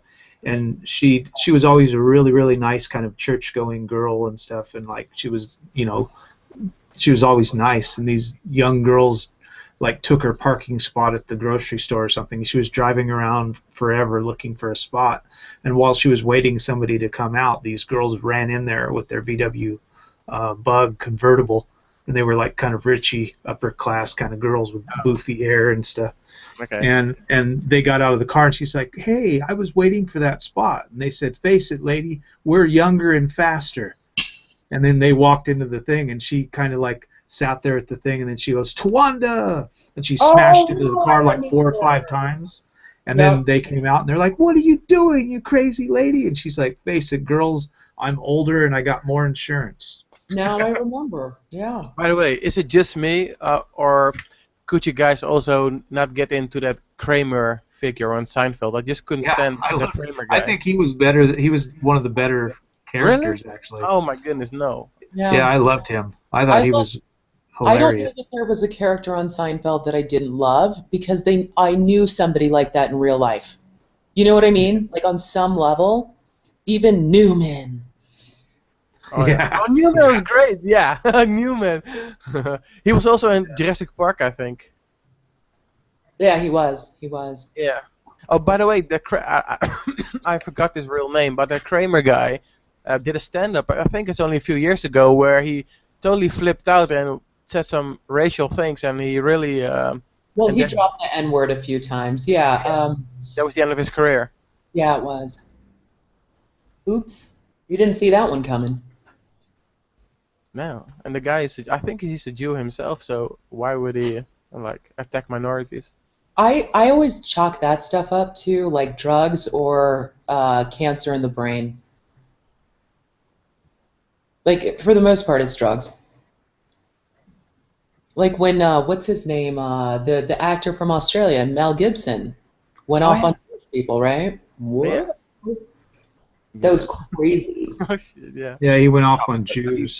Have you seen The Passion of the Christ, the Mel Gibson version? That was unbelievable, in my opinion. That's just a snuff movie. Yeah, it just, I mean, if you look at a lot of scenes, they went to great lengths to have extra spurts of blood, and it was just so over the top. Oh, no, it wasn't more over the top than Apocalypto. Did you see Apocalypto? Oh, yeah, Apocalypto is a brilliant film, but It is. again, it's the same thing. You can see off camera squirts of blood coming into camera. They really went to town on the gore. But Apocalypto was a great film, and I mean, I've got it. I liked Passion of the Christ. I've got that as well. But yeah. No, Braveheart is great. I really appreciate because people go, there's hardly any Native Americans to cast in roles when you're doing Native Americans, and then you see Apocalypto. Some of these people have never acted before. I mean, they were so indigenous. It was so real. It was unbelievable. Yeah, that's what I like more. And the same with Captain Phillips with the Somalian pirates, and the same with. If you look at the old Jesus of Nazareth series that came out in the UK with Robert Powell, the blue-eyed, white guy playing Jesus, and all the major parts went to other white actors, and but then the Passion of the Christ is much nearer. Yeah, it's much nearer. And the same with Dances with Wolves is probably my favourite film ever. You've got that's great. Native Americans playing Native American parts, whereas in the old days, The Wolf, I almost cried. Yeah, you have. There's so many messages in that film, so many different things. It's about so many things. But in the old days, I mean, I was watching a couple of old westerns on TV the other weekend. It's just white guys literally with red makeup on. It's so embarrassing. It's just, yeah. So embarrassing. That's why I enjoyed The Revenant so much, is because they even went to such detail of if this person was Pawnee, they got somebody Pawnee. If they were Lakota or Sioux, they got someone that was Sioux. Like you could even tell the difference between the Native Americans. I was like, that's awesome. But even, I suppose, when I was a kid, you saw the old cowboy and Indian films I used to watch that were great, but you didn't have any knowledge of what and they did all the woo woo woo and you say, oh, no. You watch them now and you just think, oh, no, it's just really cringy. Yes, it is. It's just, oh no. Did you guys They ever didn't see run around making a lot of noise to say they were coming down the hillside on the hills. They didn't do all the whooping and my the adopted smoke dad signals. loved to watch westerns, and one of the ones that he really liked and I thought was really cool when I was a kid. It was really kind of horrific. It was a crazy story, but it was a movie called The Man Called Horse. Oh, with Richard Harris. Yeah. Yeah, where they hung him from the ceiling with bones stuck through his chest. They hung him by his nipples. Yeah, they put to prove that he's a man. That was like a crazy movie. I seen that part and I was like, oh my gosh. I was only like 10, I think. All right, here's an iconic scene. Mama always said life is like a box of chocolates. Oh, Yeah. brilliant! I love that film. That's Tom Hanks again. That's Yeah. I mean, that I've actually sat on the bench. It's in Virginia at this. It's at an amusement park there. I forget the name of the amusement park. And then I went to Forsyth Park in Savannah, Georgia, where it was filmed because the bench has moved. And I sat in the same place. I mean, I love that movie. You should have said something. Wait till someone sat next to you. You should have said, I'd have to. No, but there's no bench there anymore. They took the bench. Yeah, it's just that film's got so many different messages, so much, deals with so much as well. I love it. Mhm. I love it. But talk about a tough movie year. You had Pulp Fiction, Shawshank Redemption, and that movie, Forrest Gump. Shawshank is just fantastic. Yeah, the problem I had with Shawshank is I read the book and didn't realize it. Yeah. So when I went to see the movie, I kept telling my brother what's going to happen next, and I didn't know why. He's like, what are you, psychic today? I wouldn't take you to the cinema then if you kept telling me what's going to happen. I'd have to Well, I gag didn't know. I was just like, I think this is going to happen. Like, both my brother and I walked out of The Sixth Sense, and everybody finally got it when he goes, I talk to dead people. We're like, duh. Oh, I got a question, Hermine. Spoilers. Hermine. Yeah, go. Hermine, sorry. Wait, so it's Hermine? Hermine, yeah. Hermine, oh. As in Air Jordans. Mhm. I'm going to mess it up a few times, but don't be mad. Never. What was I going to say? Oh, yeah, I've seen a lot of comedy movies where they suggest that black people have a tendency to talk during the movies. Is that true, or is that an actual thing in America? True as the sun comes up. Oh, okay. Yeah. It's just like you never go to a good movie with an all-black audience because you get a whole different soundtrack. Yeah. Okay. Yeah. Now, sometimes it's funnier, right? Like sometimes the movie will just be like horror movies. That's the Run, best. bitch, run! Yeah, exactly. People be throwing milk duds at the screen and be like cheering and cursing out, and then everybody like at the scary part, like they won't just like go down in their seats. They'll actually yell out. Popcorn will be flying. Blah. That's fun. I like that. I mean, there's too many. Like in the UK, we have that. I mean, when I was younger, the cinema was a proper experience. It was normally a theatre that showed films as well. So you had the circle and the gods and the boxes, and it was full up. And now they just split them all into little screens where you've got like just a couple of hundred people, and it's half empty, and it's just and the screens are smaller, and it's not quite the same. I like cinemas that are full up, and you know, the whole atmosphere, especially for horror films. My favorite is when you go into an old black movie, and there's invariably like two white couples, and at some point they try and shush someone. Oh, yeah. God, you think a war was about ready to break out. You like, who the fuck are you talking to? They do it really fast, too. It's usually like in the credits when they're taught, like the credits are going and everybody's already going. Everybody's always like, this is going to be a good movie. Oh, it's okay. You know, and everybody's talking. They're like, shh, shh, shh. And it's like, there's a freaking hot dog on the screen. What are you shushing me for? No, I'm telling you right now, if you are white, you don't. If you're black, you don't shush people at a black movie theater. Yeah. I took my son to see the latest Star Wars film, and it was packed, and there were people walking around outside at the start, all dressed up as, you know, Star Wars characters, and the place was people were waving lightsabers as it was starting. Then it went deathly quiet, and then people were cheering and in some bits and gasping in other bits. I won't give it away in case anyone hasn't seen it, but yeah, it was atmosphere was definitely good. I heard that, I don't know if this is true or not because it's on the internet, so I don't know, but I've heard that there were some people who were, how do you call it when you a spoiler? So they were yelling spoiler, and they got beat up really bad in the theater. Yeah. Yeah, there was one in the UK where there was a group of lads they had no intention of seeing the film. They'd already seen it, but they were in the foyer while people were queuing up to get their popcorn, telling people what happened. And there was in the news that it was a group of people dressed as stormtroopers and other characters that grabbed them and took them to a corner and kicked the shit out of them, which I thought was quite funny.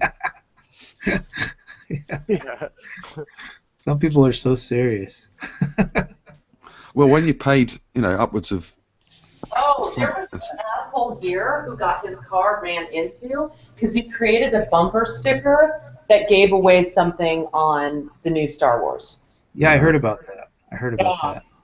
I mean, it's expensive in the UK. It's £10, which would be about $15. About $15 for me, and about another $12 for my son. So you're talking of $27 before food just to watch a film. Yeah, that's nothing. Over here, you're looking at a $50 bill. Wait, so, Ermine, if I go to the United States of America, and if I dare, I mean, I'm big, I'm fit, but if I dare to shush black people, what do I have to expect? Is it like from, oh no you didn't, or death? Prepare to fight? Yeah. I think it's a crapshoot. It depends on where you do it. Like, if you go to, like, parts of South Central, Oh, I might die. You're going to be afraid at the response, because it could be like, who are you talking to? And like people will get up in your face, and you better hope he's man, and then I'll stamp on their brand new Jordans. You. No, it could be fist to cuffs, right? Yeah. Some places they're just going to cuss you out. Like, who the hell do you think you're talking to? Right? So they're going to run their mouth.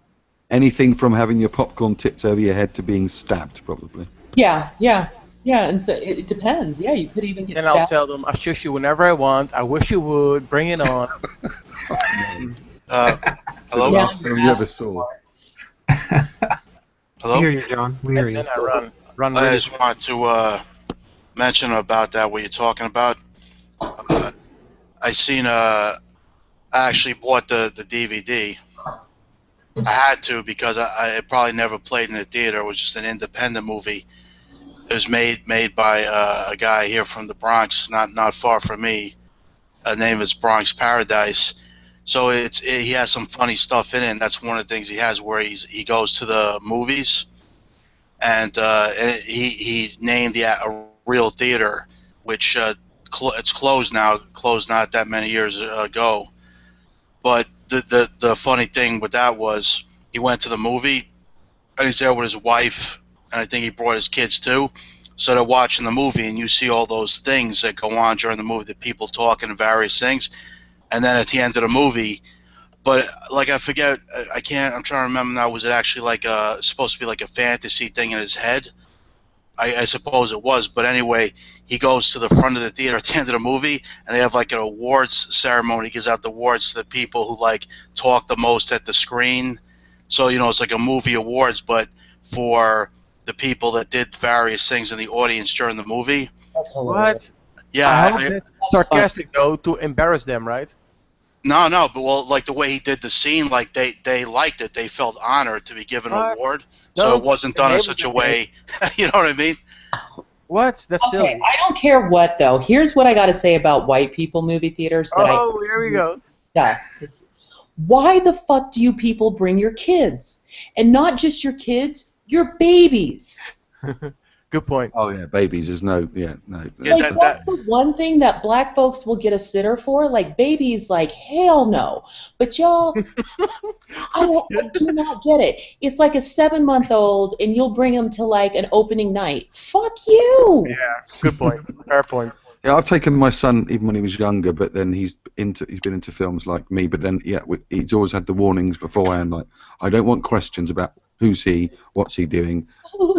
That's the guy from Doctor Who, isn't it, Dad? Just shut up. I don't want to know. Not from Doctor Who. That's the character. No, it's not. It's different. Why is that the same man? No, it's not the same man. It's just an actor. And don't do it. Yeah, kids can be funny. And they rustle. I mean, even rustling sweets. We eat before we go, if I don't want to hear you rustling your sweet packet while we're watching the film because it fucking ruins it. Or Dad, where are my sweets? Shut up. Okay, so there's a guy in chat, Aries106, who'd rather get shot by a machine gun, like the guy did here in Colorado, than get, which is a quick death, compared to, no, you didn't, and don't go in that room, bitch.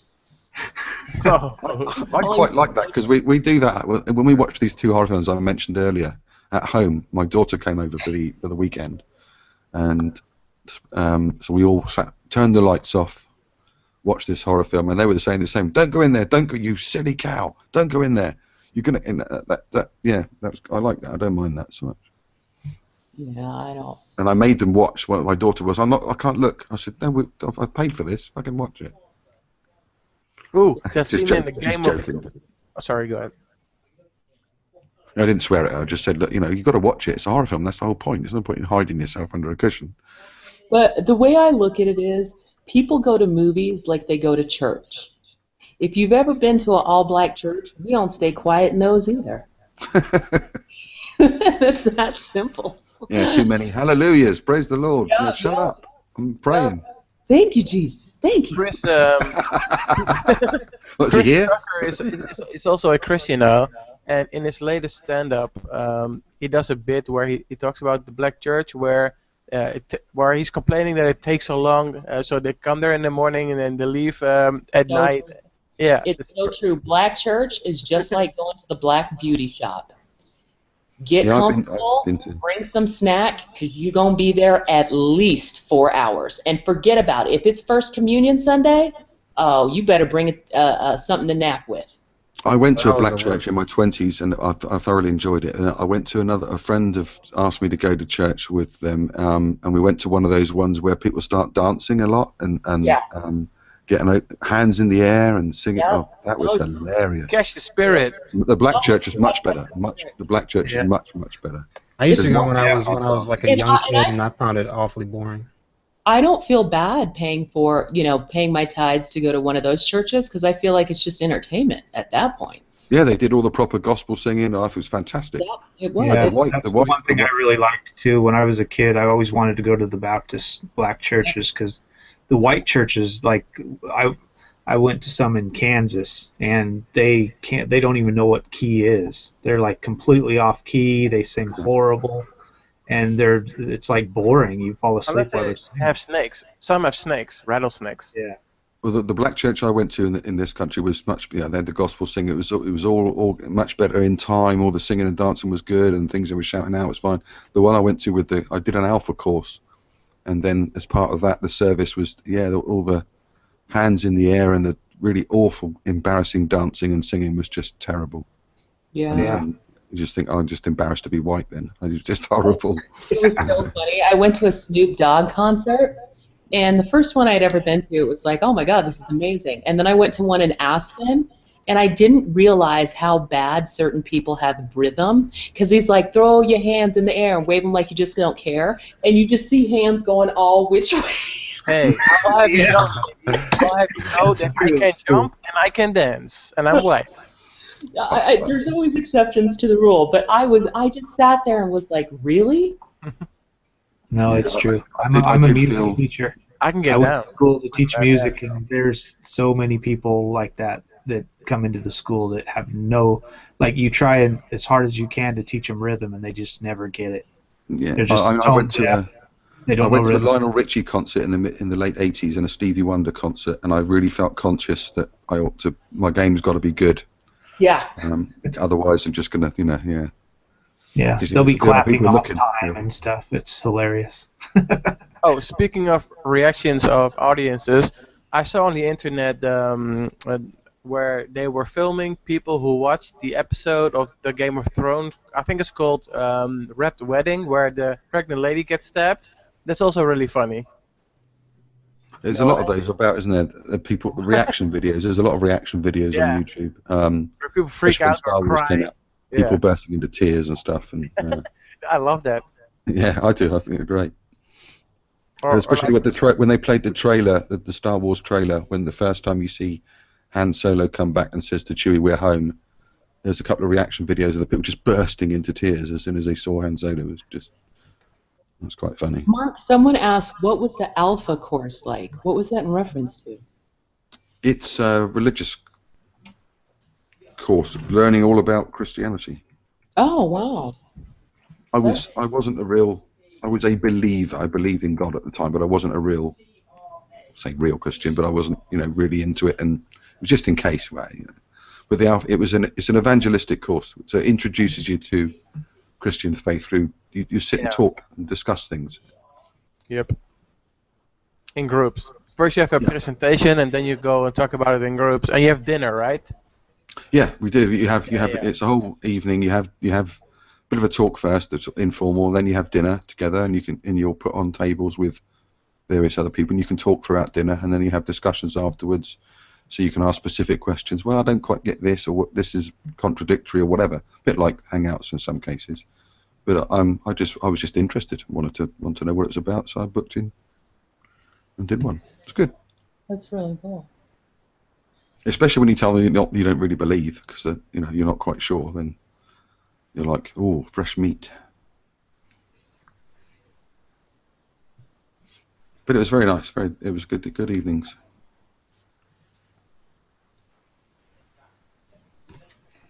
Yeah, that's always been part of the church experience for me. On Sundays, you went to church, you got ready, you went to church, and then you came home and you threw down. And everybody'd get together, and it'd be this huge meal. It was like Christmas, Thanksgiving type meal. It was insane.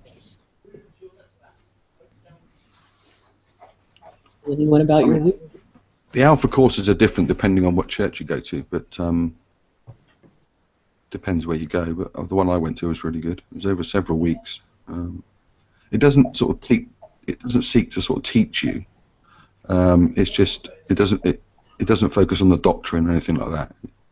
It's just sitting down and talking about it. That's cool.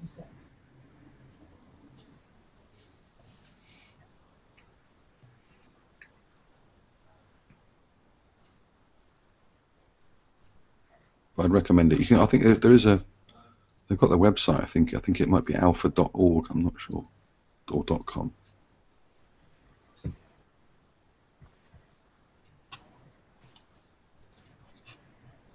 And I know other people that have been to Alpha courses and thought them a bit creepy or a bit like Scientology in some ways, or a bit like a brainwashing session. But depends which church you go to. But I found out which one was recommended first before I went. And that was about 15 years ago.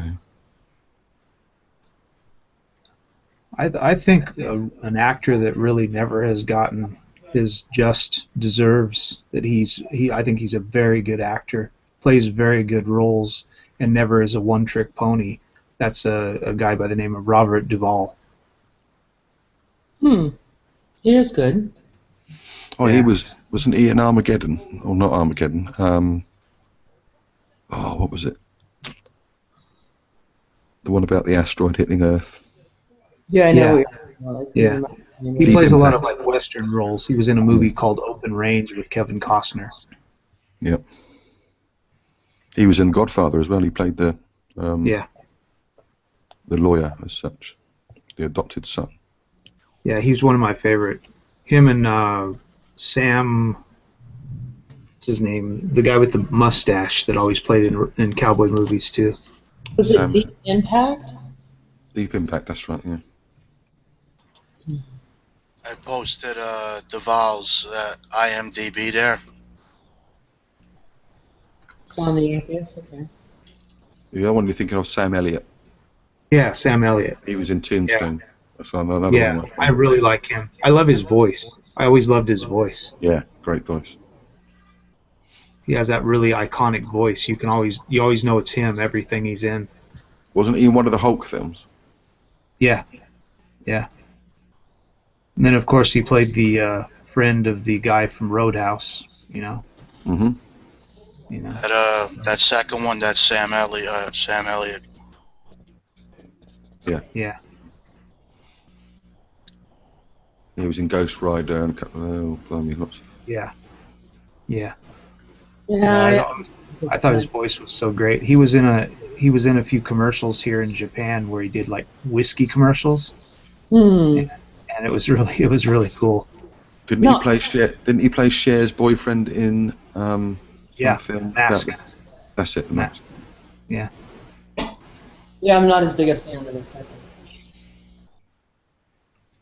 Yeah. Yeah, he usually plays a cowboy with a big mustache, doesn't he? Yeah. Well, he's very well known for that mustache. He was in We Were Soldiers as well with forgotten his name now.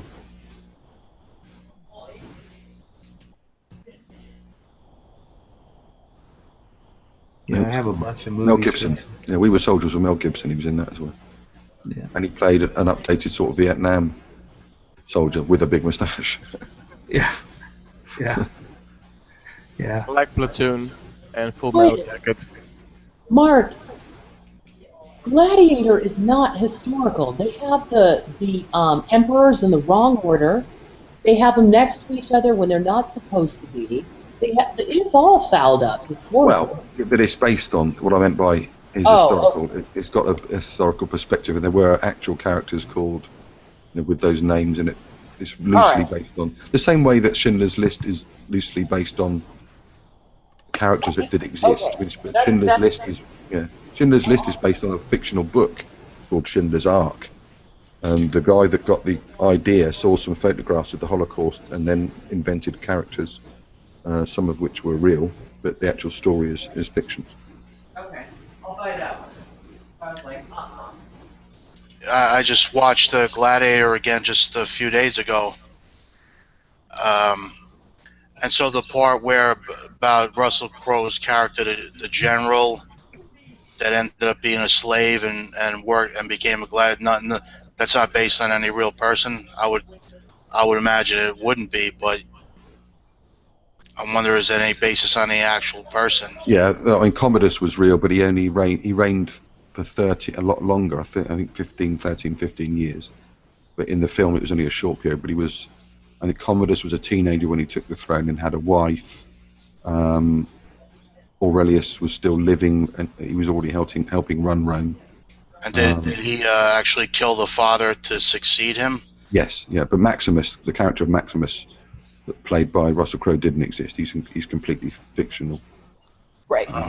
So that means, like you just said, then the what's his name, Commodus? Yeah. He was in power for 13 years. Yeah, not the short period. I think it's 13 or 15 years, something like that. And so, how did it come to an end for him? Did somebody kill him? I think I'm not sure whether he was actually murdered by his. I'm not sure. I got to say though that I really enjoy the movie just for the showing of Rome. You know, like the first movie I ever saw where I discovered that how interesting that could be Rome in a movie was Caligula. Oh. That really, Malcolm McDowell, as good as he is, playing Caligula. So it was that was something. That's where I discovered how. But interestingly, though, I haven't really seen now a lot of movies set in Rome. Though I'm not sure if there really is a lot of good ones. I think a lot have been made, but whether they're good, that's another question. I mean, Commodus did actually fight in gladiatorial events. He did. Yeah, but he wasn't killed in a gladiator's arena. All right, I think he was killed. He was killed in a bath or something. I have two things to say. Caligula messed me up. I don't think I got through the whole movie. There was a couple scenes and it was a wrap. However, I love your voice, John, and I just want to hear you talk the rest of the It's hard to say whenever someone says you have an accent. It's like, no, I don't. You do. But it's just really cool to hear. That's cool. I mean, I remember I mentioned before. It's like I started getting a bit self-conscious in an uncomfortable way, thinking it doesn't sound anything good, to people. Like, because I know for some people they definitely say unflattering things about the accent, the way we sound. I've definitely heard unflattering things. I've complimented you before on your accent. Yes, You're the same. Okay, I didn't realize that you were that same guy. I just thought you were somebody different. Yeah, I still like your accent. That's Shameless flirting. New York and Boston. That's Brooklyn, right? I'm Yeah. from the Bronx. Yeah, I was gonna say Bronx, it's okay. not. Yeah, it's definitely New Yeah. York. Yeah, it seems like it's like it go either way. Some people like it, and some people don't find it pleasant. Maybe they find it a bit unpleasant, or sort of it sounds low class, I guess, to some people. You That's know how what they it kind of. is? I can't speak to class, but there's two things. One is I can understand everything you're saying. There's some people whose accents from the Bronx or Brooklyn or Long Island, whatever, is really, really strong. Yeah. And I have to like really listen, but yours is just perfect. And then the cadence and the tonality, it's very it's Get a room. Get a Can you room. say? Can you say? Are you looking at me? Are you looking at me? You're talking about De Niro's character in Taxi Driver. Yeah. Are you looking at me? Are you looking at me? I could never do this. I mean, there's only one De Niro. He really, puts nuances and everything that it's just too difficult to really duplicate. He's great. Often imitated but never duplicated, as they say, as good as he is. And but was that any good though? Did that sound anything? Yeah. I like the stereotypical stuff, like the word murder. The moida and the. Well, murder. Well, you're thinking like that might there actually would be like that early 20th century where I think was a New York accent then, but you don't hear people say that anymore. But there was that time. No, you're exactly right, because back then they didn't pronounce R's. Yeah. And then they overpronounced something. What was it? S's? I can't remember, but you're right. John is not pronouncing his R's when they come at the end of the word. Yeah. Oh yeah, but like you said, the Boston accent, how that's true. But I learned that like from the comedian. He's from Massachusetts, Stephen Wright. Or is he from Boston? Anyway, when he explained that that's the thing with the accent, like I'd never heard anybody explain they don't say R's. He said actually in school in Boston, when they taught the alphabet, they skip R's. They don't actually teach the letter R in school. So that's where I learned. That's the thing with the Boston accent. That's the key to it. Understanding it, they don't say R's, right? That's like the main thing of like the quality of the accent. They leave out the R's. So there would be the stereotypical that in like New York. Yeah. Well, usually it's York, and you'll even see like the T-shirts for the tourists saying New York. That's Y-A-W-K. What about words that start with an R, like road or road? No, I wouldn't be like the start. I guess you can't really leave off like the start of a word, right? You can't do it, but like the end you could. But you can't really alter the beginning of a word, could you? I suppose you might. There was a guy in my music class that he was from the north, and he left off R's in the beginnings of words. He sounded like Elmer Fudd. So what is it about R's? R's tends to be like the key to the accent for people, at least some cases, that they drop the R somehow. I wonder how that developed. Yeah, that's interesting. What is it about R? That is funny. I think because when I'm really in general. Oh, go ahead. In general, things drop away. Things get shorter, things get simpler. So the R's. So I always thought New York as in NOO York, or Tuesday spelt TWO, that sort of thing. We just said New York. That's dropping the R, and also we said murder. That's dropping the R. So we drop the R's in New York. Also, black people drop the R's like crazy. And coffee. Black people drop every letter. Good grief. We drop it all. They're just lazy. No, but especially ours. You say coffee or coffee?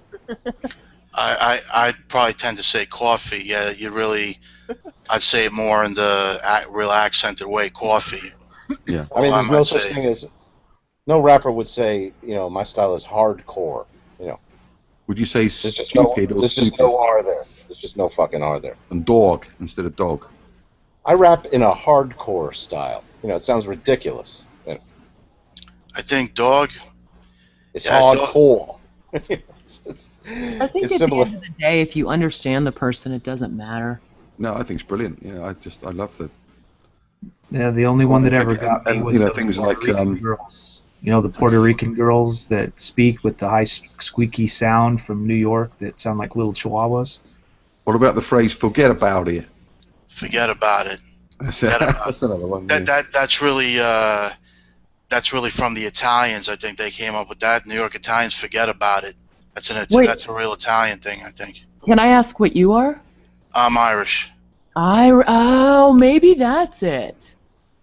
What did you think of Gangs of New York? You know, it's funny. I got the DVD. I haven't watched it yet. I know it's Scorsese, right? And Daniel Day-Lewis is in it, and Leonardo DiCaprio. I haven't watched it yet. It's funny, DiCaprio's not so good in it, but Daniel Day-Lewis steals it. But it's it's a great. It's a good movie. I don't know whether I watched that movie about 5 times. It's a good movie. Yeah, I gotta check that out. What is the movie where it's Matt Damon and Leonardo? That's The Departed in Boston. Yes. Departed. Yeah. That's Boston. Yeah, you're right. Another film where Matt Damon needs rescuing.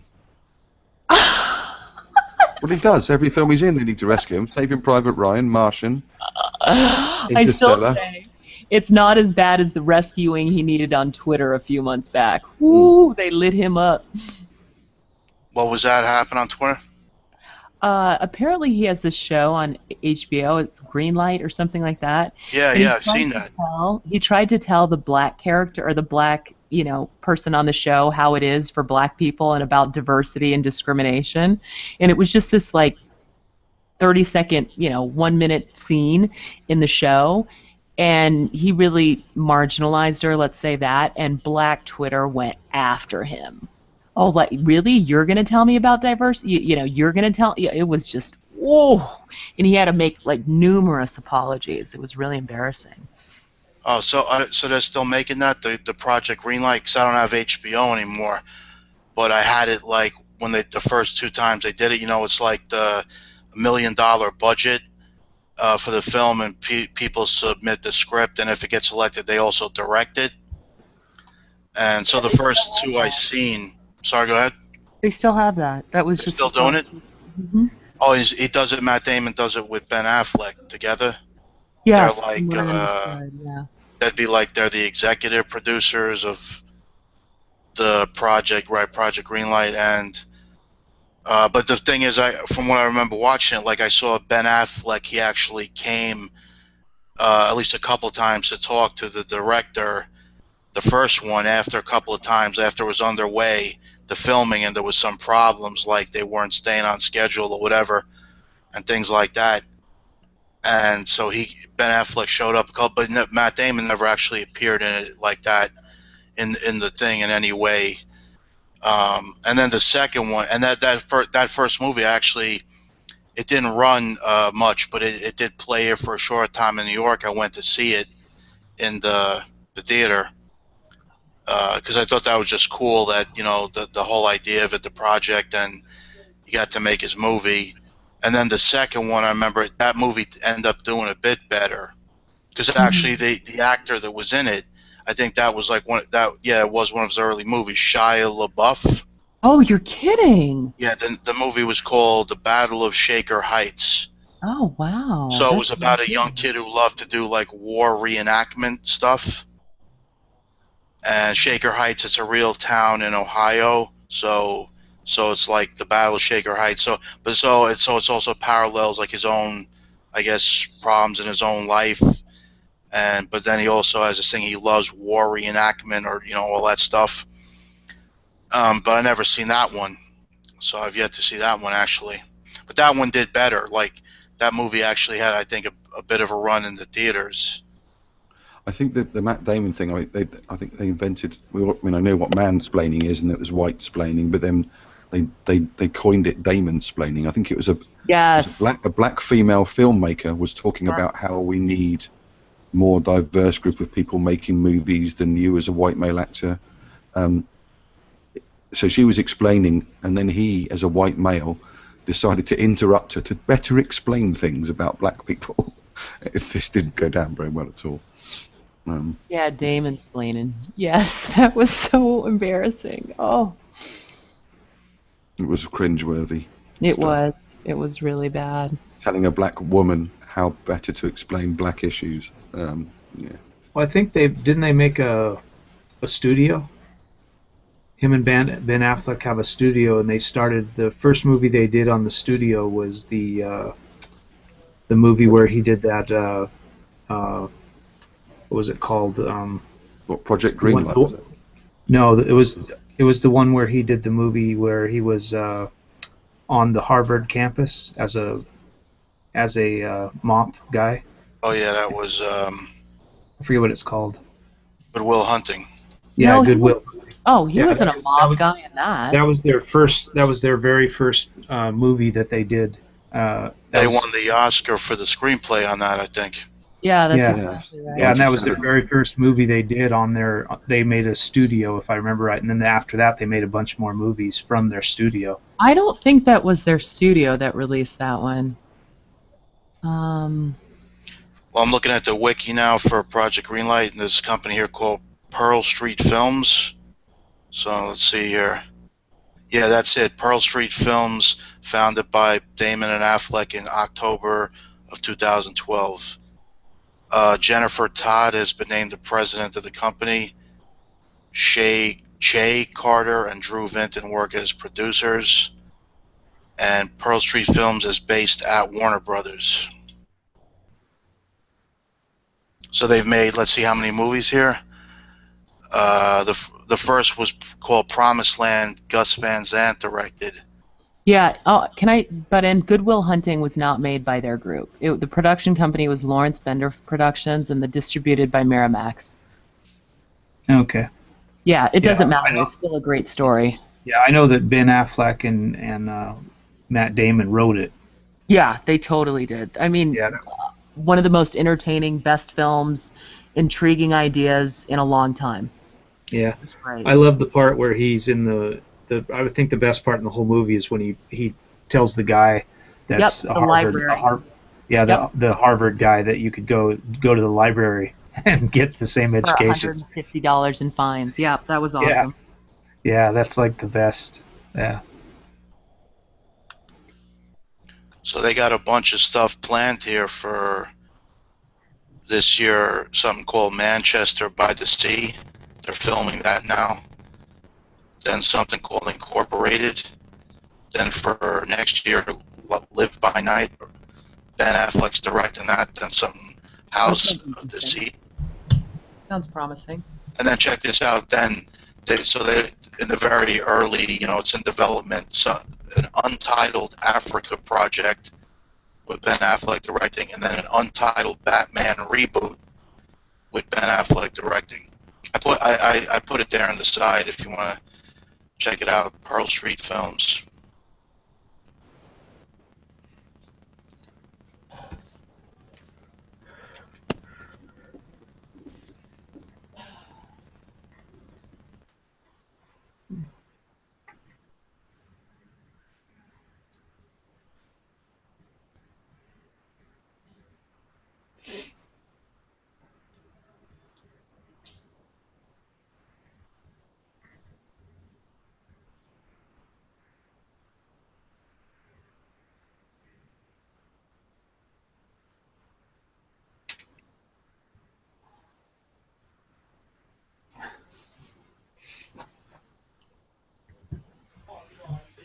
Oh, that's been a good discussion on film, isn't it? No one's had no arguments. It's no good, is it? Yeah. Well, we turned into just a film discussion. It started out as a anti-feminist film discussion and moved into a nicer subject. Yeah, start off with Mad Max. Yeah, I don't think. Yeah. And there's no Mad big. I Max don't and see, so I mean, I don't see what the fuss is about anyway. If a particular film has a more feminist leaning or it's got some feminist issues involved in it, so what? Don't watch it if you don't like it. It's that simple, isn't it? Yeah. Well, that's what I said. I don't plan on watching it. I won't. There's a lot of people that won't watch the Ghostbusters as well.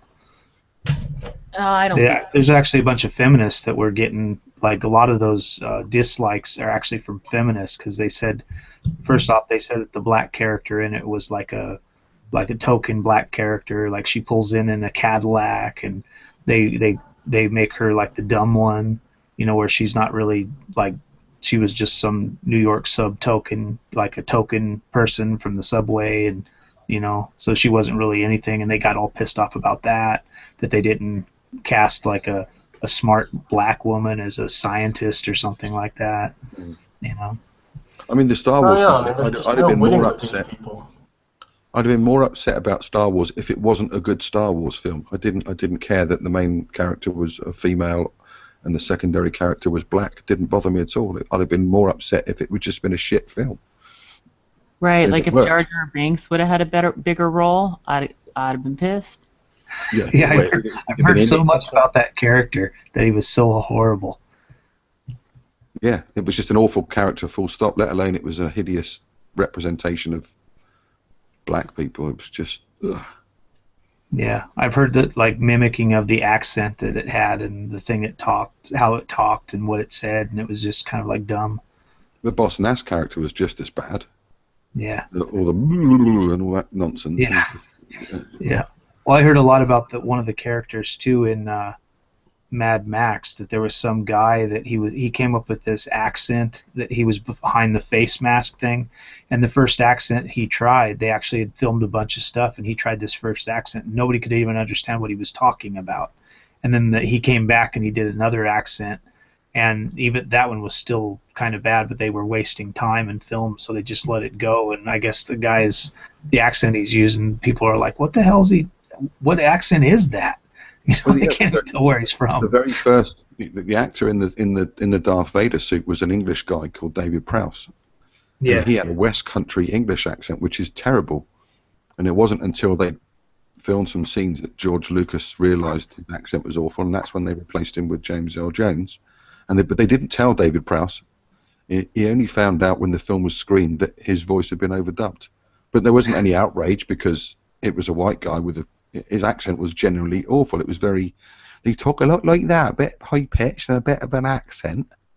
And hearing him say, you can actually see the videos on YouTube, you can hear him saying, you don't know the power of the dark side.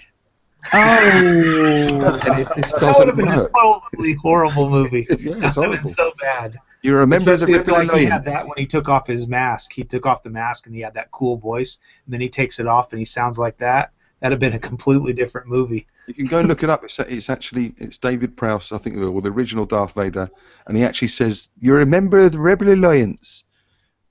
And it's just awful. That would have been so hilarious, though. I think that somebody should like redo the movie and put that part in, and they turn it into a comedy. It'd be a comedy because every time he took off his helmet, that's what he'd sound like. I'll find you the video of it. It's on before the voiceover.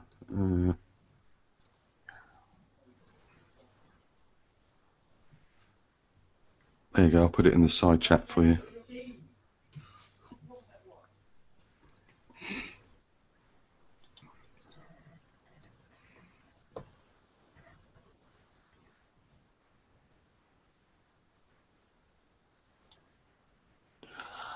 All right, what do I need now?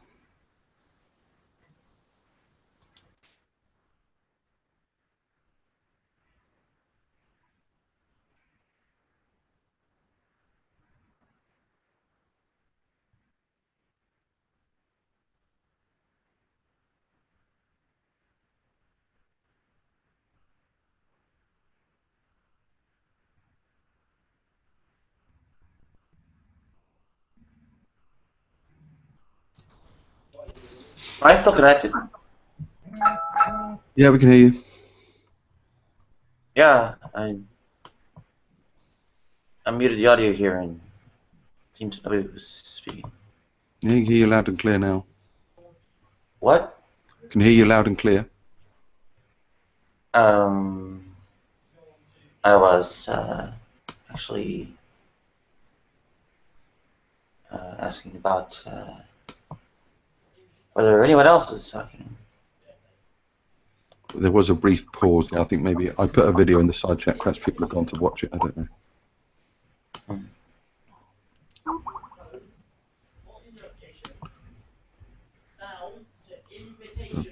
Everyone else has gone quiet all of a sudden. Okay, well, that's just in time for the changeover, so. Oh, okay. I always like the changeover because anybody who's a packing peanut, boom. Yeah. Although oftentimes it's me. Yeah, there are some people that do that. Yeah, I don't understand. I've never, or I have gone away sometimes. I've had to do a school run, then said, look, if you need to boot me, just boot me. And yeah, I don't see the point in just sitting there asleep or whatever. It's oftentimes I can't get a word in and I don't have the energy to, and my mic sucks and whatever. Mm.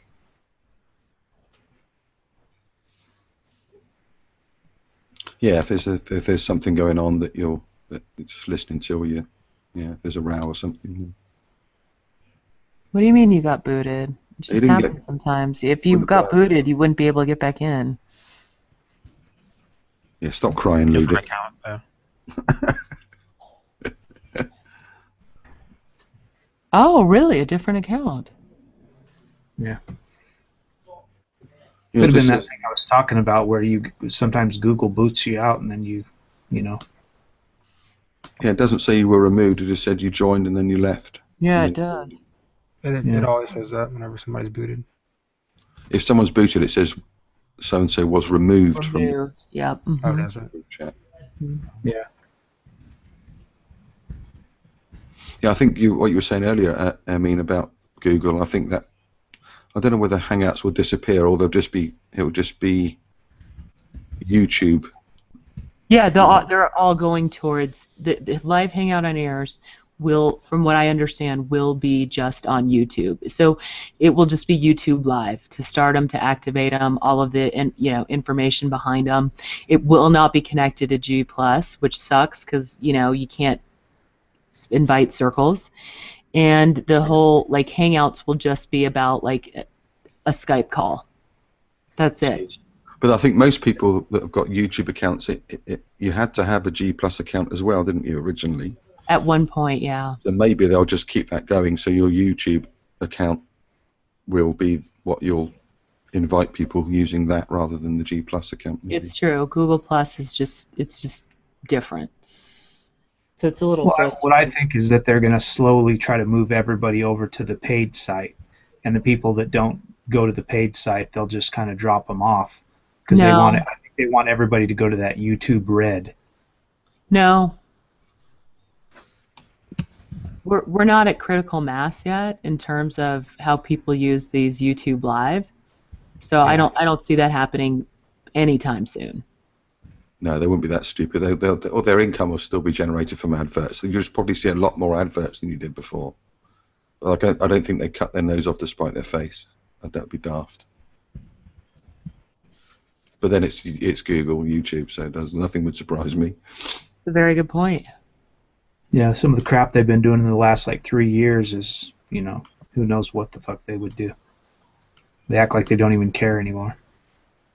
Yeah, it really sucked when they brought all the YouTube people in. It's they actually had video conferences before then, and nowadays it's just bunch of no-name, fake, what do you want to call it, aliases, handles, whatever it is. Yeah. And, some kind of profile picture, who knows what it's, some kind of meme or something, and camera off, and all that. So it's yeah, it does make a mockery of their whole. You might as well just be having an audio voice over IP service or something. It does sort of make a mockery of the whole thing. If you can be booted from a Hangout and then come back in with a different account, it makes a mockery of the whole. That you can use your one email account to generate many accounts. It doesn't. Yeah. I mean, I'm lucky enough. I've got 2 accounts, but that was because I had a Google Plus account, and then when I joined YouTube, it made me, or vice versa, you automatically had to have another Google Plus account, which was a bit daft. So I ended up with 2. Yeah, I have 5 channels and I have 5 Google Pluses. Is each channel under a different email address then? Yeah. Actually, no. It's two of them are under one email address, two of them under another one, and then one is a company. I have an export company where I export cars, and I have an email address for that, and then I have a Google Plus account for that, and a YouTube for that. Oh, you export cars? What, from Japan? Yeah. Wow. Cars and parts and stuff. I do a lot of like the Skylines and the Supras and the high performance stuff. And I used to have a Celica. I used to have a Toyota Celica or Celica, whichever you want to call it. But yeah, the car I got now is Korean, so I don't think I wouldn't have been able to. Yeah, I used to send a lot of Miatas. The Mazda Miatas, actually the Unos, we call them here, the Mazda Unos over there to Britain. I've got a Hyundai Tucson at the moment. Yeah, we sold a lot of the kind of like small vans, like the Daihatsus and stuff like that up there too. They like those for delivery vans and stuff in Britain. They still use the Daihatsu name, do they? Yeah, yeah. Then can't get them over here anymore. Yeah, I can get as many of them as they wanted. They're all over the place over here. Isn't it in Japan that after so many years you have to the car can no longer be on the road? There's something. Yeah, I've heard this. I've heard this kind of like folklore, but no, it's not like that. It's basically when you first get your car, you have a what we call shaken, which is kind of like it's kind of like public insurance. Everybody just kind of gets insurance through the government. So when you get your license plate, you have to take it and get shaken, and depending on your car, if it's a regular car, it's about $1,500, and that pays for a year, for like 3 years of insurance and your license plate, and then you have to get your car serviced. They check your oil and make sure your car's like good to be on the road, and then you're good for like 3 or 4 years. If you get an older car, it's only like 2 or 3 years. So the older car you get, it has to be maintained, and they have to check it more to make sure it's fine. But there's guys here in Japan driving what we call the Hakusuka GTR, which is the 1967 and 68 GTR Skylines. So there's still people driving those, driving the old Toyota Carinas, from like the 1970s, the 240. I've seen those on the road a few times. Yeah, they the Fairlady held up incredibly well. Yeah, the Fairlady Z's and stuff. Those are, if you get a Fairlady Z here in Japan, like a really nice one, you're looking at like $50,000. For the Hakusuka GTR, you're looking at, upwards of $80,000, $85,000 for something like that here. So those are considered classic cars here, and they're highly sought after, and there's not very many of them around. There's probably 5,000 in the entire country. So they're really rare, hard to find. How long till the changeover, Nadia?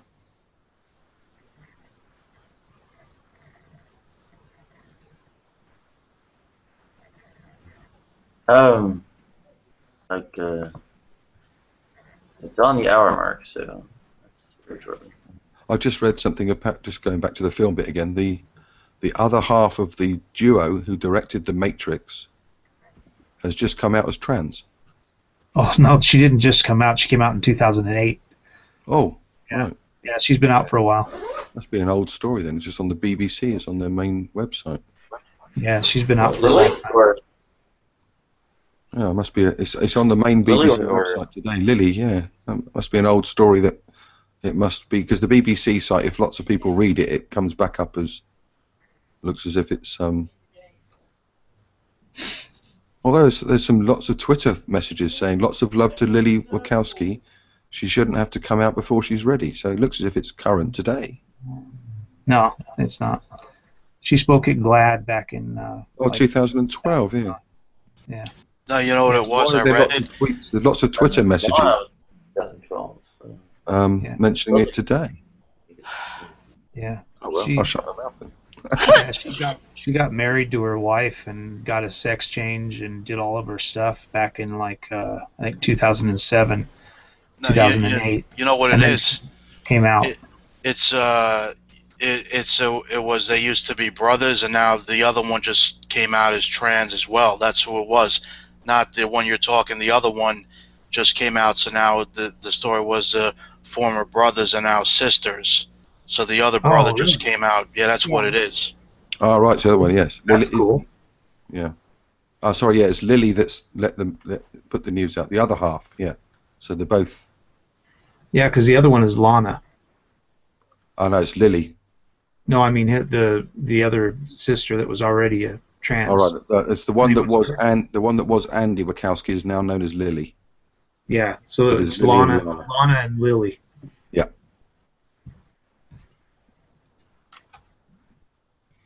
Yep, so they're both trans. Move over. So now it won't be the Wachowski brothers, it'll be the Wachowski sisters. Where do you live? Louisiana. Oh, wow. Whereabouts? The south. So, like... Change over.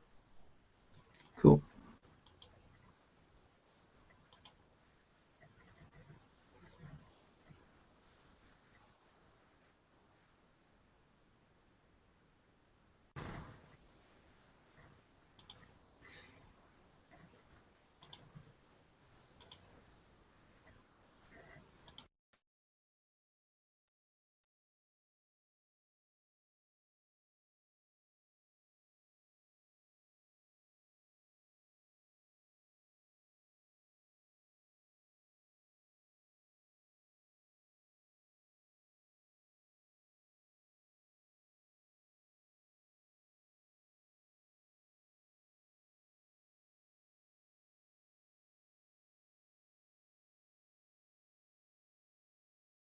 Well, no. Okay. They tried to. They didn't do that. Yeah. And The Daily Mail, so yeah, they must have pushed her a bit, which is a shame.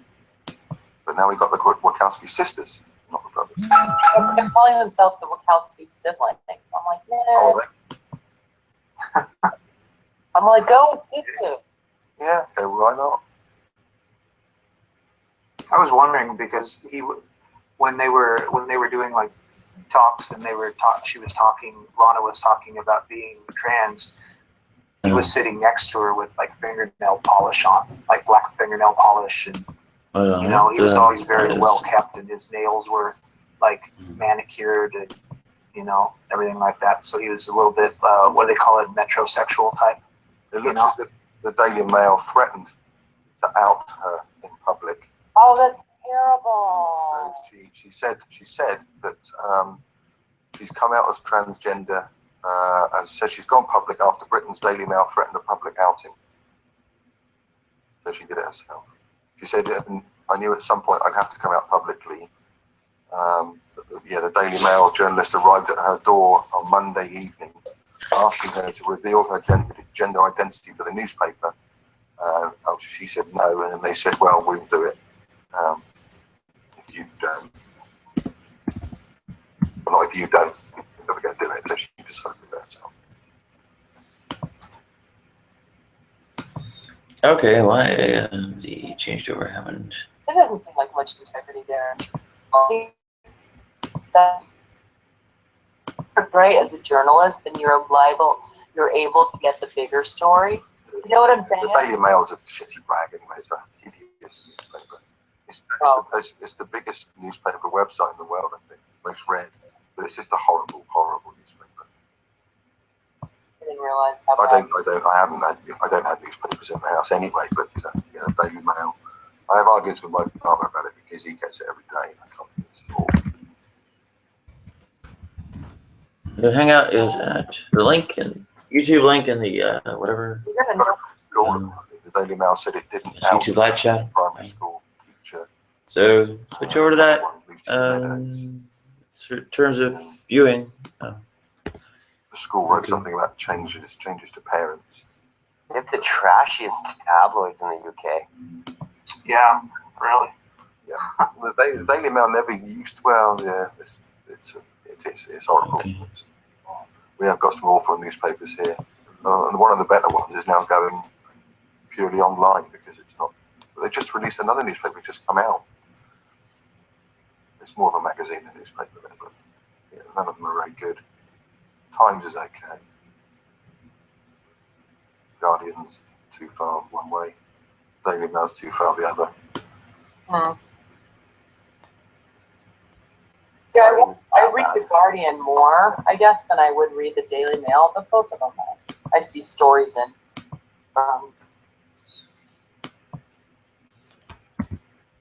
It's so funny when they were interviewing, what is her name? Alaska governor, former. They were asking, Sarah Palin, yeah, they were asking her what she reads, and she's like, a lot of things, you know, and they were trying to pin it down. But it was so weird because if you try to pin me down on what I read, I don't read a newspaper. I just go to news.google.com or apps. You know what I mean? And I just see what the big stories are, and whatever newspaper prints them is what I read. I tend to look at a lot of the independent stuff. That's not bad. Yeah, you do. You do. It's called the Independent or I newspaper.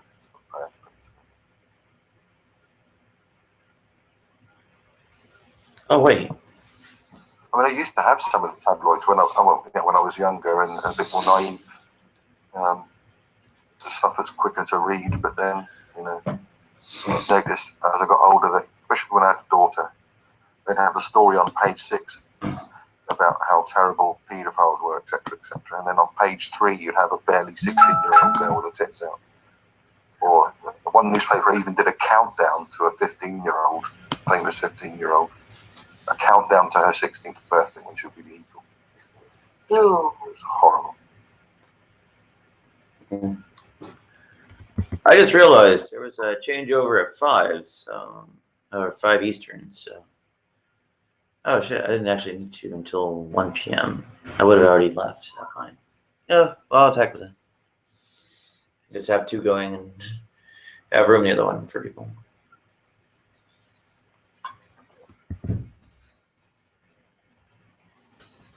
Okay, never mind.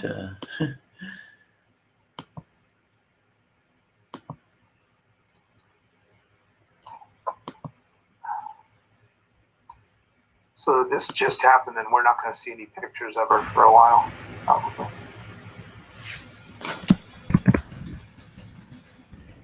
There's already a picture on the BBC website. I'll get it. Guardian already has.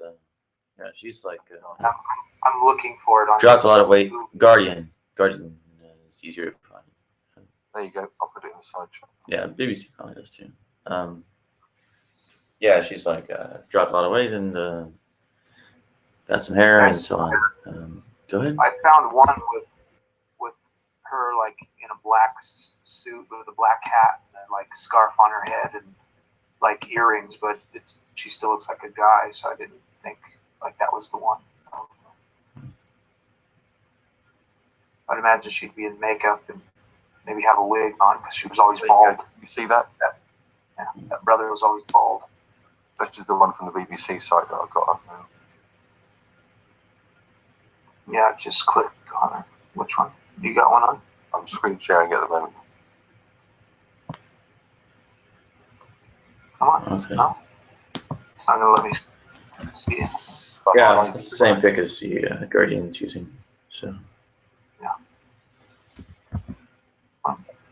and some people pin too much shit on porn. Oh, sorry.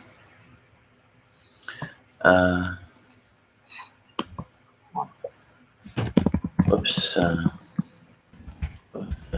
Two are. She does look like she lost a lot of weight. Yeah.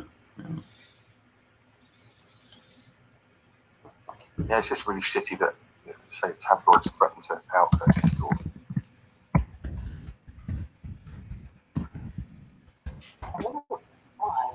Luckily, she was sort of ready-ish, I suppose.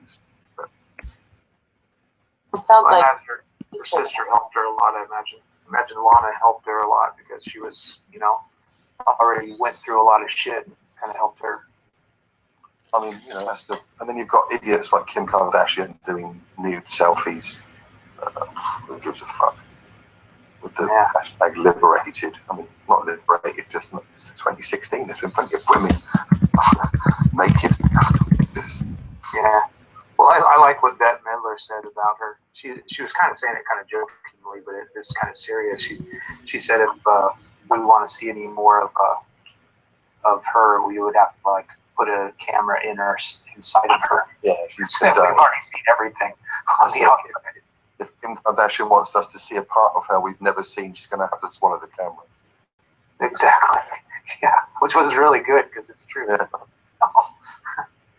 That's why it pissed her off so much because it's true. Think about this. Isn't she the one that's married to Kanye West? Yes.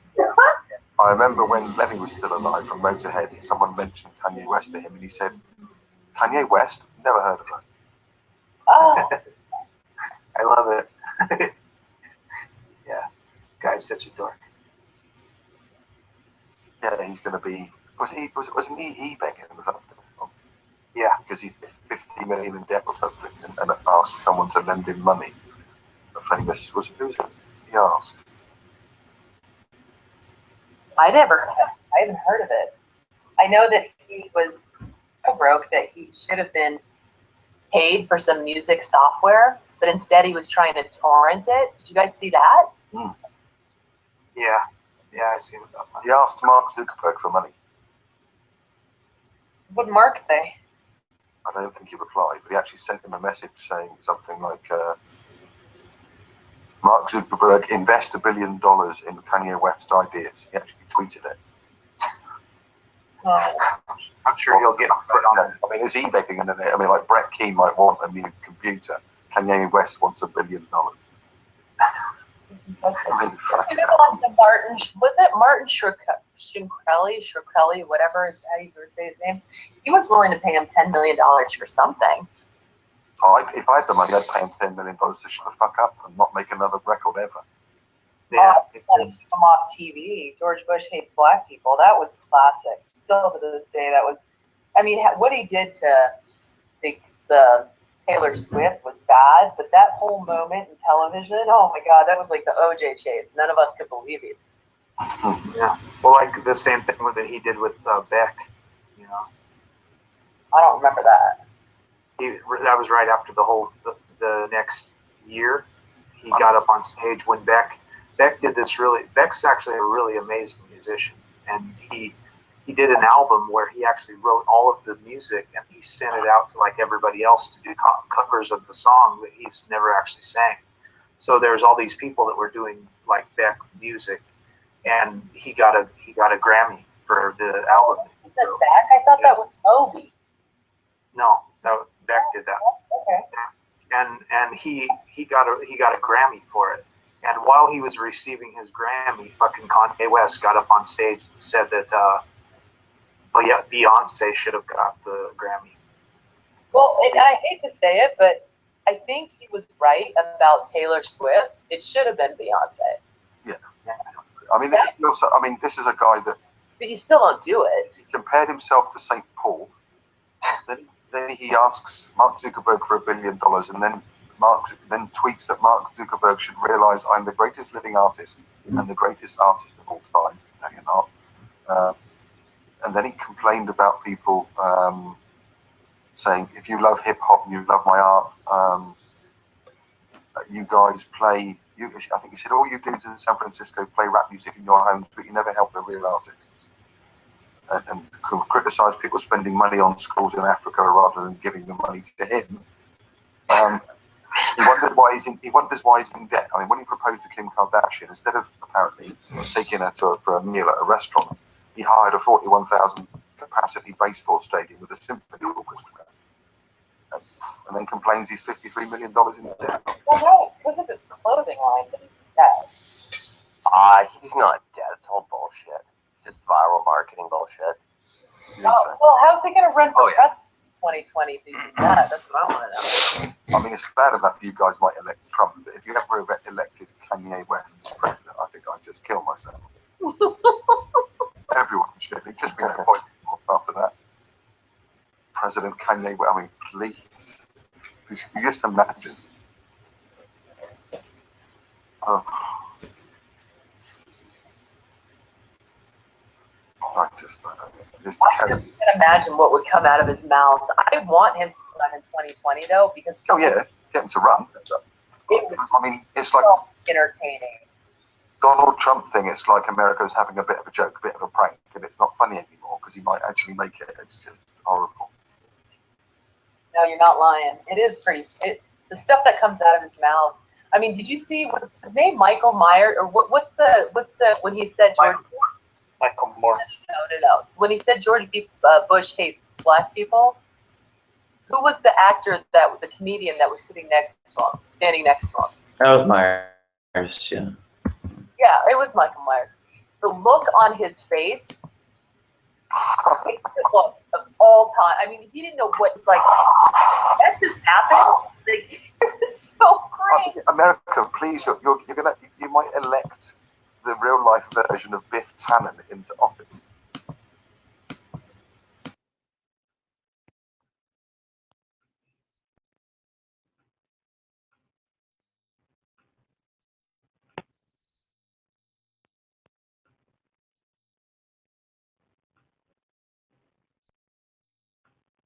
Okay.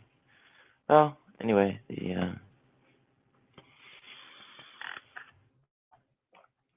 going to step out and grab some supplies or something.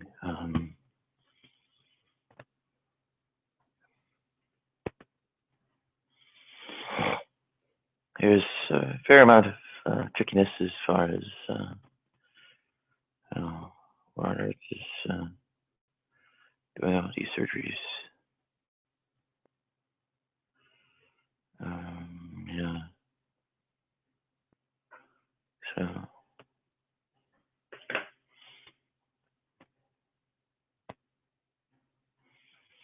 And actually, this one's apparently going to run about as long as I can be here because I have to go to another medical appointment. So, feel free to join this one as an overflow hangout. It's all that's available and so on.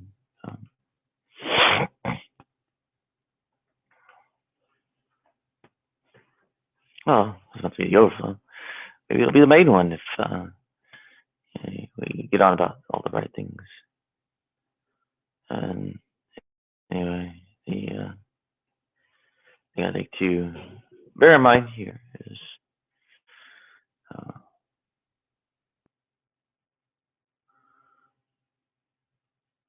Keelam Sullivan says transgender bitches. Okay.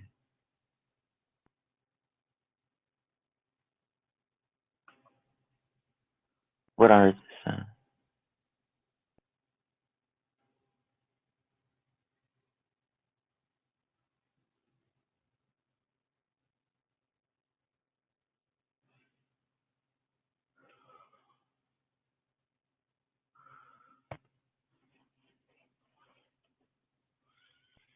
Yeah. Well, anyway.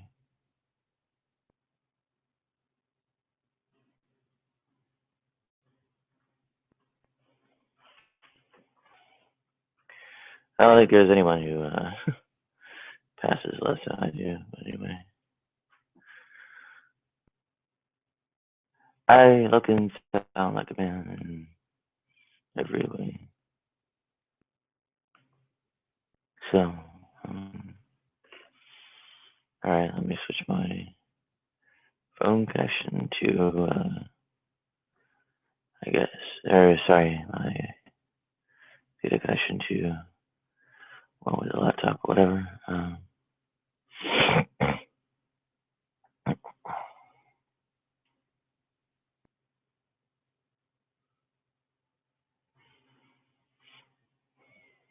Okay, and phone is tethering and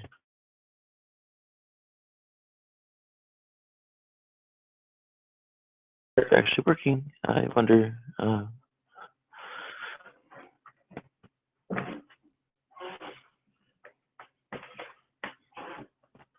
Okay.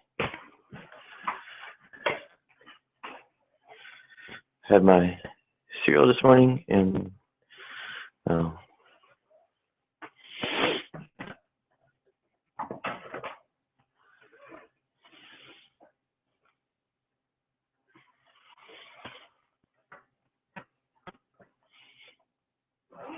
Okay. No cereal till tonight. Wait, is it about 6 p.m. U.S. Eastern, that is.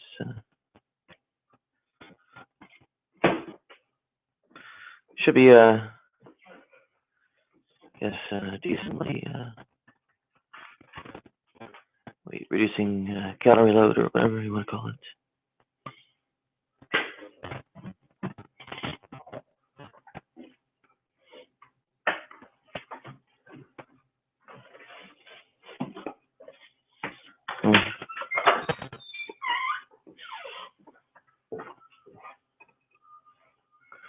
I have plans, but I don't know how really meaningful they are.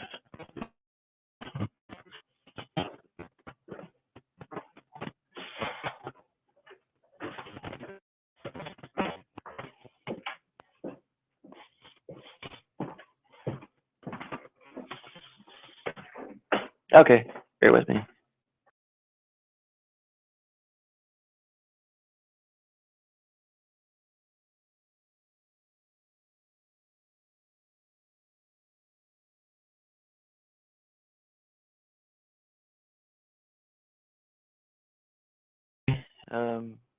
Bear with me. I will be back relatively shortly.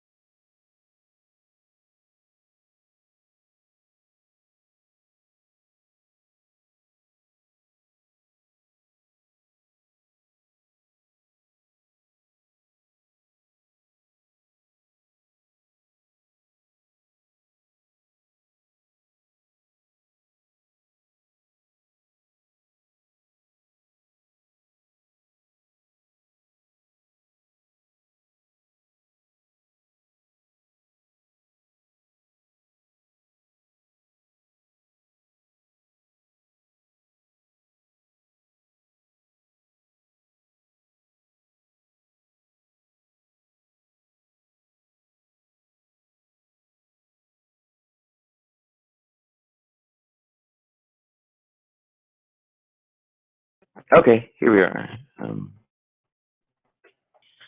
I'll be just getting something here.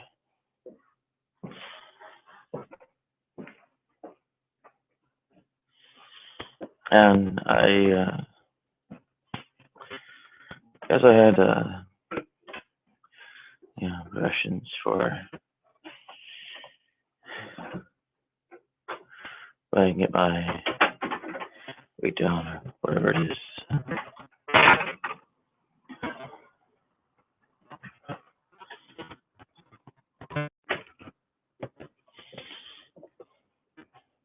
Let me see.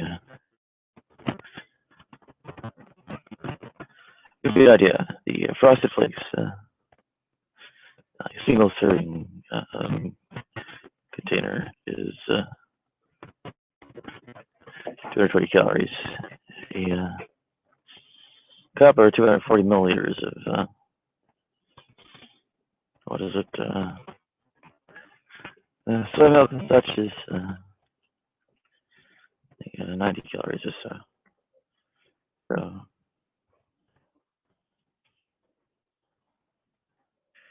do that twice a day, and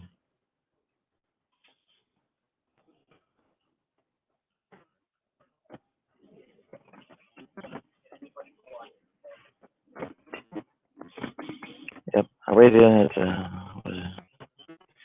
84.27 kilos and 180 centimeters tall. So here we go.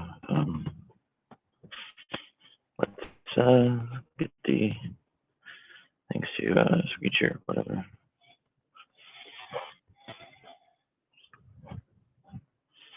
Okay, so this basically gives me the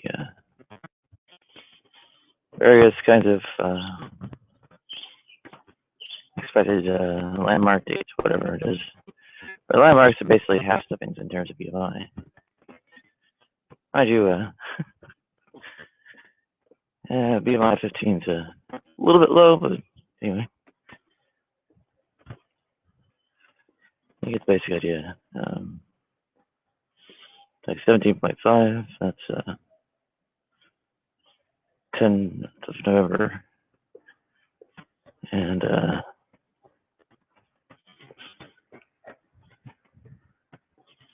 anyway, oh, whoops. It's not for, what is it, 620. 620 is, got the 17.5 at 17th November. So, tax on an extra week. What do you do about that? I don't know.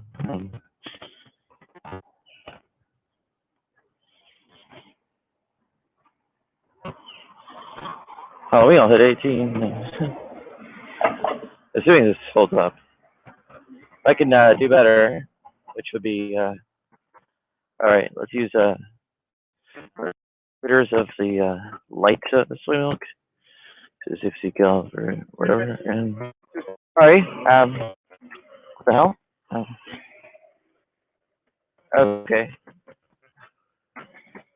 You have 140 serving as specialty. So that batch is palm jams, 400 calories a day, and that'll get me down to 18 by 12th September. Not to move it up that far. So.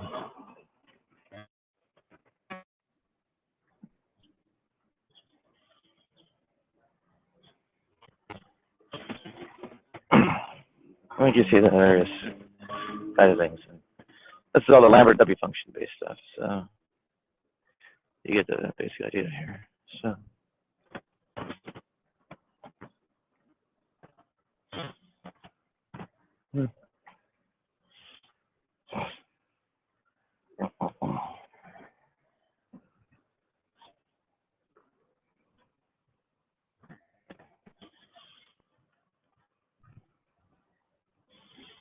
Yep, I have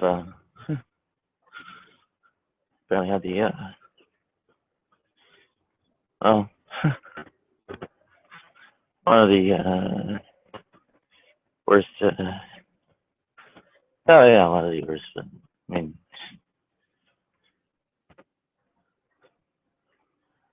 I basically didn't get a transition, so and but I seriously function in like any kind of you know, social setting or family setting or whatever it is, as remotely female or anything like that. No, very much everybody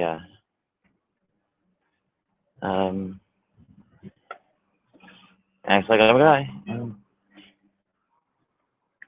And anyway, yeah, as far as alleviating well, nothing got fixed. So yeah, I saw. Yeah, I'm pretty torn up about having a man's face in place. No, I'm mad at everything else.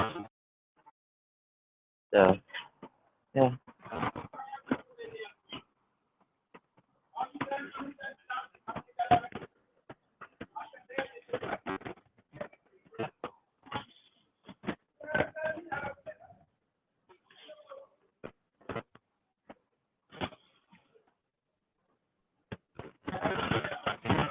Unhappy camper. Unhappy camper. So, yeah.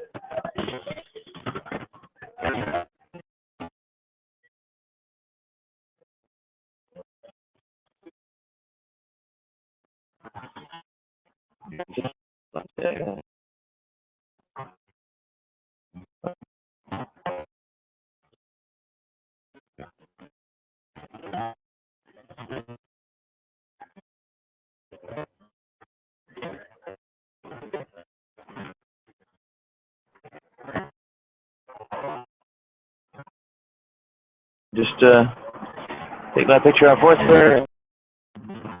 Sorry. So,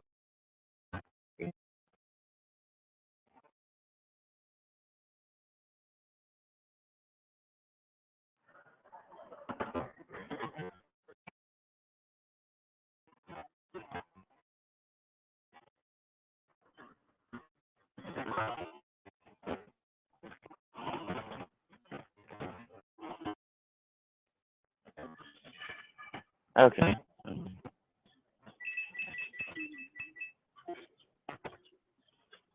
Hello.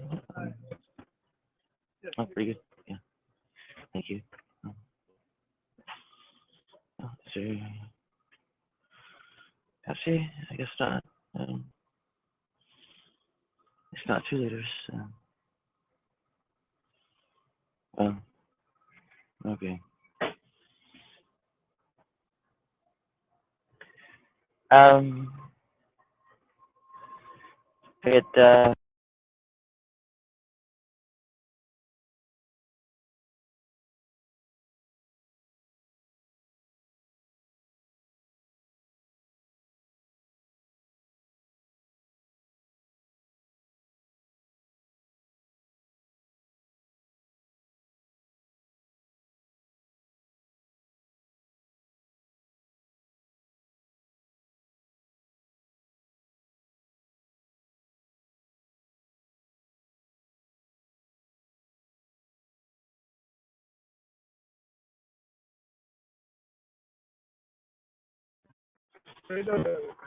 debit.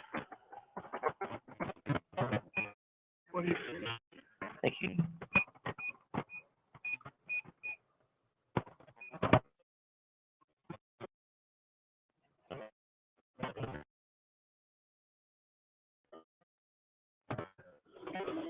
And fingers crossed, everything goes through and all that.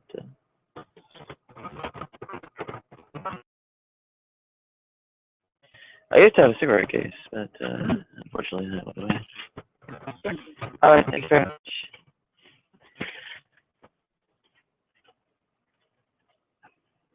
Yeah, the nice little silver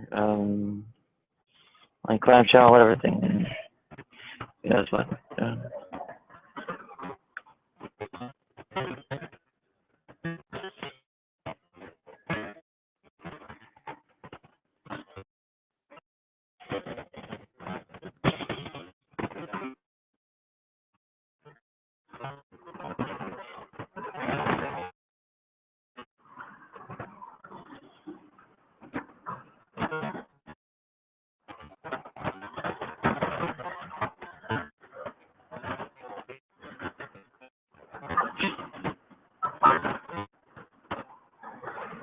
Well, if I can't get down to 0, at least I cut it back. Try and cut it back even further. I press it further.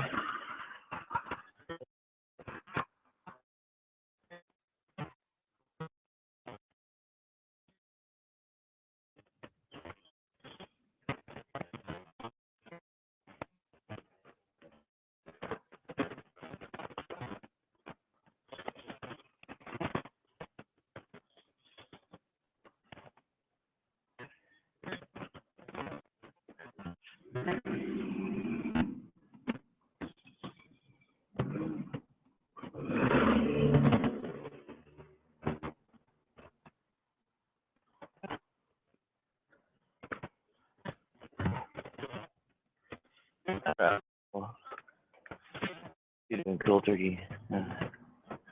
It's keep trying over and over again.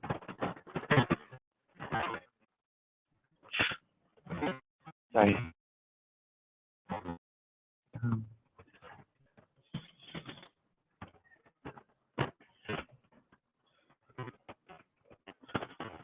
Down to how many viewers?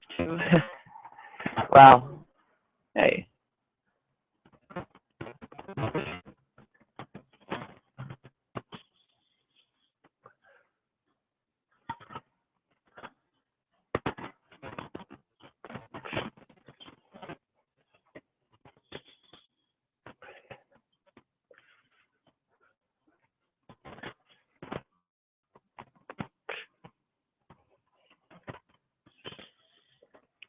Oh, a few years back, and well, I am, I guess, powerless or whatever to prepare myself or whatever.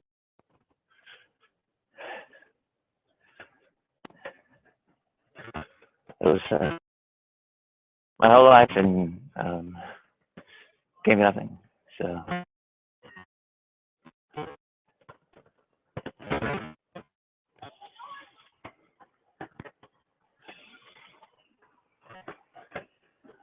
Here I am, still a man's face, still a man's voice.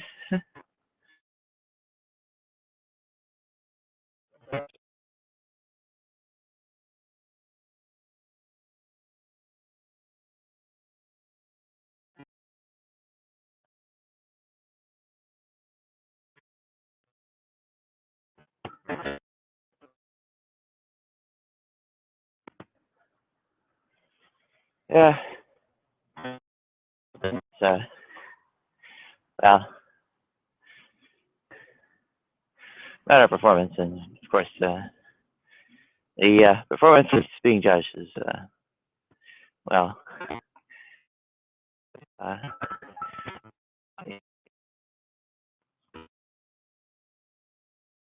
oh, you fail every shit. You fail on the performance.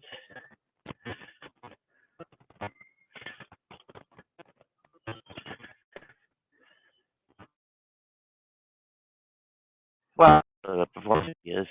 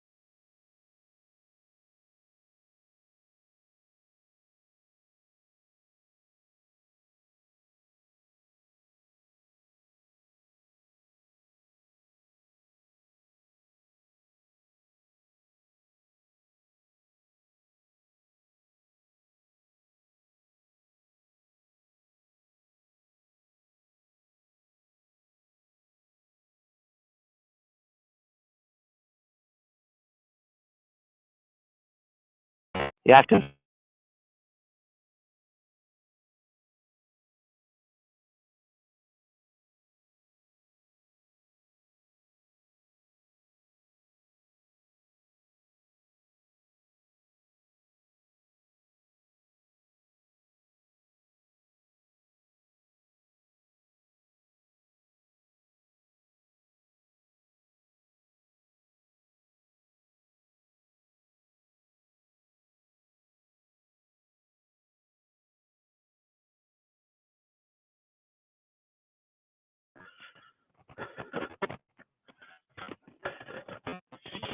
Okay, here I am. And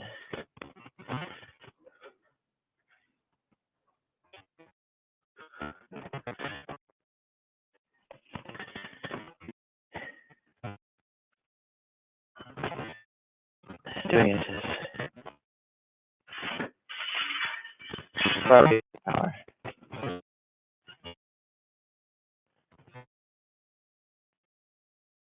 Anyway.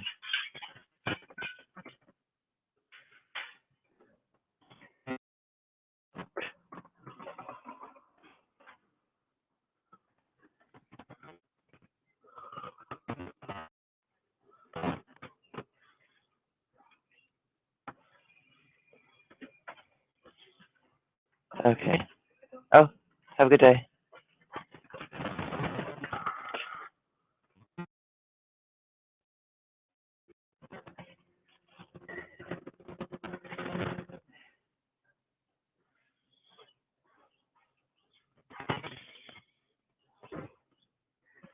well, anyway.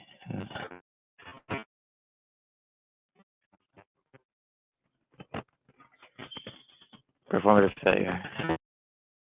Formative elocutionary act.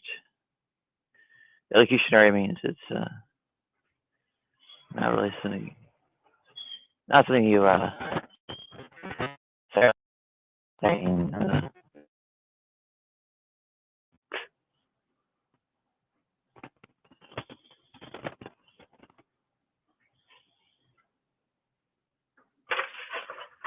Anyhow,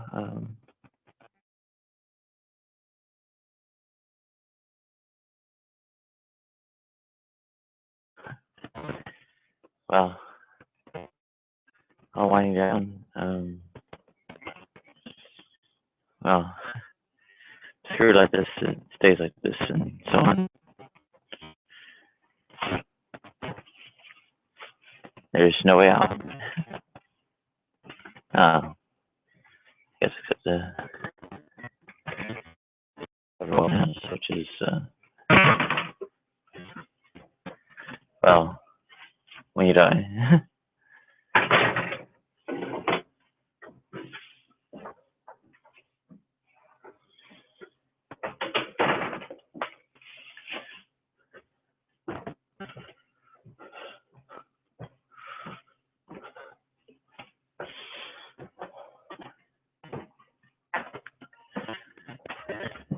And that's problematic.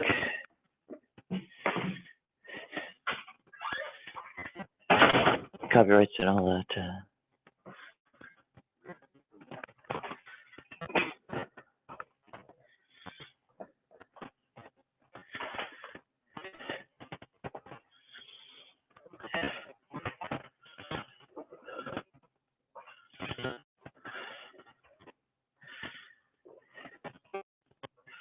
I think it's supposed to be not just elocutionary, but jointly performative. So it's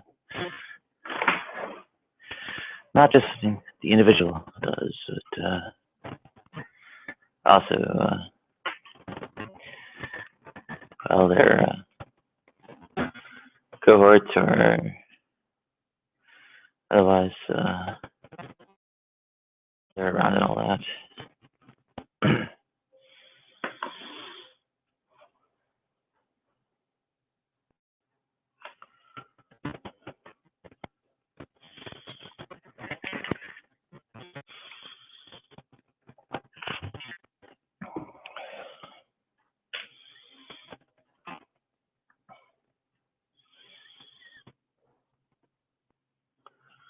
There's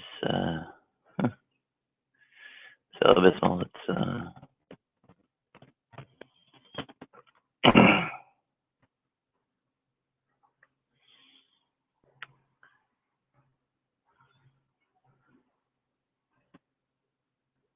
yep, passable trans women just like randomly getting shitloads of subscribers and all that. Yeah. Also.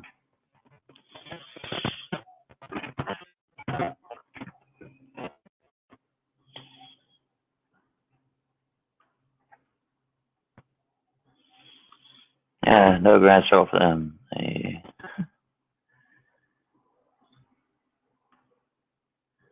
pretty much put down money on surgeries and had it to put down like that. So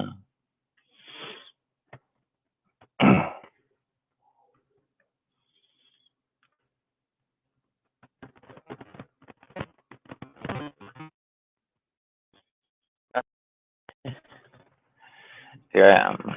I'm the unhappy ending.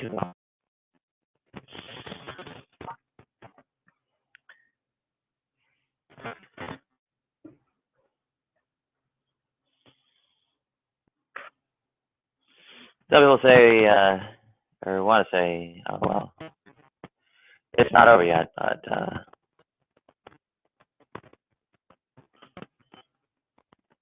trouble with that idea is that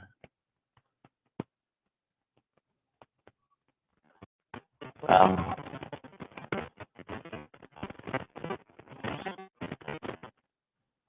this is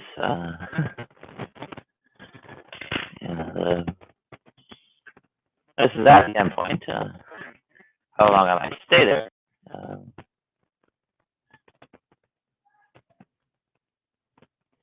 I don't move. There's no further progress beyond this. No further mitigations, gender dysphoria or anything like that. No improvement of functioning as well and whatever kind of social or whatever context. So, yeah, it's I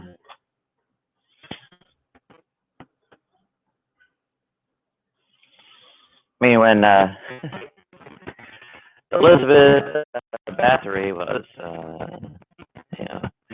bricked into the room where I guess she was sentenced to die. Well, I mean that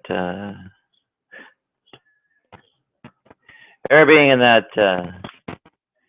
space behind where people were setting up the bricks, it's pretty much where she stayed until she died. Right. Well, same for me. And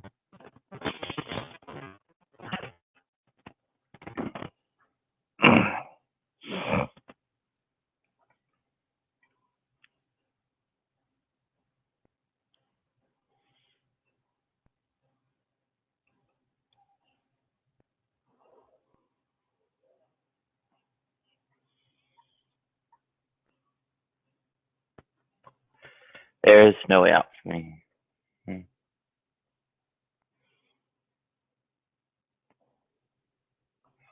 Well, except of course, I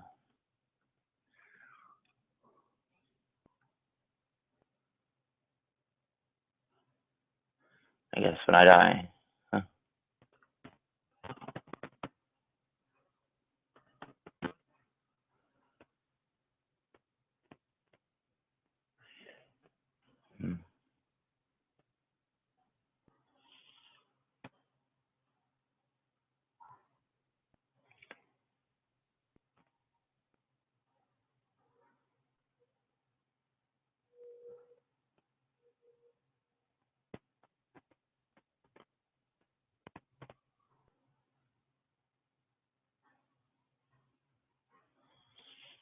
I think, what is it?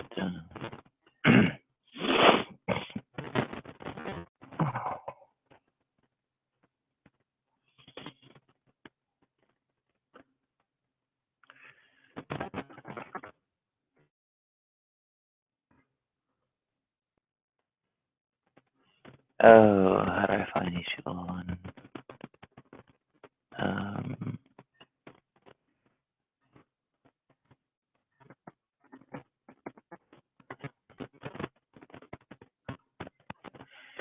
There's, I guess I'm not the only one, but, oh. It's not like I was saying that, I should be, alone amongst those like me who, I guess have, their suffering alleviated or whatever.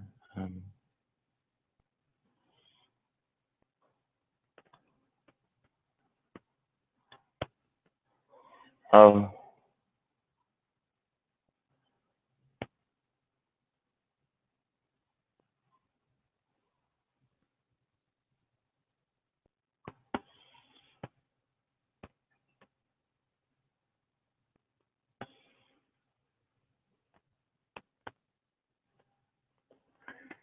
Maybe I should talk to my doctor about weight loss plans.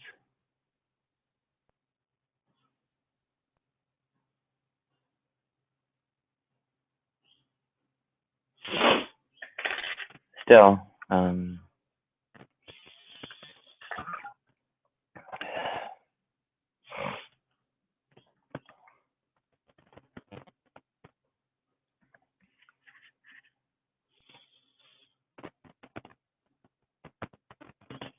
even 2012, why was I wearing this hat? It's the same hat, by the way. Because it covered up my eyebrow ridges. Why did I put on makeup? No. Because hopefully it covered up the ways that my face was so excellent.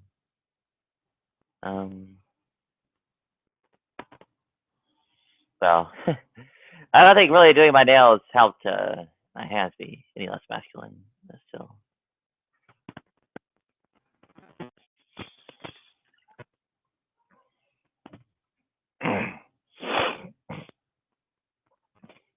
So, what do I do from there? Well, something I can do. I'm helpless, right?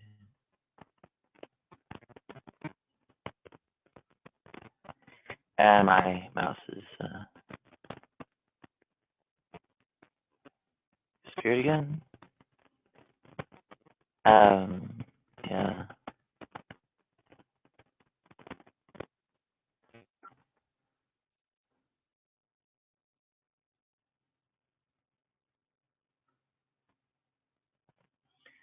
Well, and yeah.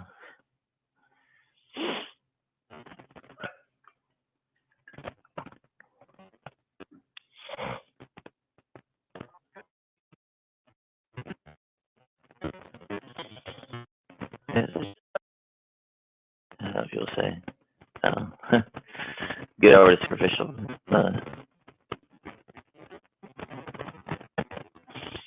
And they say that as if there's some kind of something underneath. That presumption is there's a ghost in the machine, right?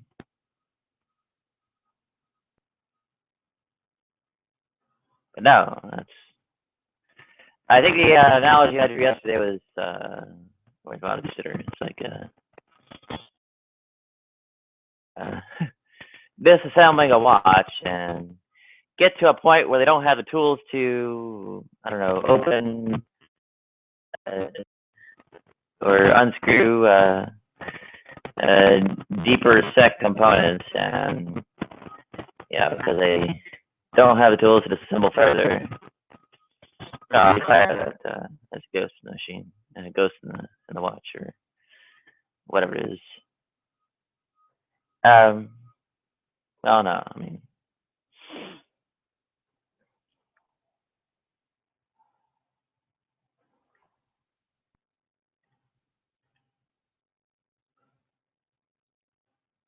It's a denial of the relatively fundamental, basic, whatever fact that our bodies matter and to us because we are our bodies, right?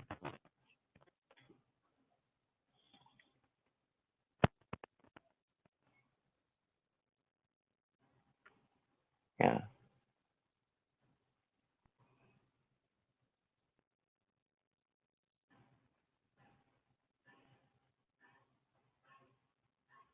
We matter to ourselves, and we are our bodies, so our bodies matter to us, right?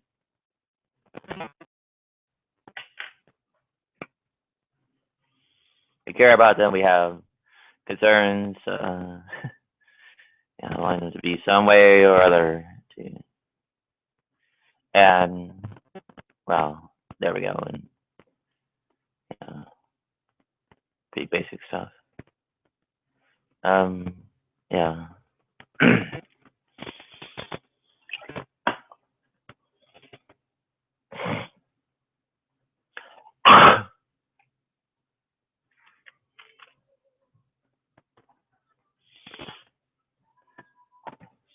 really, I think the fundamental failure of idealism is the mechanism is lacking. And without that mechanism, you have what's in effect reduction of global skepticism, which has an eliminativist and so on. Well, there's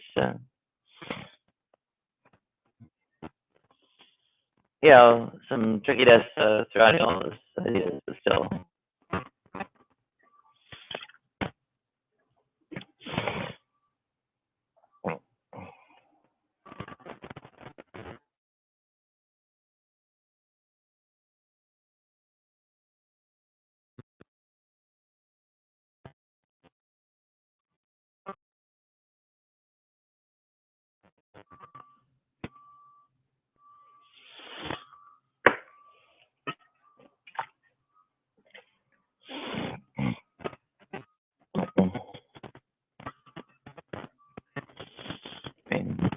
By say without some kind of access to the things that are supposed to be accessible and equal, well, whoops, by you have kind of another sort of skepticism and such that well puts you in an uninformative kind of or uninformed kind of state. A state where your I guess it legitimacy of whatever it is of others is discounted.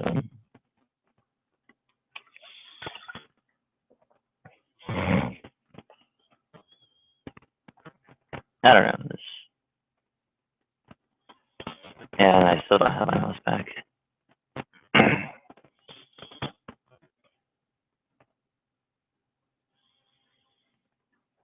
And well, let me see.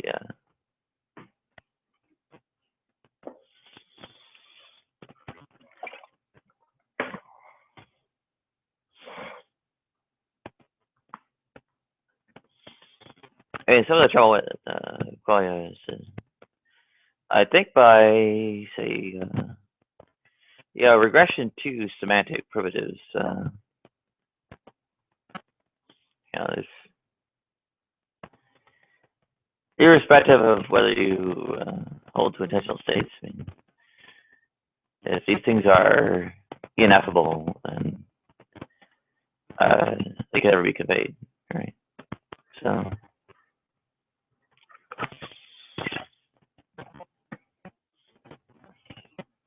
And quality of diet is a possibility of meaningful communication.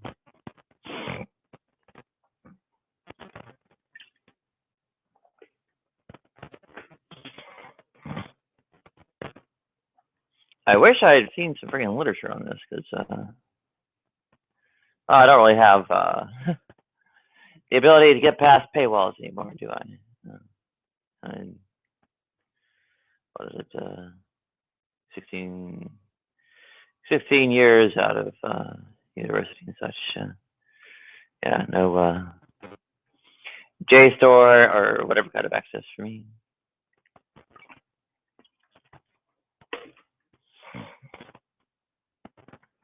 Oh fuck, where's my mouse?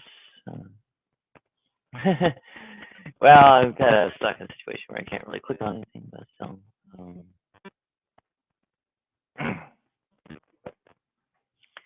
If I get to one before I have to actually leave and such, I'll, well, give a little bit for quality and semantic primitives, right?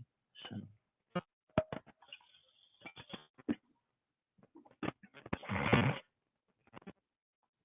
Of course, there's an essential answer.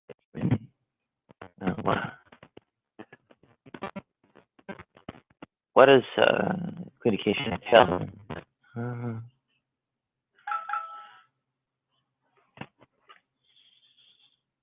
guess you'd have like some kind of causal account or some such. Oh fuck, nootropic.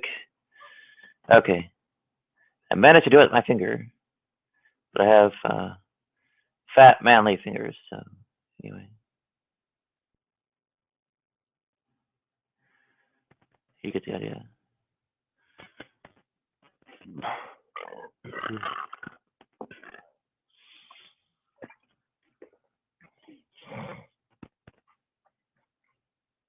All right, so where do we go from here?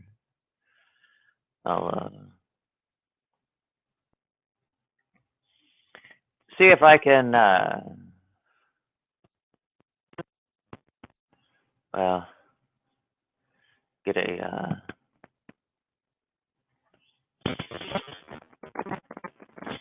directions to the hospital.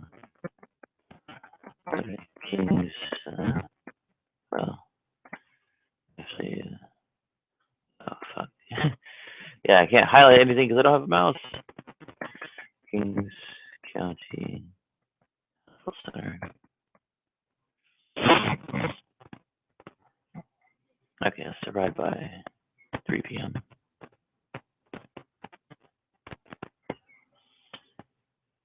Oh, and this is Wednesday, March 9th, and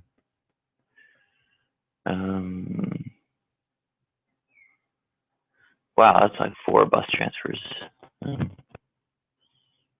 Less walking, best route.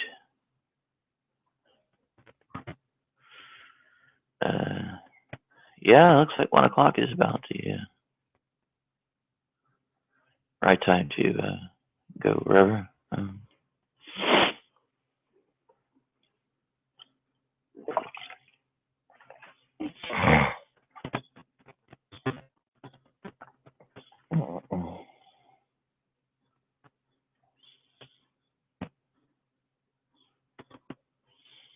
1 hour is 21 minutes by the ferry. It's pretty much beating everything else.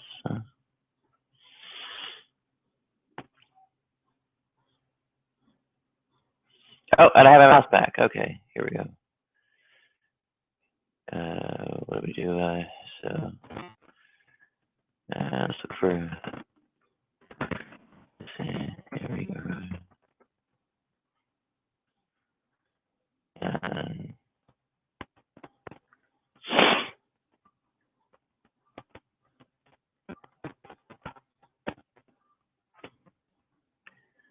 Okay, and what else should I get?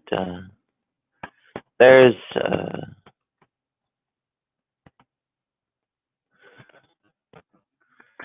let me try okay, qualia and what is it?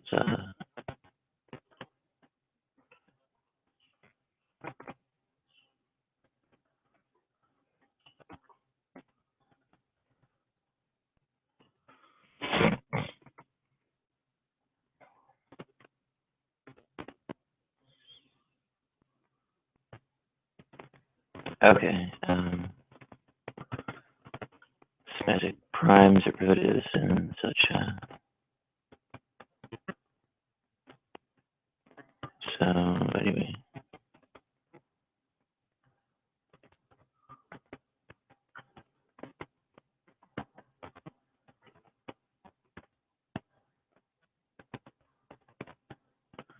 Quality of structures is at the core of degenerative properties of lexicon, since it does something. The concise encyclopedia of semantics. Okay.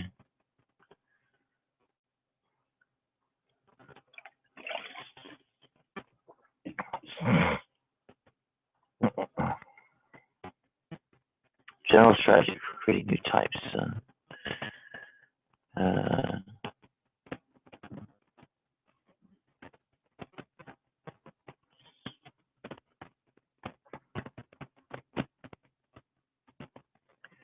Natural kinds from artifacts. Shit.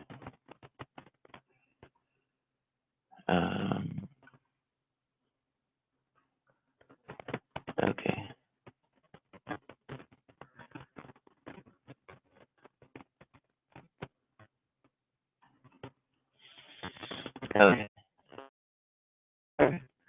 Argument structure, event structure, and quality structure. So,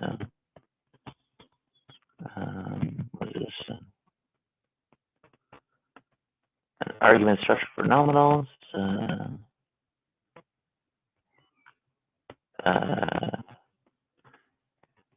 Fillers and quality of structure as prototypical predicates and relations associated with this word.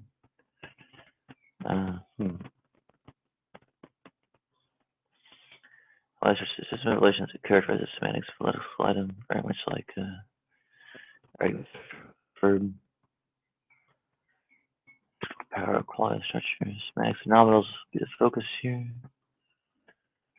The effective quality structure of a noun determines its meaning much in the same way as the typing of an argument to a verb determines its meaning.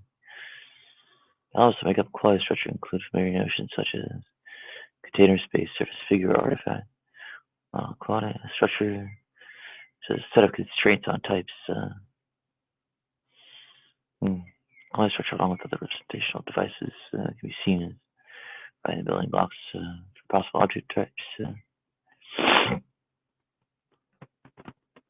I think this is kind of faithful to the notion of quality because I think it's falling afoul of the sort of ineffability that's proposed for qualia. So, and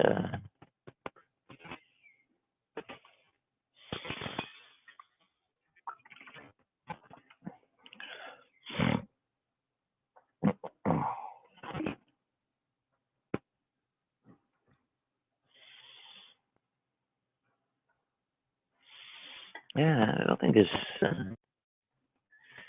really that much special about first-person perspective or something like that.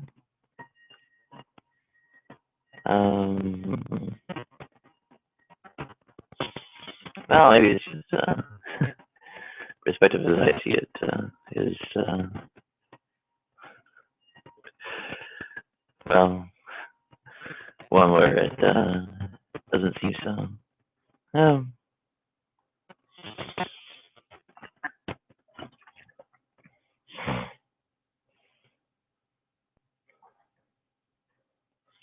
But still,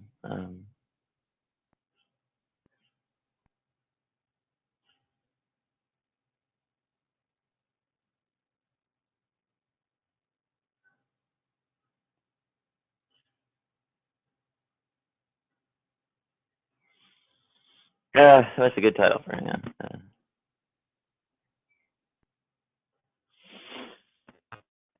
I look around and move this man. I can't stand it.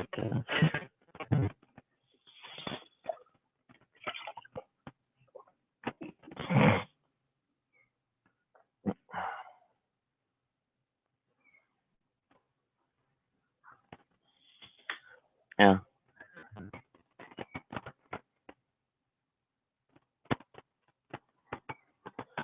I somehow still thought the changeover was, I don't know. I guess I forgot that I had done a second changeover at 5.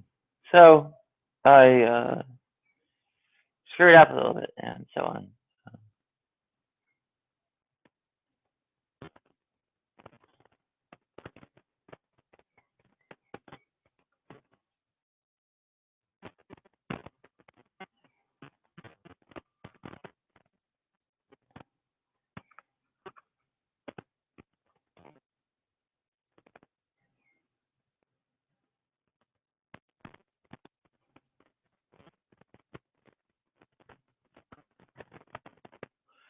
Oh dear. Where do I go now? So, okay,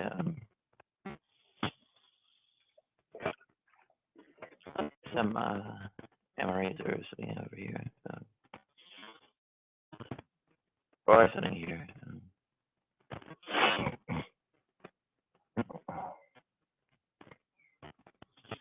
Oh, nootropic has a Power Ranger too. Yay. What are they? Paltalk Power Rangers, yeah.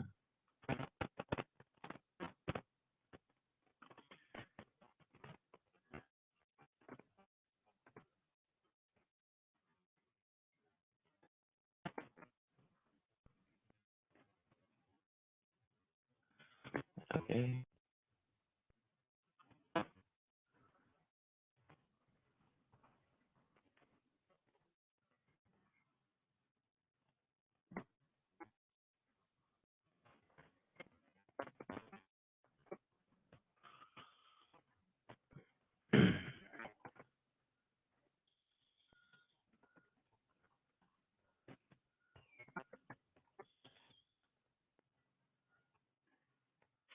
So I told him that I am still monologuing in this other one, and link is still out there to join. So.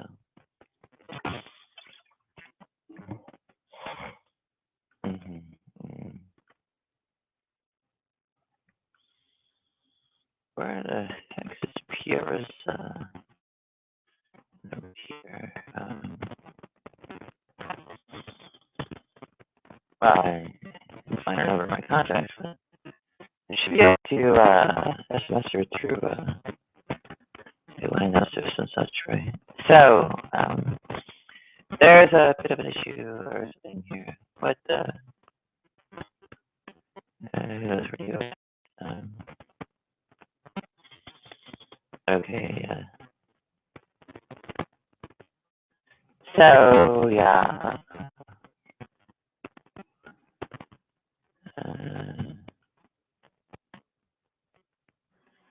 I should check libgen for redirect.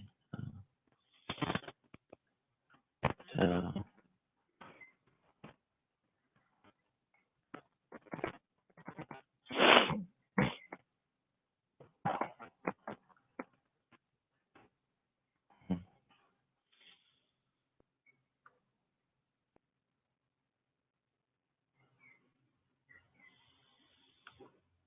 Field authors. Here we go. An ethics of sexual difference. East and West.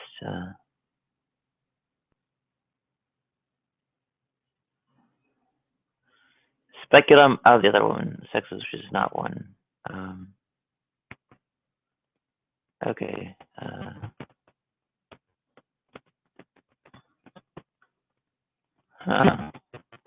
Oh, and is anyone here? Okay. Let's see.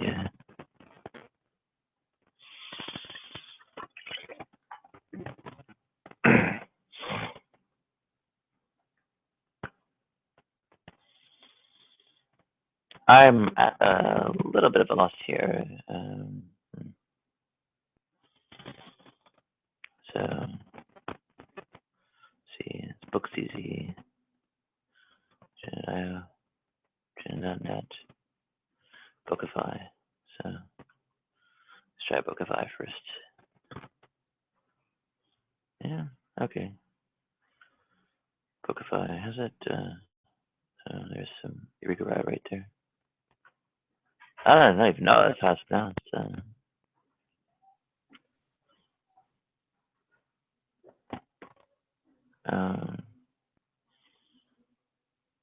Okay, Antiquity's claim, kinship between life and death.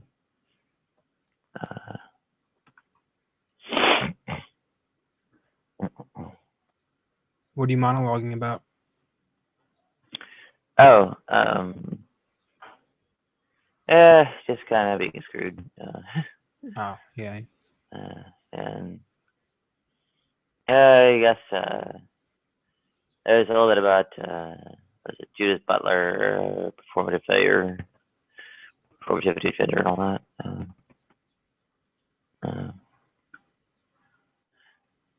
Okay.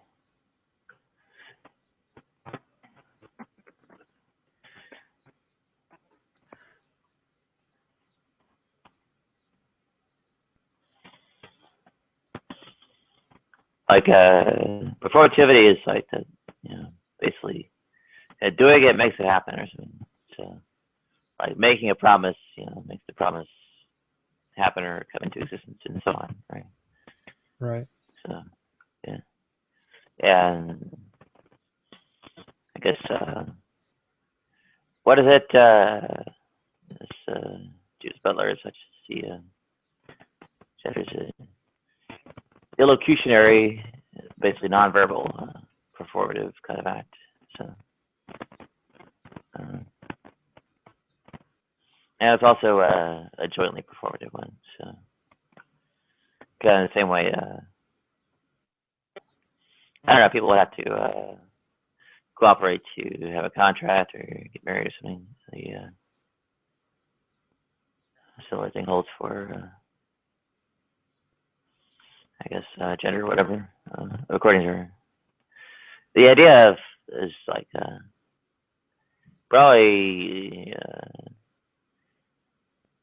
not so easily recognized because like a lot of people just take it as a synonym for sex. And they kind of want to like split it off from that being synonymous to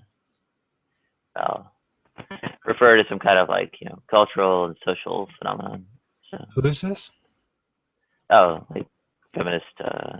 Judith Butler, you said? Yeah, well, she's the particular gender theorist and such. Yeah. Hmm.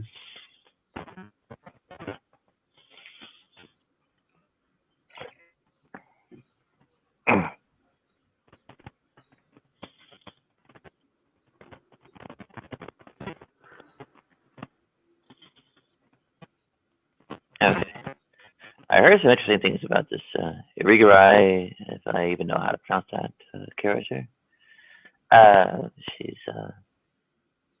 supposedly wrote some things that people thought of as anti-scientific or some such. And like Dawkins has some kind of, I think, an entire book dedicated to just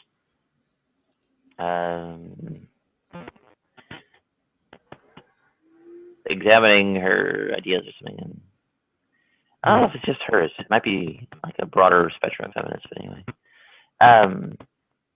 Yeah, there's.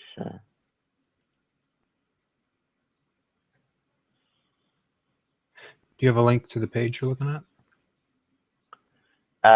For Irigaray? Yeah. Well, it's basically just LinkedIn. Searching for the author's name. I didn't see the. I didn't actually see the references that were going around. Like I haven't seen any of the content of Irigaray stuff. I have seen her mentioned. Butler mentions her. But oddly, in relation to any of the kind of things the anti-feminists are going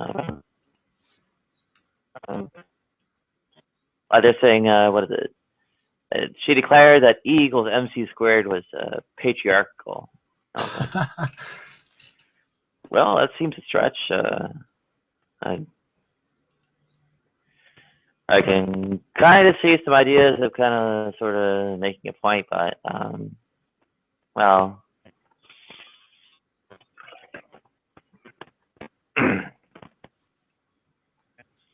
She never explicitly say that though.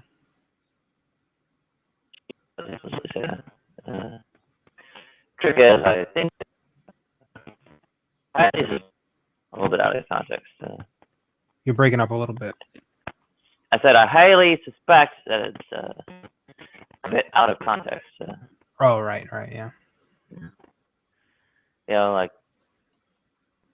yeah, the literal words are there, but the kind of thing she's conveying is that, sort of the pervasiveness of, gendered, whatever it is. Bad effects on women, creeps even into, like the, supposedly neutral notions of, I don't know, whatever kind of scientific or mathematical expression. And that's probably not so remarkable.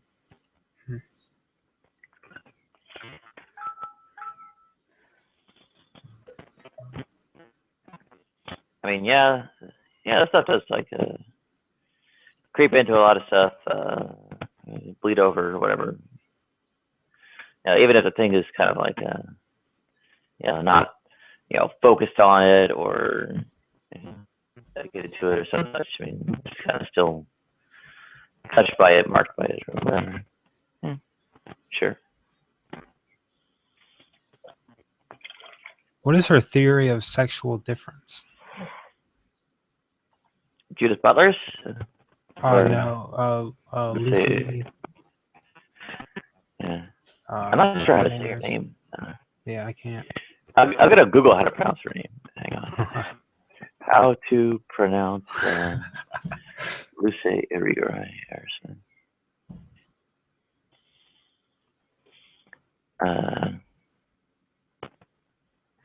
Okay, I think they have a few different kinds of things here. Hang on. Well, it's French, so I suppose anglicized would be Irigaray.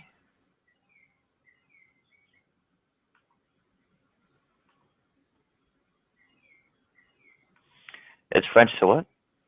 So anglicized, I guess it would be Irigaray. Luce.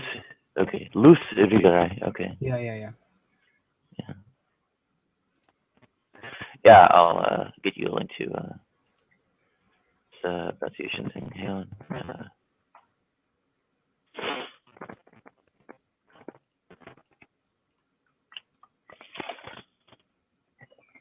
I'll link my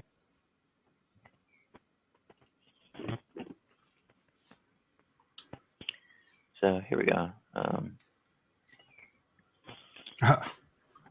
Continental philosophies. And it's actually, I think the sort of like French tradition is quote unquote disconnection, if you want to call that, with you know, the Anglospheric, if you want to call it that, feminist and so on kinds of traditions. So yeah, bringing up that is a sort of critique of is going to have maybe some interesting limits to its applicability.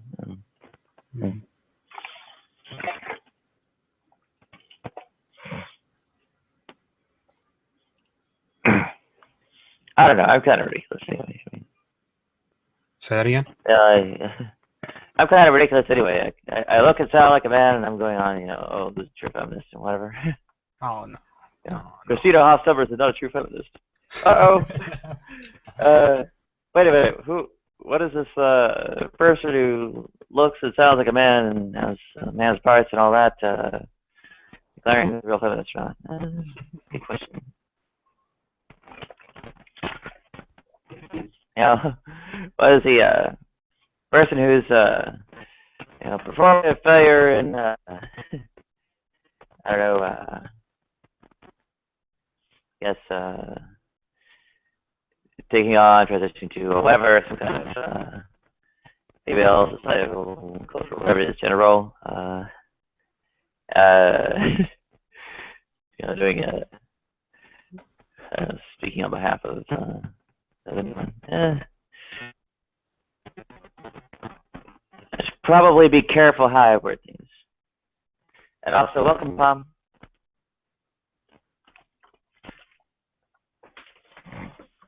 I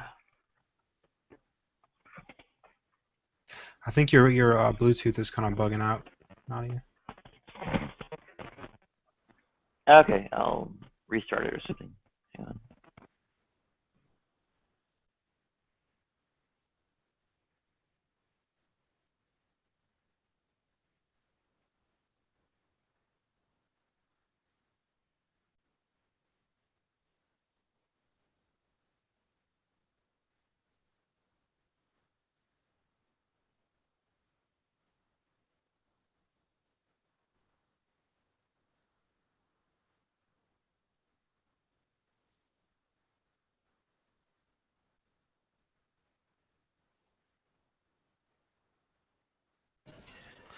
Bear with me. I'm restarting it.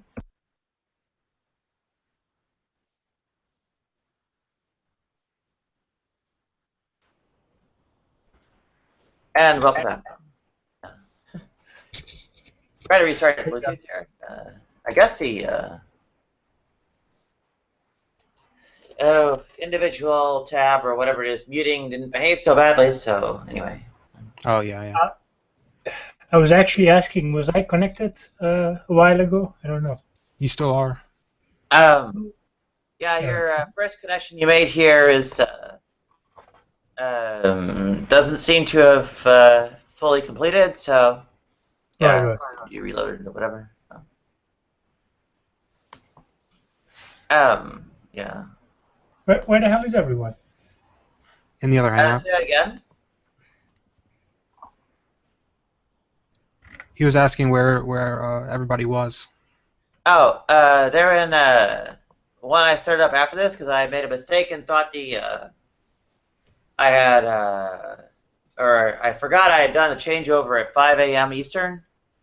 So I was doing a changeover as if the only one that was running had started at 2 a.m. Right. That was at 10 a.m. So at 10 a.m. I started up another one and then realized the other one isn't going off air. And it's like, oh wait, why is that? Well, because I had to take down the video last night, and I started up another one at 5 a.m. All right, so the 5 a.m. one would end at what is it? I guess 1 p.m. And then the one starts at 10 and then to 6 p.m. But I have to pretty much walk out the door at 1 p.m. So go to the doctor and such, right? So, do you have to go, Nadia? At 1 p.m. About 90 minutes. Right. This one that we're in right now will end at that time anyway. So. Oh yeah. Okay. Okay. So. I wonder if the roommates who were playing music and such have wandered off or whatever it is. Because if I can just not wear the headset, that'd be generally easier for people to understand because the compression seems to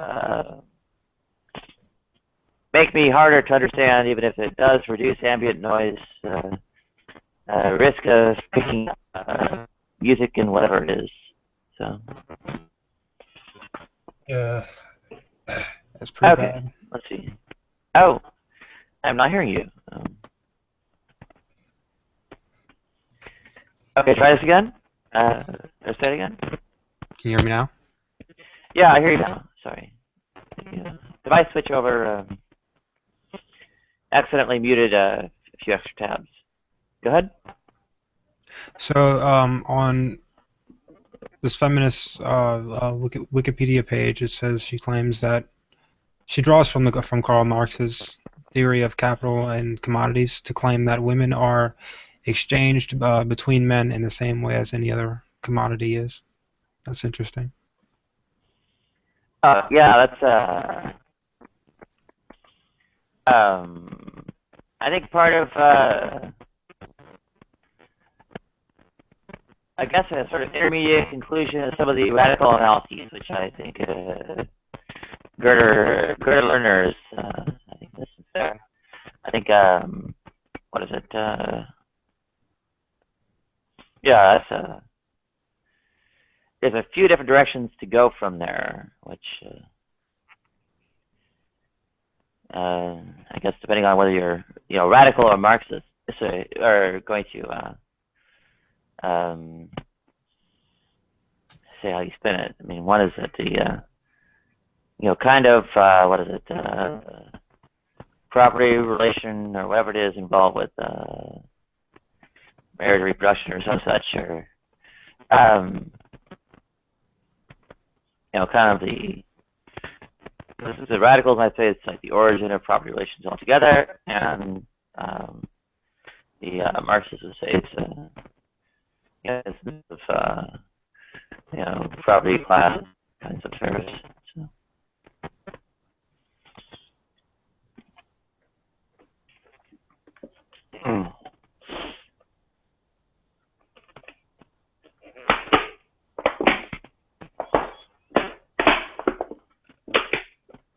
I don't know. I don't think it's appropriate to kind of draw a definite conclusion there. I think the sort of analytic tactics or whatever it is are worthwhile for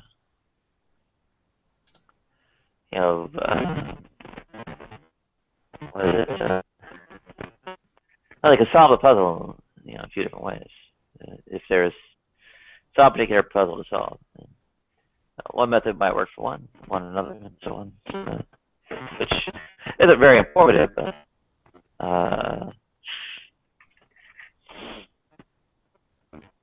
yeah, I just wouldn't really privilege one of the sort of stances regarding the origins of women's oppression or something over another. So,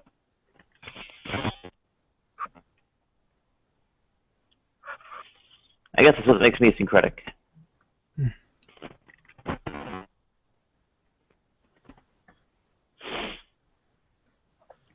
I mix them all up together.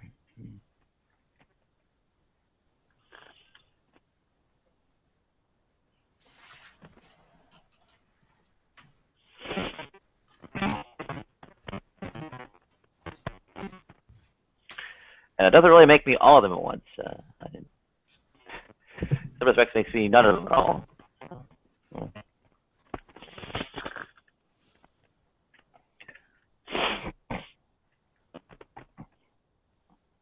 Yeah. But hey, there are like some pretty nutty things that a lot of people, I guess, who are in other parts of the kind of unhappy or floating around and co-opting it. Like there's some like Catholics that have like practically like the biblical patriarchy type thing. Oh yeah. Oh well, hey, it's there are actual real differences here in promoting status women or whatever it is based on acknowledging and accommodating whatever it is, all those differences, and it means cisgender, heterosexual, marriage, submit to the husband, spray out kids like duggars, and no contraception, no abortions, and so on, right? Yeah, that's this nutty Catholic people like trying to call themselves feminists who actually hold that. Catholic feminists. Yeah, the title of it isn't actually Catholic. Let me see if I can dig it up. Hang on. I think it's like comes up somewhere with difference feminism in the Wikipedia article.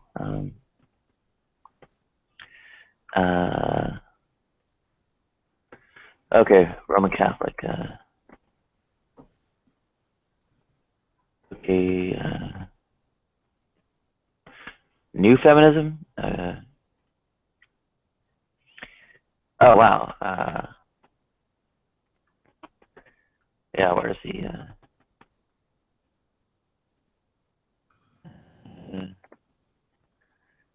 Catholicism or something like this is going around. Oh yeah, there we go. Yeah, it's literally new feminism. Yeah, that's a really generic name, and it's like something that you might think is like new atheism or something, but no, it's a bunch of Catholics just kind of like saying it's feminist to say okay, well. I see. So they were already Catholic, and then. Yeah, that's bad. Hang on. Welcome, problem number 2. Yeah, there we go.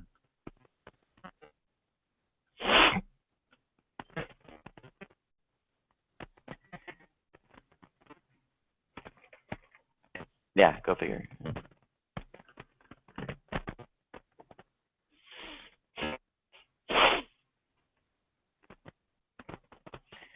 Yeah, like the radical feminism, I don't think requires gender essentialism, and I think the new feminism does though. Yeah, it looks like it does. Yeah. But they're still equal. Yeah. Okay. New feminists promote understanding the human person as one who is made in the image and likeness of God. Okay, there we go.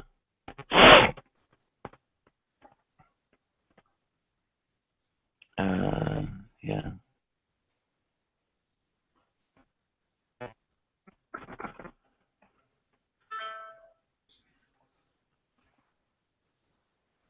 Yeah. Okay. Among its basic concepts are that the most important differences are those that are biological rather than cultural. Yeah, yeah.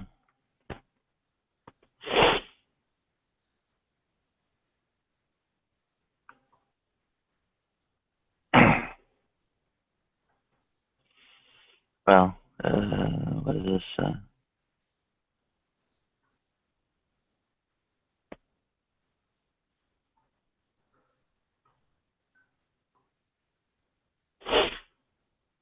There's a root cause expression patriarchal generations, I suppose legal systems, and or class conflict. And I've had these things coming from all sides. Um,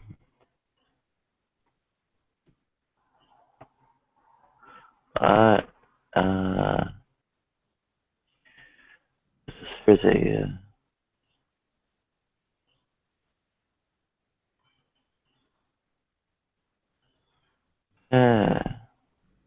reality thing. Read out.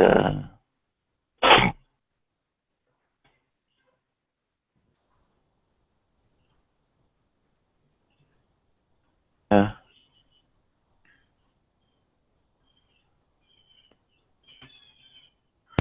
Okay. Many radical feminists supported, and others have opposed. So let's see. Yeah.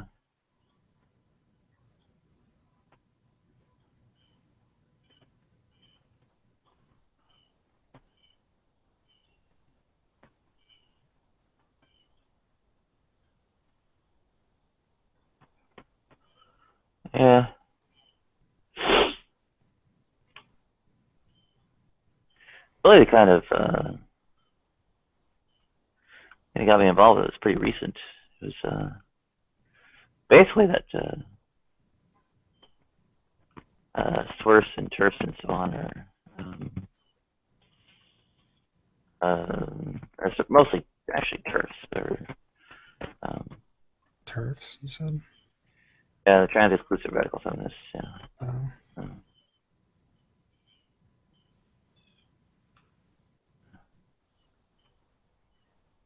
See.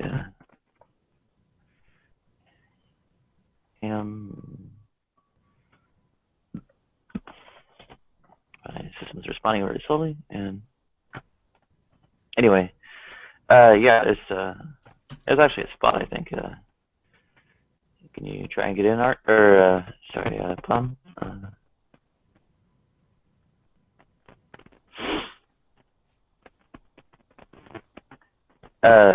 Like trans-exclusive radical feminists are these. I guess they basically argued that. Yeah.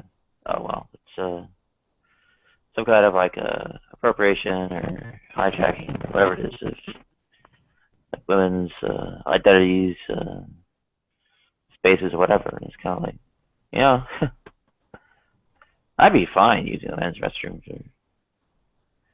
Yeah, it's like. Really? I don't care about what restroom. I just don't want the freaking thing on my pants. And I don't want to. I don't want a man's face staring back at me in the mirror, and Right. yeah, man's voice coming out of my mouth when I speak. So that's yeah, they can call me man or whatever it is. I didn't even like the idea of changing my name. Really? Yeah, that would be damaging to my career because it would create some problems with tracking my work history and so on. And actually, it does. It also has a small problem of, I guess, feminine names get fewer, I don't know, responses to resumes or whatever, especially in tech sectors. Really? Well, sorry, it's in tech sectors to begin with. It's all tech sector thing.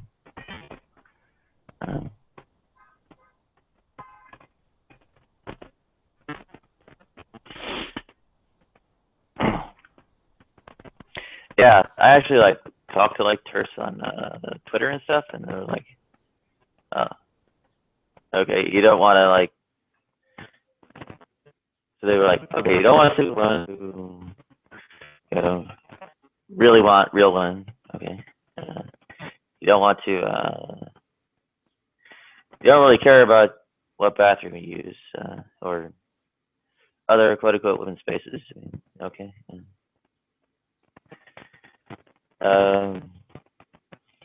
Yeah. They're like, okay, well, they're not so wild about you being dressed up, made up, surgeryed up, or whatever it is. But I guess if you declare yourself, if you're assumed such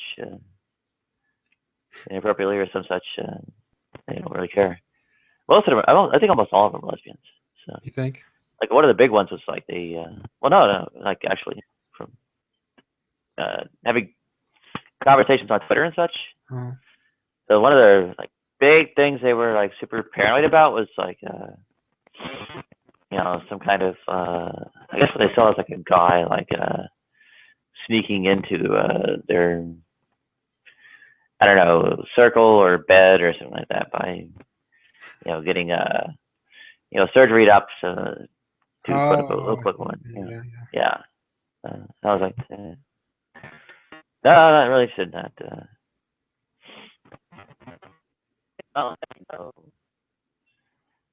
say like totally opposed, whatever. I mean, if there's like somebody's really into me or something like that, and the moon's shining bright, and I feel like going along, oh yeah, I'll go along with girls, whatever. But I think it's kind of like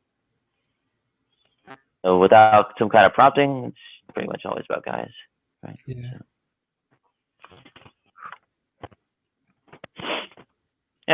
So, yeah, what do they call it? Heteroflexible. So, I guess a quote unquote exonerates me or makes me politically correcter or something because, like, oh well, I'm not like saying, oh, women are so terrible, I never touched them or something. Right. But I don't know. I kind of like don't buy that whole. Actually, I don't really know anybody who makes that. I see people like say that it happens, and then I never actually see what they're supposedly responding to, because I don't think anybody really says it, or at least nobody who's like remotely sane or has any kind of voice or outreach.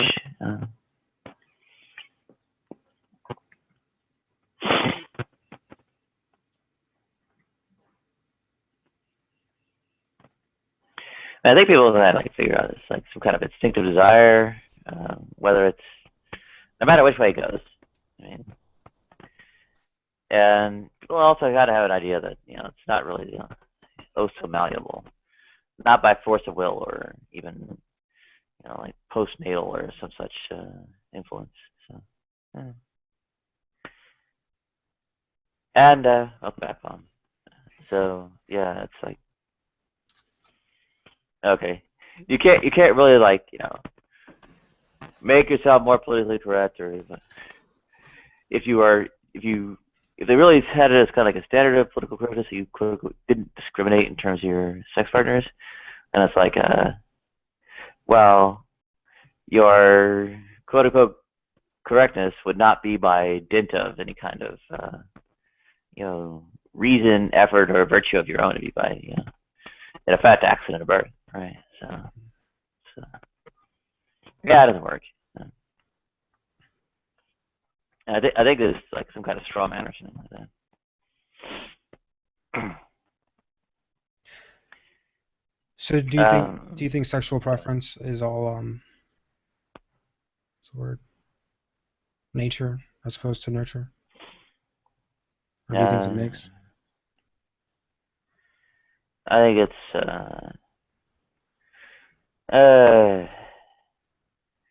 I don't think the nature and nurture thing is quite the right kind of distinction. I mean, strictly speaking, the kind of quote unquote nurturing of the embryo in the uterus is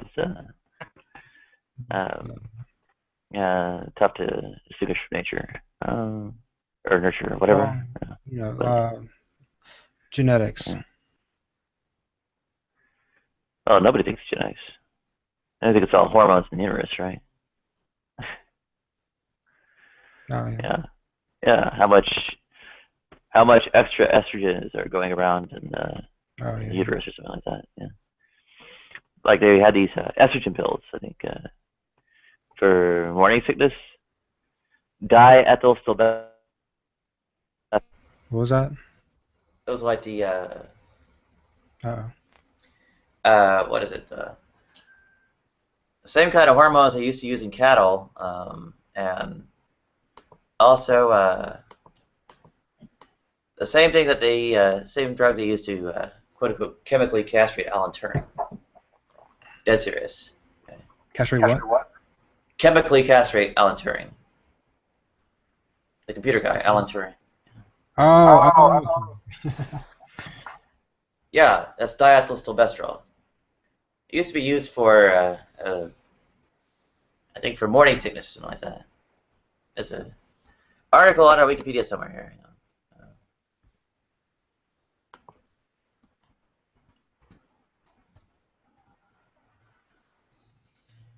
Yeah. Okay. Okay. Maybe not morning sickness, but anyway, we gave a bunch of this synthetic estrogen stuff to pregnant women. I guess it might not have been for morning sickness, but for other stuff. But either way, what they seem to have. I can't hear you.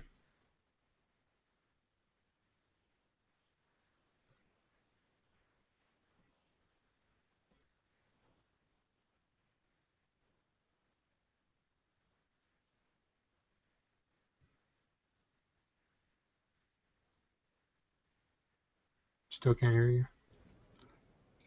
Yeah, Nadia, check your mic.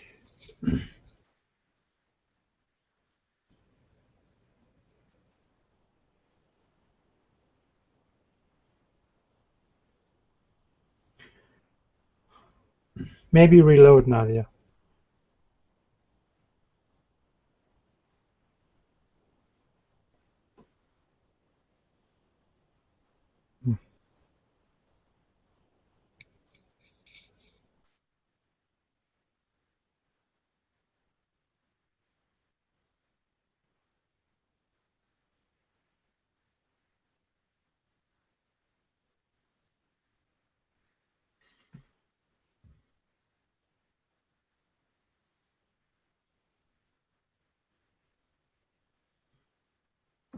Okay, I'm gonna give up on the headset and just charge it or something. What's that? I said okay. Yeah. I think whoever it is went to work who was playing music. So, first of all, I should get cleaned up, take a shower. But you know what? I've been homeless enough years. I can put up with it. And, you know, frankly, it just saves money. Not using up all the expensive laundry or hygiene supplies, whatever. Actually, the stuff I've got is crap. So it's like, I try to do my hair, and it gets, it's like all like stiff or crinkly or something, crunchy. What do they call it? So it's like, hey, wait a minute,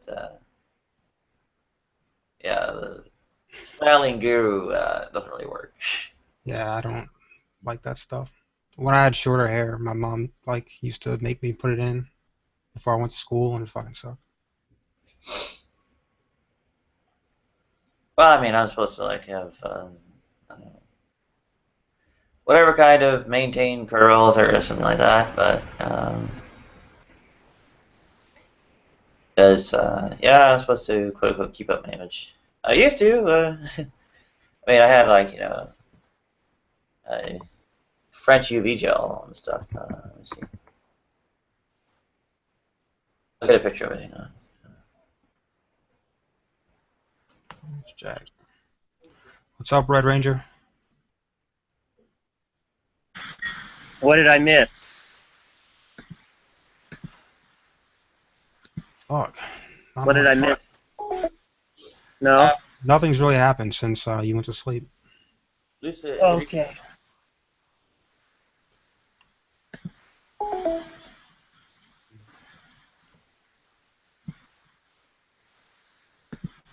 What do we just have go on here? Okay.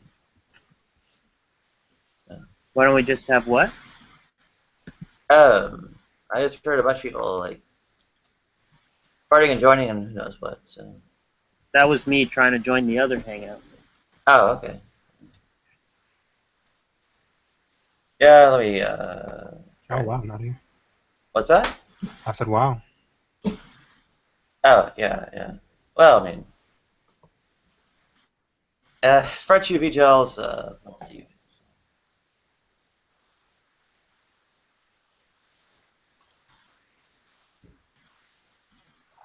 The other hangout doesn't look that alluring, though. That's why I came here. Well, I mean, there's. It depends on what you're trying to do. I mean, if you're trying to like take on various negative elements of society. Sorry? No, I was just going to say, you know, Dionysus and the usual suspects doesn't seem that interesting. Is he in there? Yeah. It's repetitive, but you know, then again, you know, kind of for me, this is a job anyway. So. What? I said for me, this is a job anyway. So. Right, I understand. Drudge work or something. What am I doing? Oh, Nootropic. Nootropic's not in there, is he? Oh yeah, he is. I see a was. Power Ranger. Yeah, he is. Okay. Well, yeah, somebody was bringing up a book Dawkins wrote, critiqued, I guess, Luce Irigaray, and I like trying to track down what the hell that was. Oh really? Who brought that up? Somebody in the YouTube live chat of Willie Bumblebee's International Women's Day hangout last night.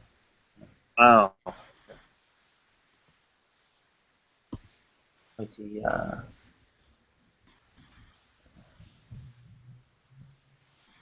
it doesn't look like Nootropic is active anyway. I just heard him speak. Oh, you did? Okay. He would be the main reason. Oh, there he is. Are you, you know, looking for, I guess, opposed opinions to, I guess, engage with or whatever, or? Well, see, I prefer like interesting opposition rather than opposition simplicator. Because opposition simplicator includes Mac, Arcane, Veckel, G-Man. I always name the black people. I don't know why that is. Who are the I would like to name the white people who are as bad as the black people so I don't seem like a racist. Who are the white, at least of the Christians? I mean, there's plenty of other white idiots, but well, they don't have to be white, just as long as they're not black. So who is like comparable There's among? Tommy. Oh, Tommy is horrible. Oh my God, that's a good one. Who is? Tommy is as bad as any of those guys. Omni? Tommy Tommy. Hall. Oh my God, he is horrible. I was going to say Christian Hillbilly. Oh yeah, Christian Hillbilly. Christian Hillbilly, Nephilim Free, Tommy Hall. I guess that's a good. Well, Nephilim is technically like Native American. He is? Yeah. Nephilim Free is Native American? I didn't know that. Yep. I think Ludic made a joke about a lowrider or something, but I thought that was like a Mexican thing, not a a fucking Native American thing. I thought it was like a Mexican, like like Los Angeles sort of. For some reason, I don't find Christian Hillbilly as annoying as the other guys, so I don't know why that is. Have you ever engaged with him?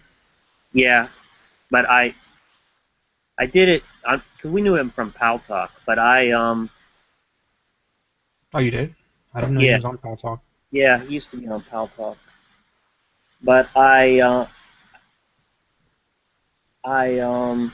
they actually frequently would kick him from rooms because they had no preaching rules. People would say, these are debate rooms, you can't preach. Right. And he would refuse to abide by that, so he'd often get kicked. But I would just challenge, I only debated him a couple of times, but I would just sort of keep coming back to the mic and saying, I'm still waiting for the argument, and I would call him a liar. Really? Yeah. But after the first, once or two times, one or two times, I just decided he wasn't worth bothering with, Yeah, really. Same with Nephilim Free, I just don't bother with, because they don't really debate. Well, yeah, I may not be, I don't know, confrontational or whatever it is, or have the right sort of conversational goals or some such to be very effective in that. There are people who are into debating. I think Ocean was one. Joe, I think, is kind of getting into it late. There are a few others. Ed Braden, I think, is into like the debate club in high school and kind of carry it over to later nights and such. Oh, really? Who is that? I don't think I know that guy. Me neither. Oh, he was like somehow tangentially involved in the Dover case. Oh, really? And he comes on here? He's more of a Google Plus guy than I usually am. I'm more of a Google Plus person than a YouTube person.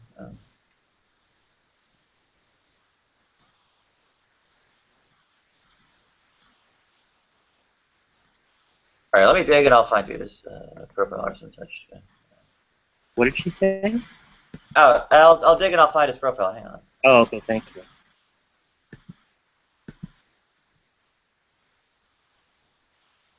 Yeah, so I don't want to just have opposition for its own sake.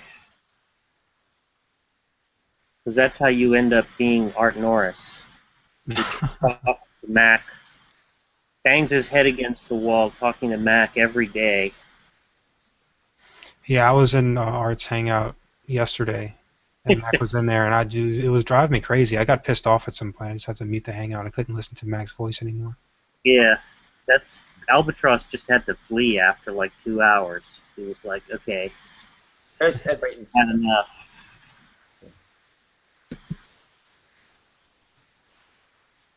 You know, Richard Carrier's on here. Oh, really? Yeah, he's got a Google Plus account. You can find the real guy. He's appeared in some Hangouts, but they're only of, I think, people he like really knows in person or some such, right? So. Yeah, it's hard to imagine scholars having the time to be bothered with this nonsense. Robert M. Price, I think, has appeared too. Ozymandias seems like the closest we can find to that.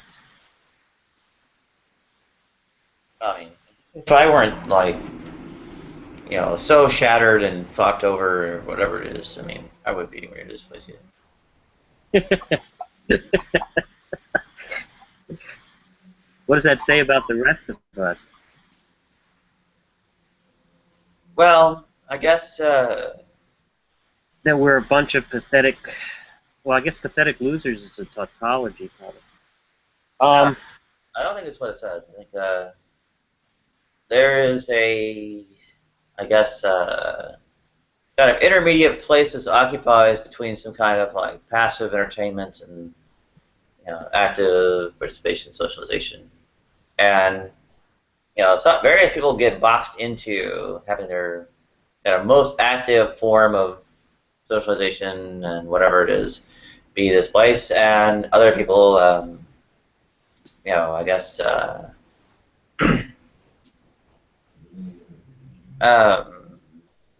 know, do this,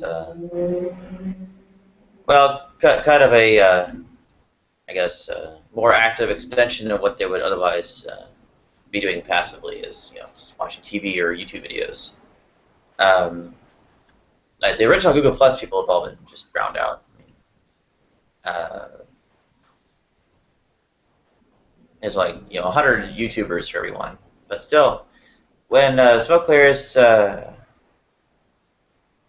I mean, if you actually have kind of a preference for, you know, the more active and everything else kind of like socialization or participatory kind of entertainment, I mean, my idea was like, you know, hey, I go out to, you know, like actual like, you know, social events. I go like, you know, there's like coding meetings. There are meetings on other stuff.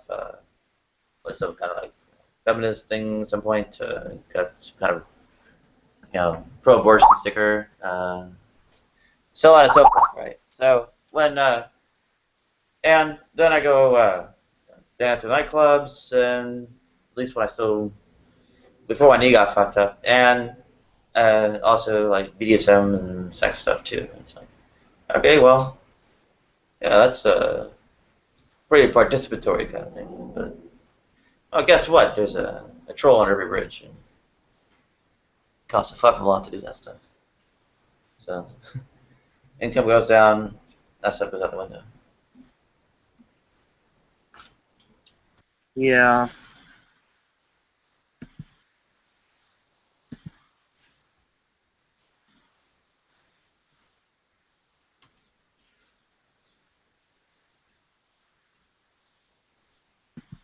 Never really, I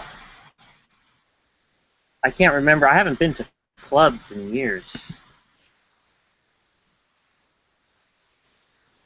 I used to like to go to clubs just because the girls were so hot. It was insane.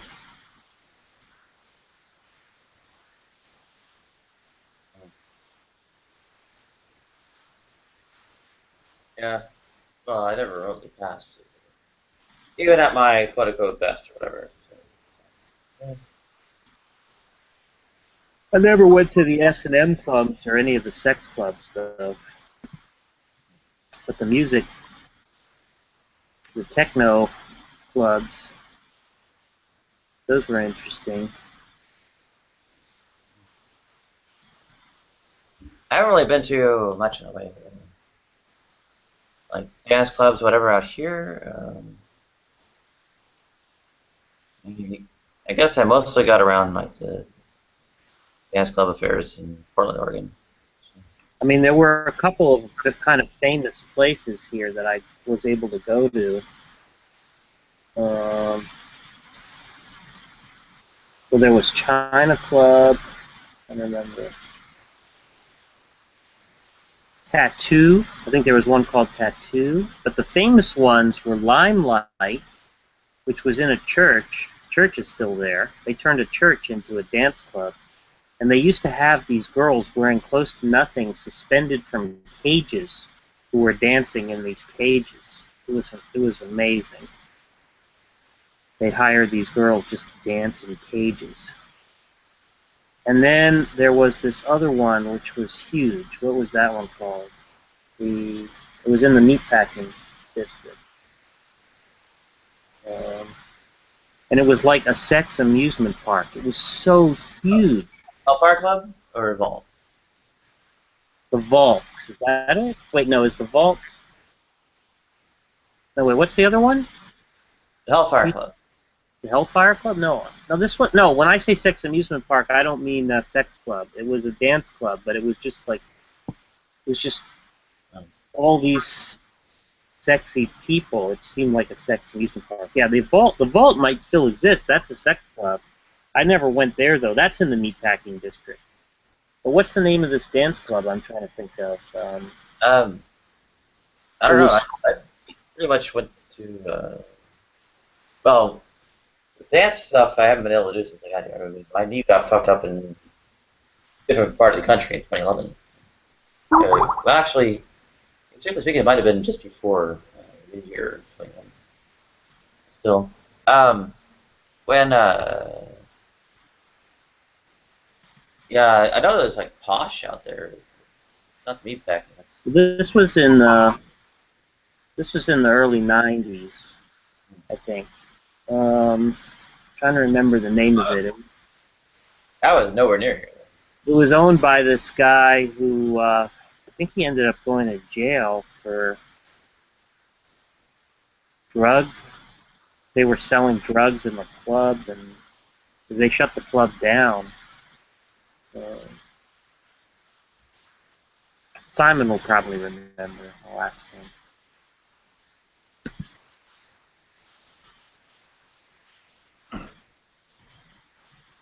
Yeah, I was not really in circulation in the early 90s. You were born in '76? Yeah, early 76. Yeah, so you would have been... Well... You couldn't have gone there until you were 18, I guess. A little bit worse. Well, 94, I guess. Well, I was in a bad situation. Yeah.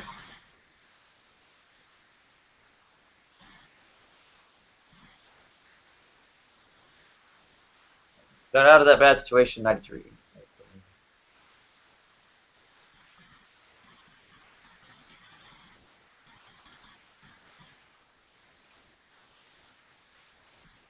I still was nowhere.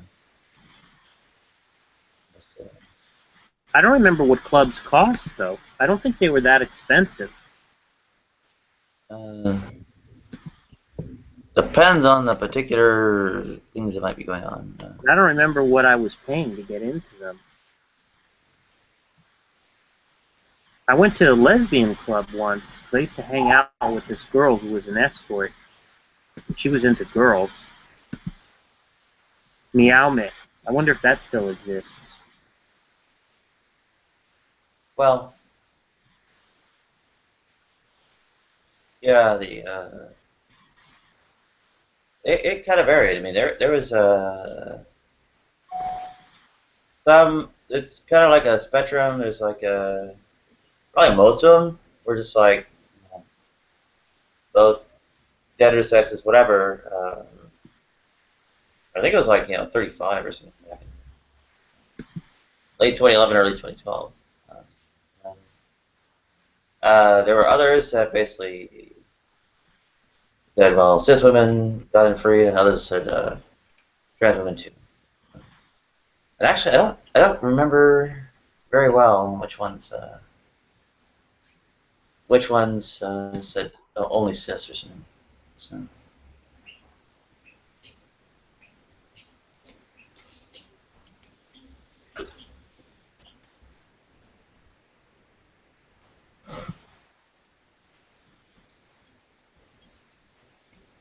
It might have been just like one or something. I don't know. And this is stuff like, I found it in like listings on FetLife, and it's like some, I guess, thing that was supposed to be an apartment that somebody renting it, like that.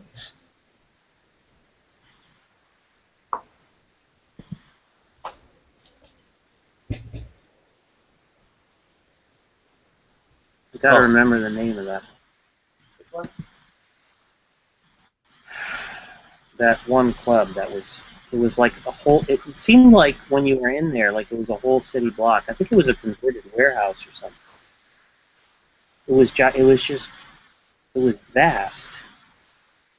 Can't believe they went out of business. It was always packed night after night. Like, how could you lose money?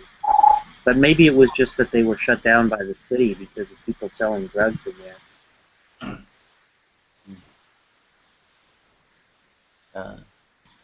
Let me see.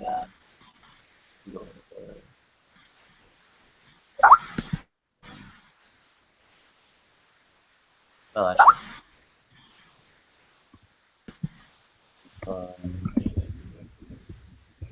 I see.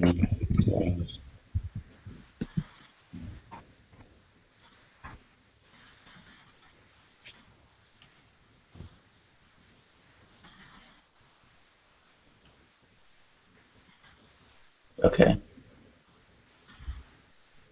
Limelight's big one that's popping up on the obvious Google search.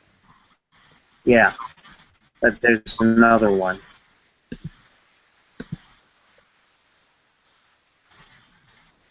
Maybe I should try Googling it.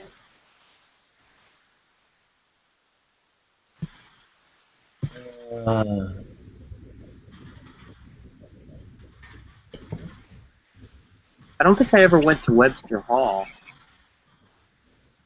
Was it? Well, actually, I think I did go there once. Webster Hall. The tunnel, I think. The tunnel. That was it. The tunnel. That was an incredible place. Oh my God. It was just like the hottest girls in New York, one after another.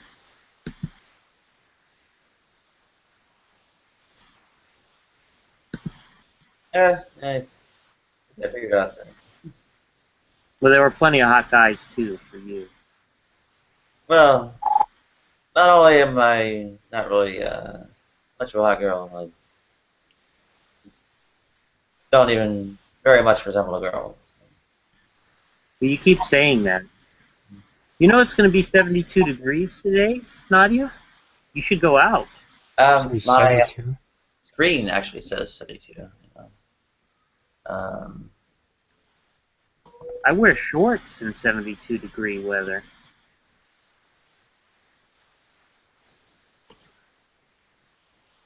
Well, the question is more of I have a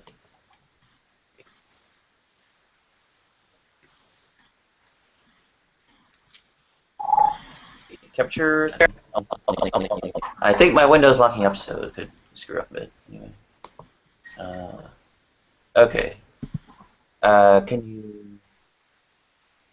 I don't know if you can see this. You see where I'm hovering right here, where my mouse is?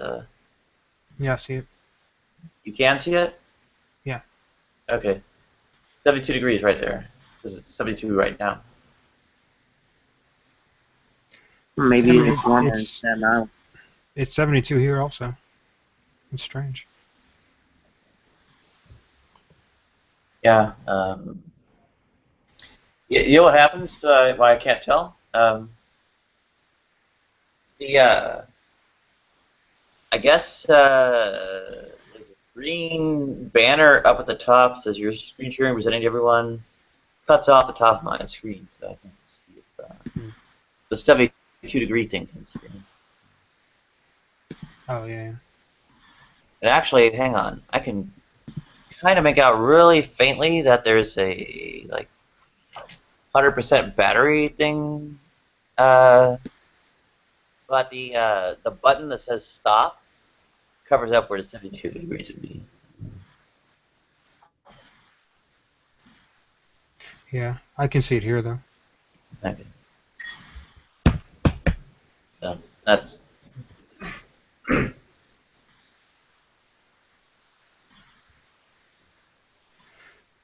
We have a flash flood watch.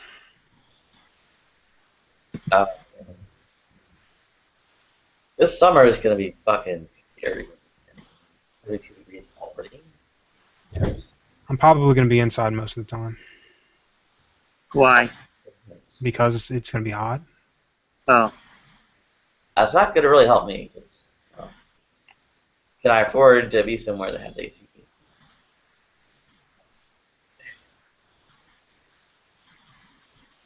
It looks like they're all up in arms about being ISIS in there. Mm-hmm. That doesn't sound fun. Well, he's kind of like I mean, I kind of think it's useful, at least for purposes of some kind of like trying to get some kind of social change or whatever it is. Pretty small anyway, because people mostly come with the idea set in stone and just use that to declare that whatever side's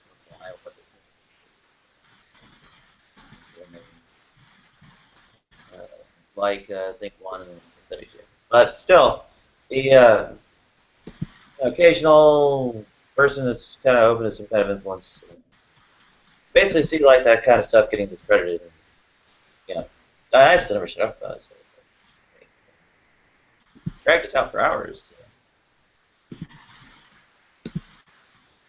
Yeah, and there's some like religious people who do the same thing too. It's like, yeah, you can get more of the people who come in and view, watch things, and so on. The more time you have them kind of getting discredited, people who see it and all that, the better the odds are you'll actually get stirred. Playing someone who can't be stirred.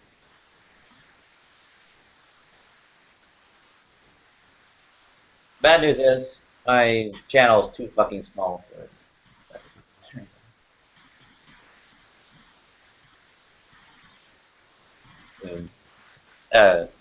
You know, 50, 100 viewers, that's nothing. Sargazvikad's got like 2,500, maybe I used 4,000. Young Turks, 38,000.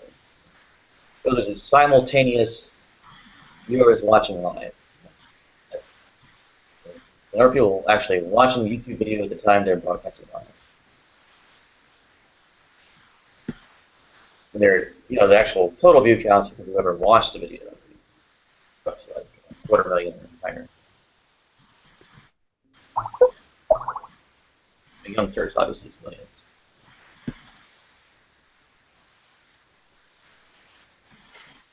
Yeah, the Hangouts aren't popular enough to bring in that you know, such a high quantity of viewers. It depends. I mean, one trick is there's other factors to production value beyond just the quality of conversation that I don't think is like, okay, there's a pretty obvious one, right? Basically, you know, like sex women itself. What sells? Sexy women. I can't hear you for some reason. I said sexy women self. Oh, yeah. I mean, you could like throw up all these like whatever it is, kind of trans channels, but you want to see, okay, who has how many subscribers, how many views. You get like perfectly passable writing, getting every surgery possible, and basically whatever kind of minimum age, who knows what. And yeah, that's millions. Well, not millions, but 250,000, 500,000.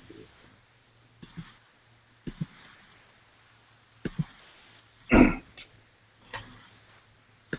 I think these subscribers go up to about 4 million. I think there's a couple, maybe over 300,000. I don't think I've seen one over 400. I'm not sure where the top end within the 300s is. But still, I mean, basically it's a passability kind of contest. You might as well be watching, like, you're checking out, who wins and who loses something. And, okay, well, for atheist type stuff, you pretty much have, like, really more of like a comedy show, just kind of like making fun of religion, opposed to like philosophizing.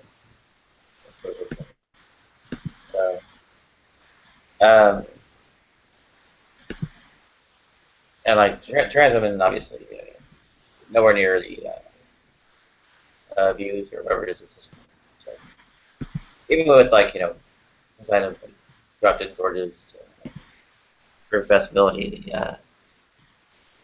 trans tops out. I'm pretty sure below 4,000 subscribers. Most popular ones. So, like Jacqueline Glenn's, I think Balabanda. I think she's under 500,000, but I'm not sure how many. A lot of other, random hot cis women, whatever. They get it fast too. Like you'll find like somebody popping up with like somewhere between 50 and 100,000 subscribers, and they created their account like 90 days ago.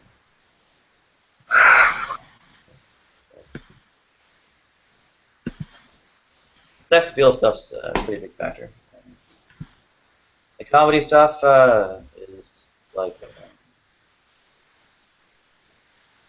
I mean, for as much as like I kind of find it hard to stomach the whole Jerry Springer shouting at each other aspect. I mean, that in principle can, well, kind of work its way into being a Jerry Springer-like thing, or the talk shows where people would like beat each other over the head with chairs or whatever it was.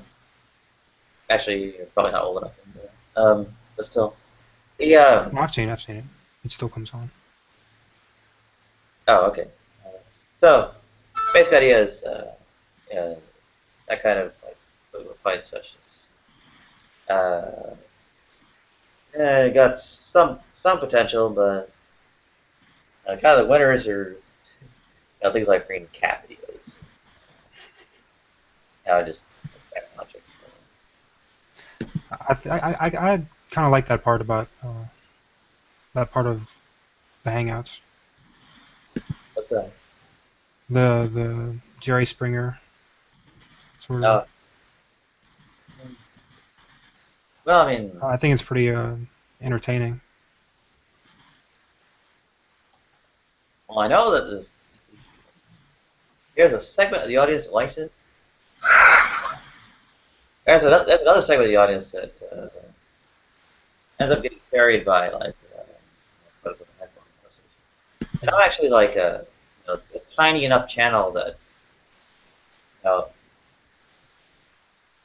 I don't think the Jerry Springer fans are that much more than the ones who brought in by the high flown stuff. But I don't think the high flown stuff has really the potential to expand. Stuff does.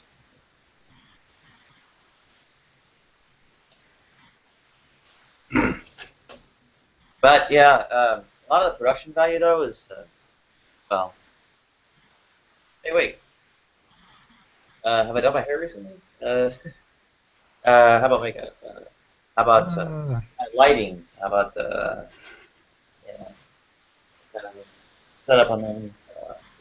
Well, what about everybody else? I'm usually the only one on camera. Yeah, yeah. Occasionally I turn off my camera. I've been turning it off for 9 years. It's probably a good thing because people worry often whenever you fall asleep in a weird position or snore. Yeah. I don't know what I was doing. I feel like I had a tough time getting to sleep, especially with having to go out and about and taking this like modafinil stuff to get around. Yeah, it's kind of hard to get to sleep after, especially a little bit longer acting like sort of like amphetamine ones or something like that. So like I try to get to sleep and and once it really wears off after that, it'll be just like dragging the next day. So it's like, gosh. I'd have to actually be, I don't know, I'd probably have to actually be able to like sustain like a drug or whatever. What is it? The resistance or what? It's not resistance. Suspended release? Tolerance. No, tolerance. Oh, tolerance, yeah. Yeah, tolerance is an issue because I mean, it looks like it would have to be like basically forever. Like straight amphetamine, like a Adderall or something like that. That would actually have a tolerance issue. Yeah, yeah. You would have to maintain it. Take breaks and stuff. What's that? I said take breaks and stuff. Is that actually like recommended as a method for trying to avoid tolerance? Yeah, yeah. Although, like, usually, like most people who take it, not most people who take it, but a lot of people who take it are students, and they generally recommend that you take like holidays off or like the summer and winter breaks, and then you start up again whenever school starts. Yeah. Well, given that I gotta have to work, not sitting, I don't that kind of downtime. Probably, I might have to like go digging around for a root cause or something like that. If they bother doing anything at all, I mean, mostly they're just fine and sleep the rest of my life away. And also tired. What was that? I didn't hear that part. And also, they're fine with letting me be too tired to, well, do much of anything, like physical activity or even walking too far. Hey, wait a minute. This was not how it was before, well, not just the thyroid failure, but also the heart attack. The heart attack knocked me down from being able to get, well over 100 hours to, no more than 80. And really, that's like, actually even at the office, right? So,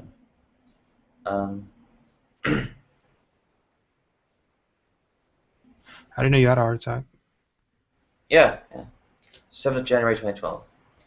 I was trying to make a transfer from, what is it,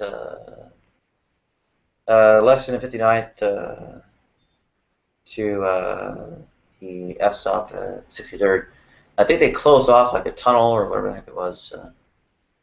and I had to make it overground, and the escalators were shut down too. So I had to climb the stairs. And it's a pretty high, or pretty tall set of stairs. I think it's like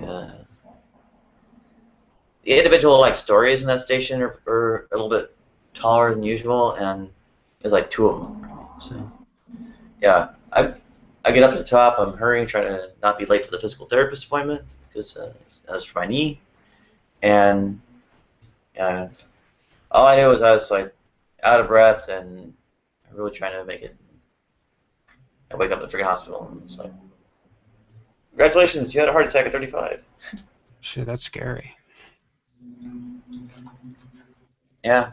Well, I don't know. It wasn't really scary. It was kind of like fait accompli. I mean. I mean, if you were unconscious, of course, it wasn't scary for you until after the fact. Yeah. Well, I mean, it kind of. Yeah, but the big plan that I had got gunned down in 2008, 2009, whatever. That was basically to put away they call it a transition fund, enough to get like multiple surgeries, so I wouldn't have to come out before like going on sabbatical or something, and then get all the surgeries out of sabbatical, and then I return as my actual repaired self, and since I already got it done, I don't have to worry about that ending my career so much.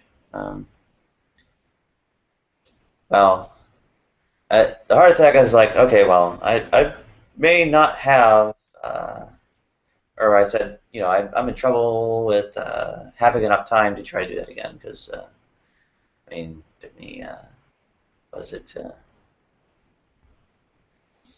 well, 15 years to get as far as I did the first time. I wasn't even done. Not even done saving, much less putting the time into getting the surgeries done. So it's like, okay, after a heart attack, how long do you really last? It's not another 15. It's another 15, 20 years. And 5 years to sabbatical, or 5 years for enough seniority to get a sabbatical. That's another problem too. So, yeah, I was like, okay, I better start doing something. Sign up for doctors. Got on Google Plus to work my voice, which has gone nowhere. But yeah, I was supposed to tide me over until I got to the waiting list for the actual speech therapist who I can name it a side chat.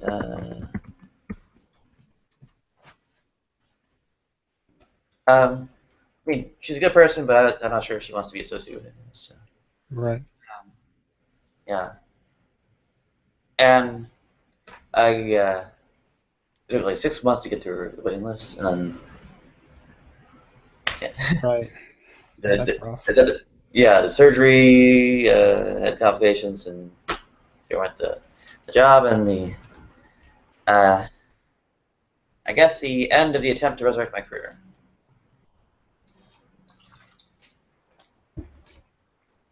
Where did you work? Well, I can name the companies. But yeah, it was Flatiron, which doesn't really narrow it down.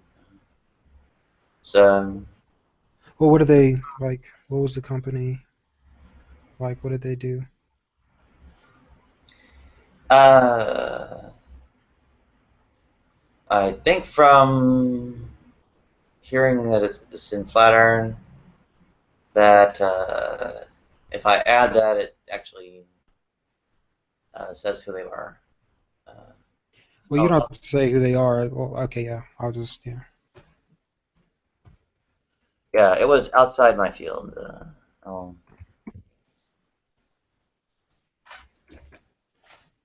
was like trying to, get into a new field, get out of the kernel, go to user space, and maybe, I guess, Yeah, that's probably as much as well, I guess, quote unquote web stuff. In, I guess ways that, utilize some of my experience, whatever. Yeah, the trick is, of course, I think I might have hit also kind of a medical issue too, because like I was in bad shape when I came out of almost like 2011. My knee was fucked up. I had like the gastroparesis was undiagnosed, so I was like puking all the time.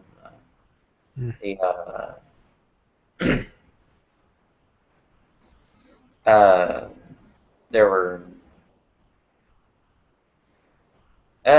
some, I guess, other issues too, like just type 1, getting restabilized after having been totally neglected or something after that. And then that takes up 2011. Beginning of 2012, I'm out for like a month because of a heart attack, and I actually hobbled in there on a cane. Really? Yeah, the knee injury was fresh, right? I mean, So when you collapse, you hurt your knee, or no, that was a different incident. January 2012, I was in New York working. I was out in stranded in the Midwest or something, and in like a shelter. I was pushing a guy who must have weighed like 400 pounds because he was like 6'8", not exactly thin. He was in a wheelchair because he had a car accident. He wasn't crippled, but he couldn't really use his legs because the bones had pins in them or whatever. So anyway, this guy was supposed to be my protection showers. So I was like, yeah, I'll push the wheelchair, and I'm like, 130 pounds, and Osgood slaughters and my knees, whatever, and I did that for a few weeks, and there went my knee. Hospital for special surgery, did MRI, and it was like 10 months after the fact. Said, oh, well, it's kind of too late to operate, but yeah, you tore your meniscus. And I'm like, why is it too late to operate? Do something about this? And it's like, come off normal. Let's say, it said if they intervened, it would take longer to recover. And whatever. That's like, what the hell? My knee still isn't quite normal. It's like, what Does is it it? ever hurt? 4 years after, or 5 years after now. Well, yeah, but I think the idea is that it may not get better than this anyway. And it's gonna not be completely up to the speed before, no matter what. And the improvement they could have gotten from surgery is kind of missed its time window or whatever. So yeah, I mean it was all messed up. I actually looked really bad too when I first got out of the homelessness stuff. It was weird what it did to me.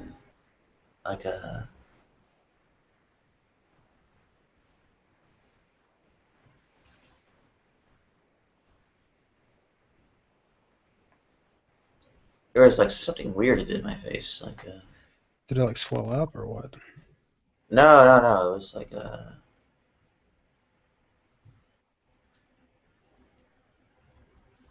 it's hard to say. I mean, it just looks like I looked really unhealthy because I was really unhealthy.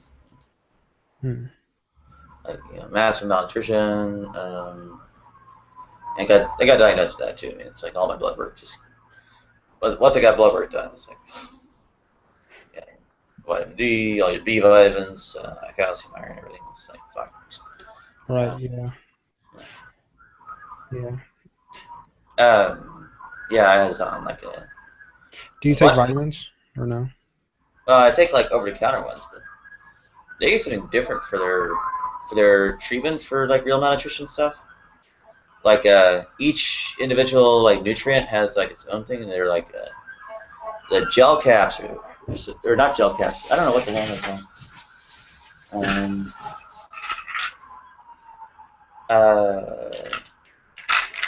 Liquid gels. Okay, yeah. They're like these kind of pills of some sort, but they're a lot smaller. I see. Yeah.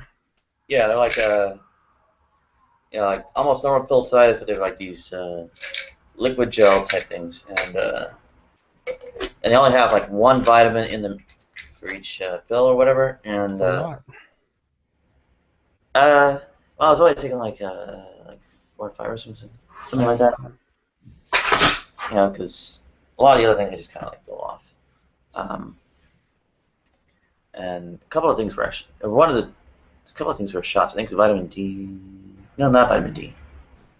B12, I think that was a shot. Yeah. What does B12 do? Doesn't that do something with your mood or some shit? I don't think so. I'll look it up. Hang on. One of the B's does that. It's with the blood, if I remember correctly. It's got to do with the blood. Oh. Oh, it says it's functioning of the brain. Okay.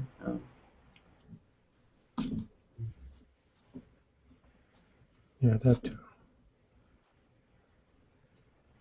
I always have a low B12. They gave me shots for the B12. I don't know what I think it was B12 anyway. I was getting some kind of vitamin shot. Oh, okay. They say levels only slightly lower than normal. A range of symptoms such as fatigue, depression, and poor memory may be experienced. Vitamin B12 deficiency can also cause symptoms of mania and psychosis. Yeah. Okay, yeah, it does have to do with mood. Sounds about right. I had most of those things when I had my low blood pressure. Well, I'm sure it pushes you in that direction, but is it the only contributing factor?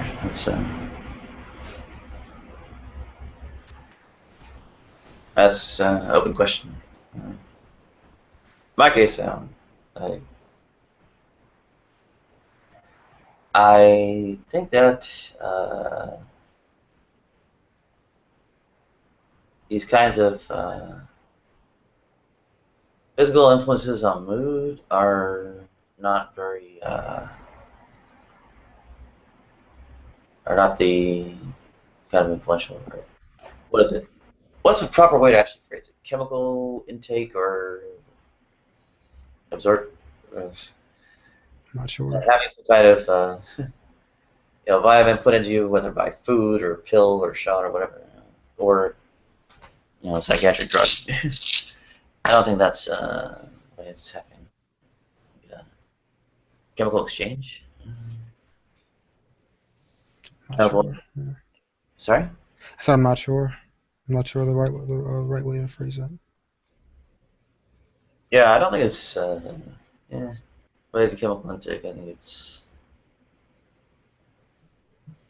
a lot of situational.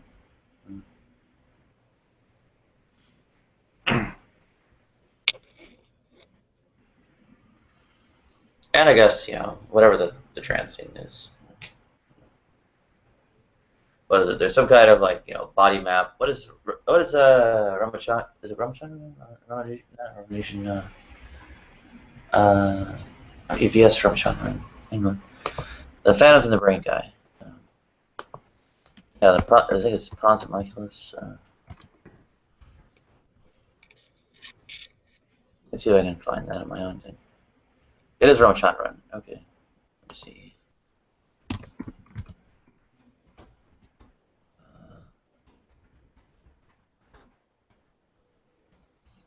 Okay, let me search for that phrase in that book. homunculus or whatever it is.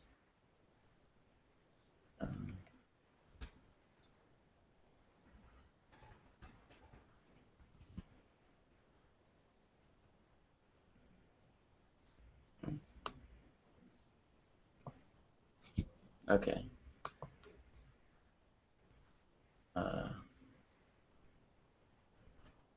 I'll screen share. Hang on. I think Pons is just a researcher. I don't know why I'm pairing up the name with the. What is that, Nadia? Oh, the homunculus or whatever it is.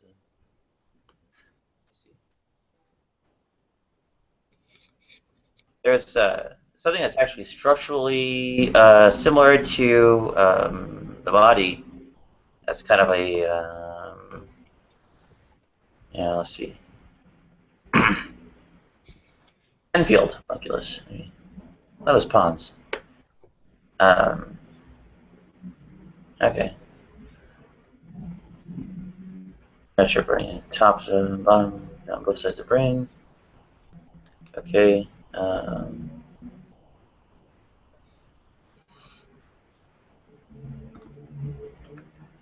And whoa, I better be careful when I screen share here. Hey, how cool is this effect? How what? How cool is this effect? How cool is what? The effect on his he had like 8 eyes or some shit, something like that.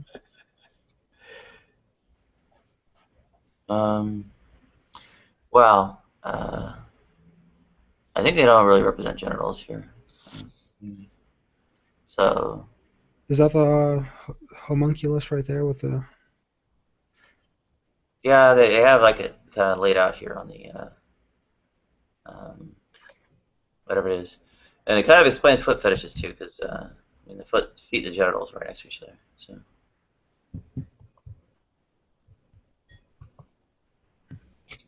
I didn't think there was anything really to that, but apparently there's some kind of bleeding over there is makes it make sense.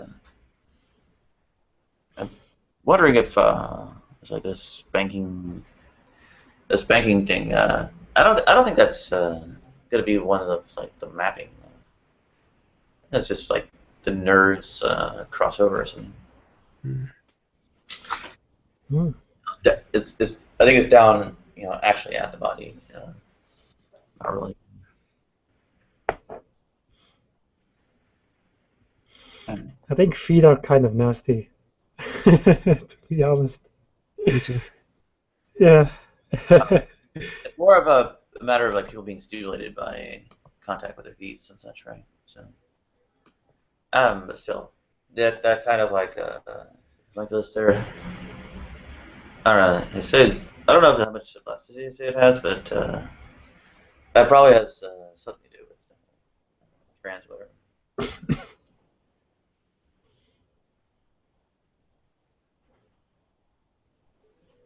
And I see. Honey for what is it?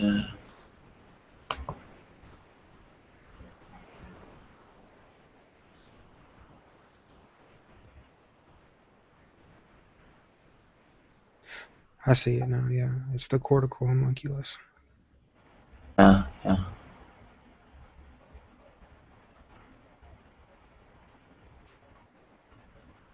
Esophagus, whatever.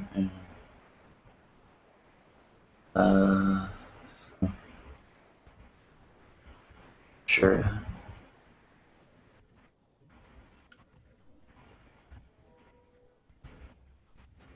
Anyway, stuff goes on here. Right? Yeah, I see the foot, the toes, and the genitals, all like right there in the same place. Yeah, I don't know what exactly goes on still.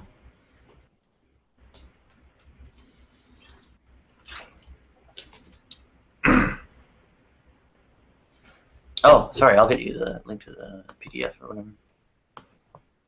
Shoot.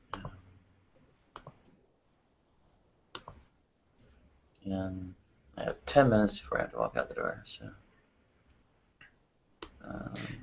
I have to leave soon too.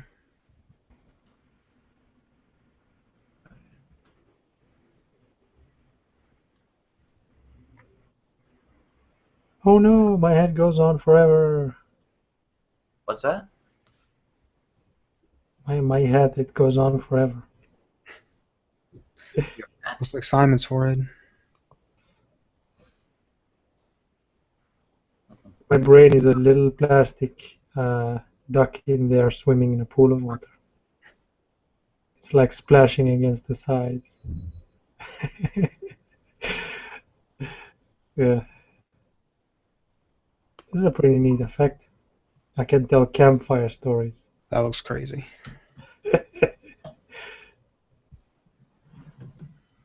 That would be a cool, like, photograph or something. You could reproduce that effect with film.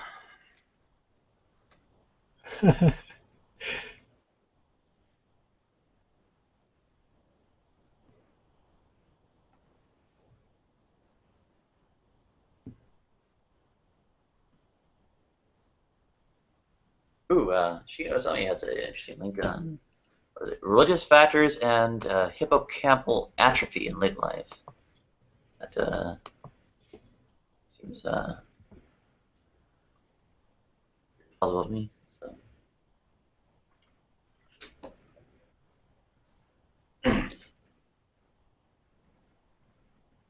Yeah. Anyway, the gears and levers and buttons and whatever is calculator, so to speak, can get thrown off. You'll probably understand like Babbage better than Eckert Motion. So anyway, Dinah, so what I was saying is, if you're talking about superstition, not in the behaviorist sense, because the sense I mentioned about susceptibility to unusual thinking is not the same as the behaviorist sense at all. Wait, okay, yeah, but hold on a second. I want to show you guys what the views on women that I kind of hold true as Schopenhauer did. So we can go back on that, and we can move forward to what you're talking about. 1 second. Here's the I'm screen sharing right now. This is what Schopenhauer thought. I mean, I doubt anybody thought he was a fucking idiot. You guys see? Yeah. Okay, let's see. Palm, you trying to feed back? Women. He shares the same belief. It was above. No, He said, can't make out what you're saying. there he goes. He says the same thing about mathematics.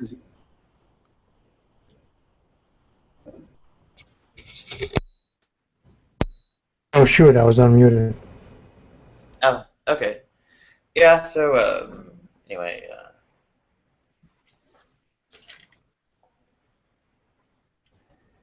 yeah, that kind of influence is, I think, a different thing from, you know, chemical intakes, be they vitamins, pills, or whatever.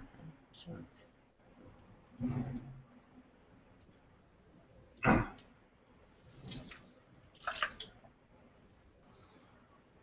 Uh-oh. I'm terrified already.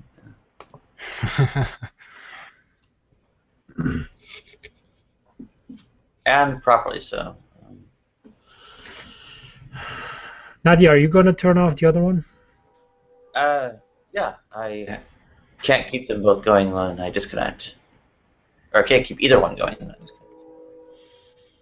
Right. She has a fantastic ass. I have like You want to be in the ass too, Lamont? Yeah. I have the ass of a, I don't know, I guess, male dwarf.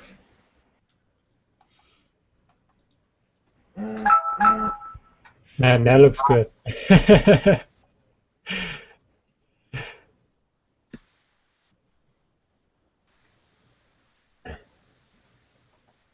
I do not have a bubble butt. See, that's what I find attractive. Like women like that. Like I don't have a foot fetish. Like I'm not into feet. They're disgusting. Like this is pretty good.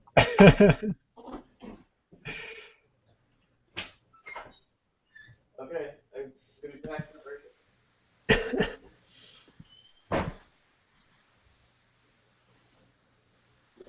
No feet.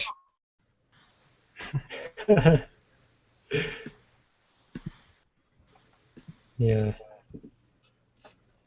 I didn't know you guys were over here. I would have left a long time ago. I can't stand Dio talking about women. Just hurts my feelings. What is he saying?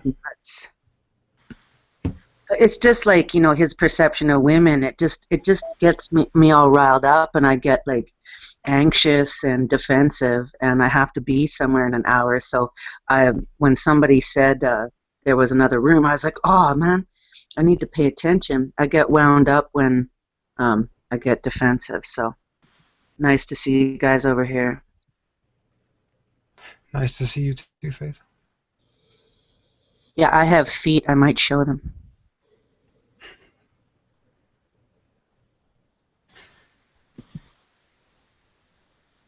You should dress him up with lettuce, like Joe. Yeah,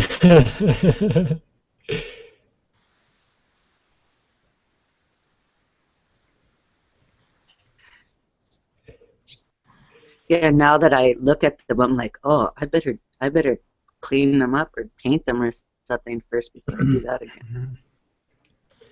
Yeah. It does nothing. It does nothing. Nothing. I can't do the German accent. Although I can speak German. You guys know Sergeant Schultz? I do. Yeah, I can't copy his thing.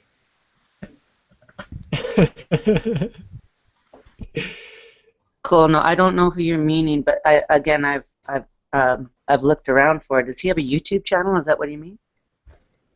No, it's like it's from an old either it's a movie or a series, but it's like a Nazi. Oh, okay, I'll find it then. I think I know what you mean, but yeah, I was on the wrong track then. Nice to see you're you're a real person, Eamon, if that's you. I've never seen you in real life. I just know your icon. It's not me, it's just CGI. Analogy for it, it's a like a pillory or a gibbet for the bad positions, etc. we're trying to oppose. Okay. Does anyone have epilepsy? What? I do now. That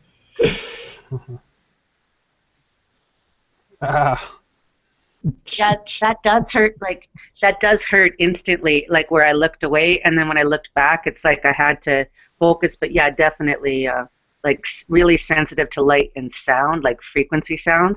But yeah, strobe lights really bother me. I noticed that, like I don't know, at a concert, I couldn't. I had to leave. I couldn't handle it. Yeah, this baby is crazy. But look what it does to my hands.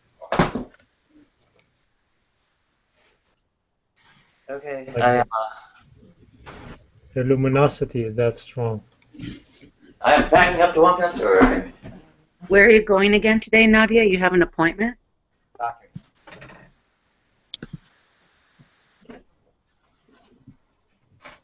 I am holding off to stuff the laptop in there until the last minute, but.